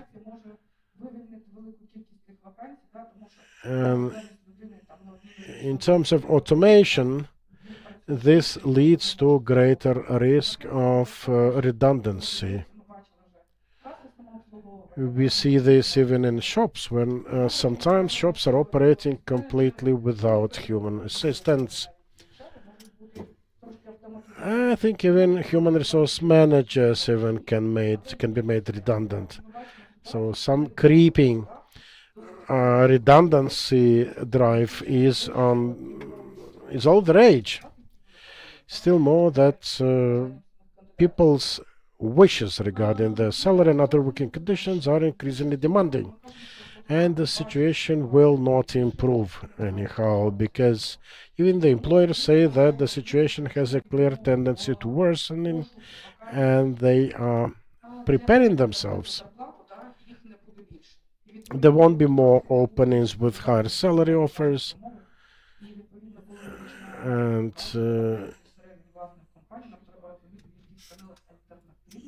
and if we think of young people, we need to understand which communication channels these are using. There are 3 life hacks on OLX. If you have a vacancy opened with some housing in mind, or you have certain specifics for males, with the possibility of shielding them from drafting and things like that, you can be successful. Speaking about candidates, sometimes we have the growing numbers of CVs, and this is not just a positive result of our work. Partially, this is due to the increased wages. The analysis of wages offered to candidates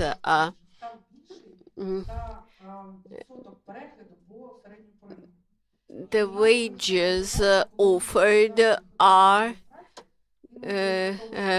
wages offered grow, and sometimes people review these ads with wages to understand how adequate their current position is.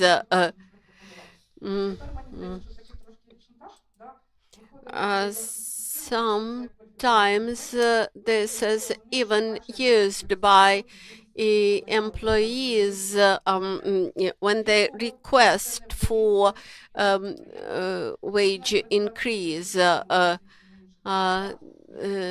Some candidates they launch additional employment and work remotely. So employers try to overcome the employers with upskilling, with automation, and hire people with new skills. Speaking about wages, this is probably the most interesting. In majority of cases, people look for higher wages, not for new employment sometimes, and that's why some HR may go back to old databases and offer higher wages. Again and again, labor market shows demand for labor force, and now employers cut down the planning for wages. This 32%, this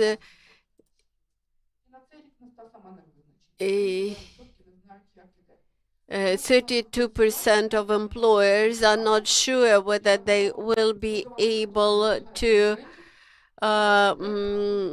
increase wages. Each quarter, employers review their competitors, their target audience, etc. When we look at the global trends, we see that wages are either not reviewed or reviewed not higher than 10%, but actually the wages grow.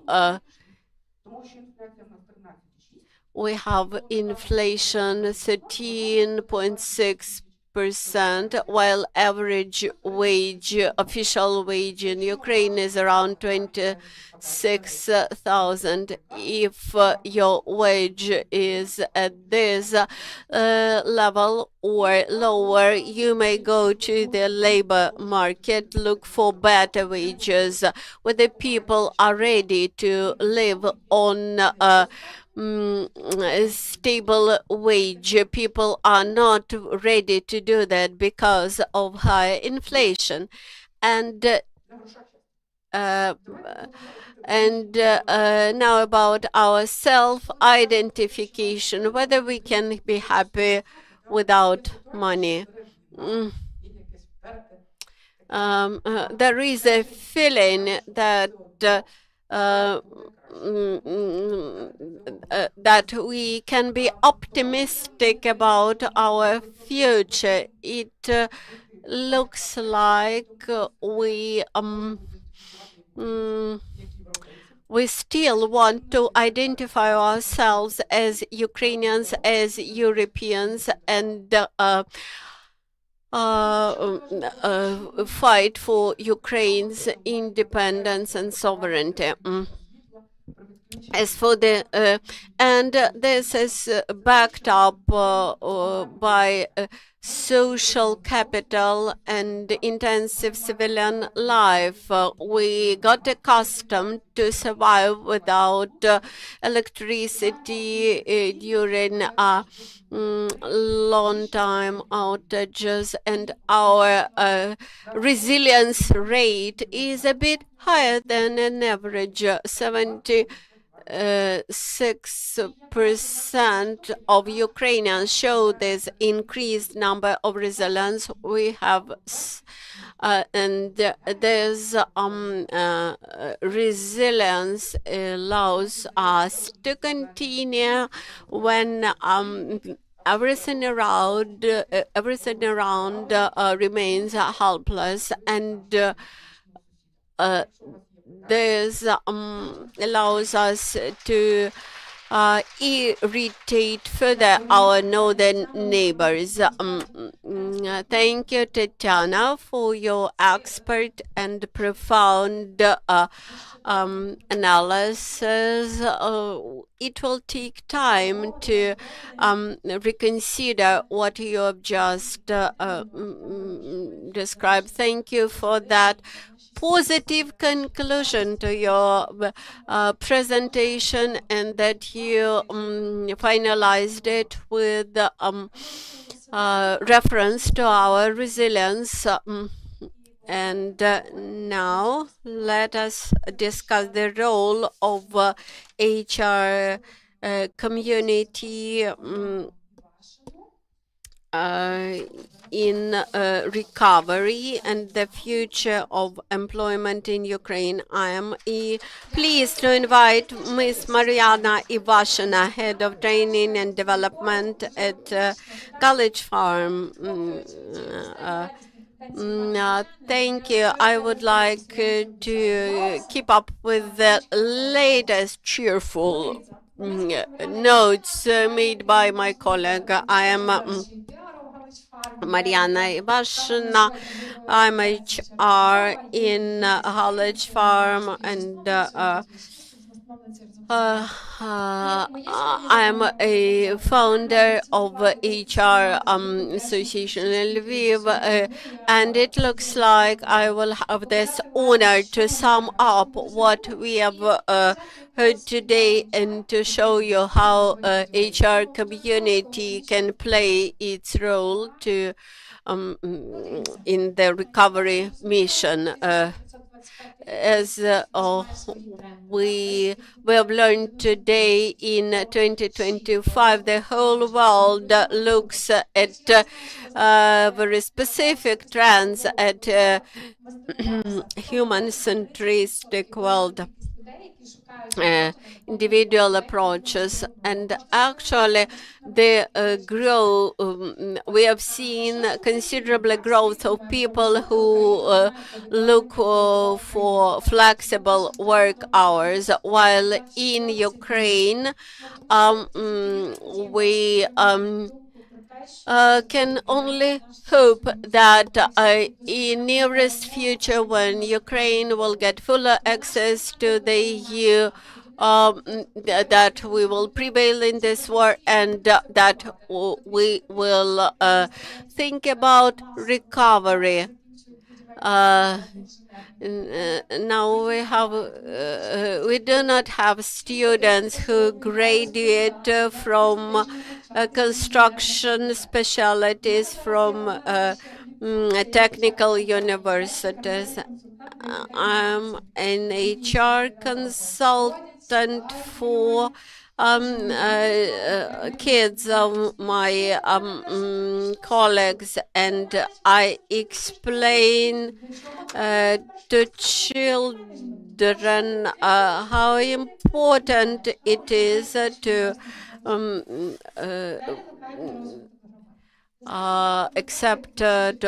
to get technical education. Some years ago, I was a teacher in the Ukrainian Catholic University, and I had a lot of female students in HR faculty, and now they are very popular. And now logistics in transport. Perhaps you understand that in nearest future you will travel directly from Lviv to Vienna and in the past that took just 14 hours, and now the train goes again 16 hours because of 2 hours stop at the border. And imagine that this will be a high-speed railway. It will take just several hours.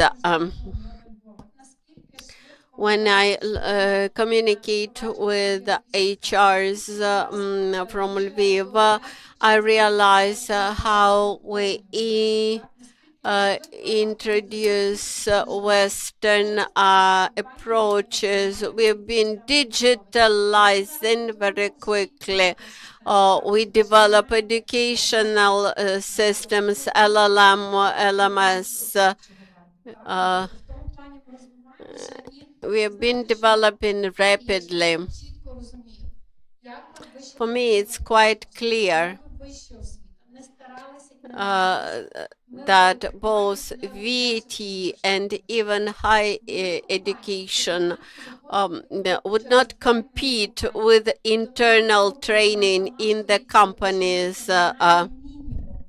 It takes at least 3 months for a company to train new employee how to work in the company, and this will remain in force. The war, migration, demography. We have heard much today, and I would not encourage you to give birth to boys because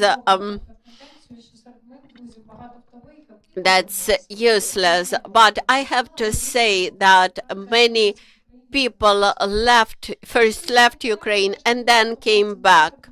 Artificial intelligence. I would not repeat what we have heard today about the artificial intelligence. We have learned much about what areas of growth we expect to see: revival of our infrastructure and energy, healthcare and pharma sectors. I've got a request from Unbroken to launch an educational project for doctors, and they requested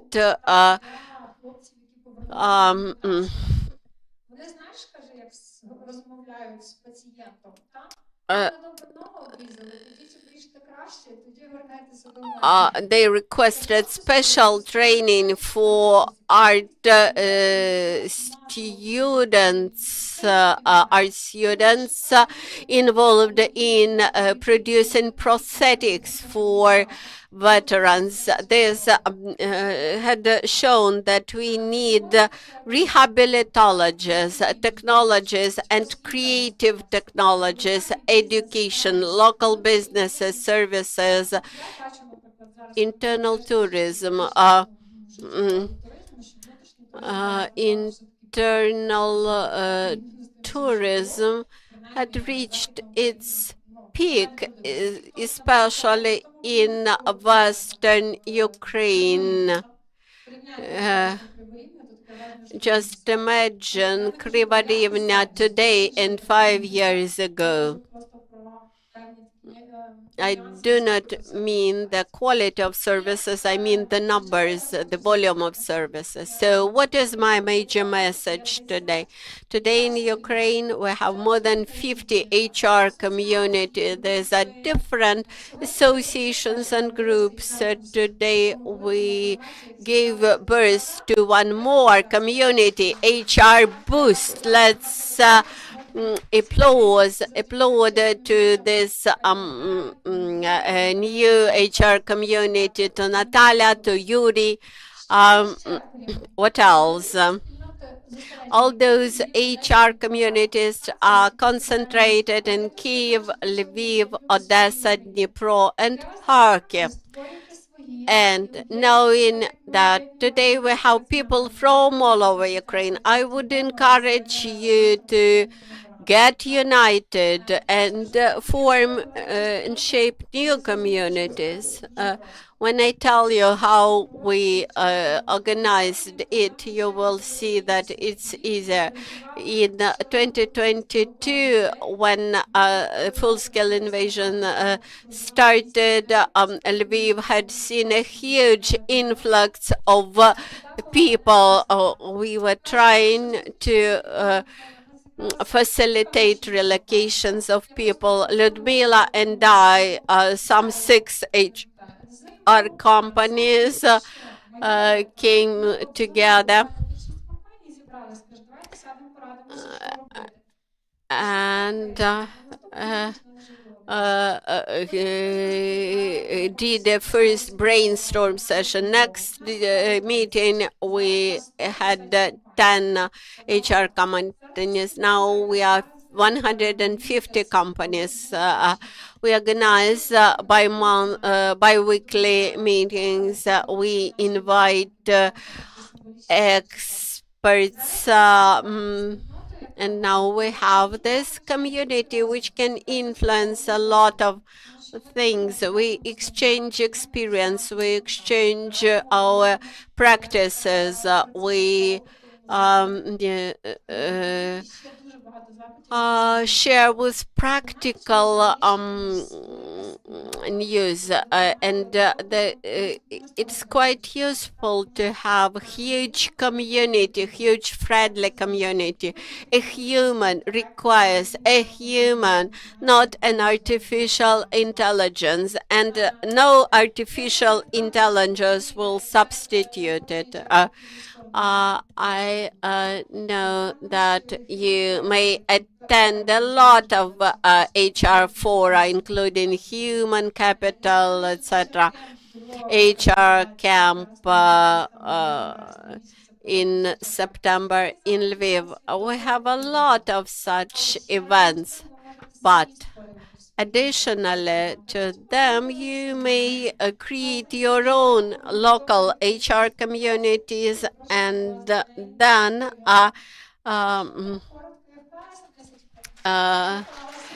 join to us. Well, I managed to do that within 10 minutes. I'm very grateful for this event. It was very inspiring. Thank you, and till next meetings. Thank you, Mariana, for your dynamic and energetic final motivation speech. Our HR boost. This is our mutual product, and we are ready to offer new solutions. We are creative. Take care. Take care about your family. Thank you for this joint energy, for this warm communication. Please do not skip the community in WhatsApp, and we stay connected. And we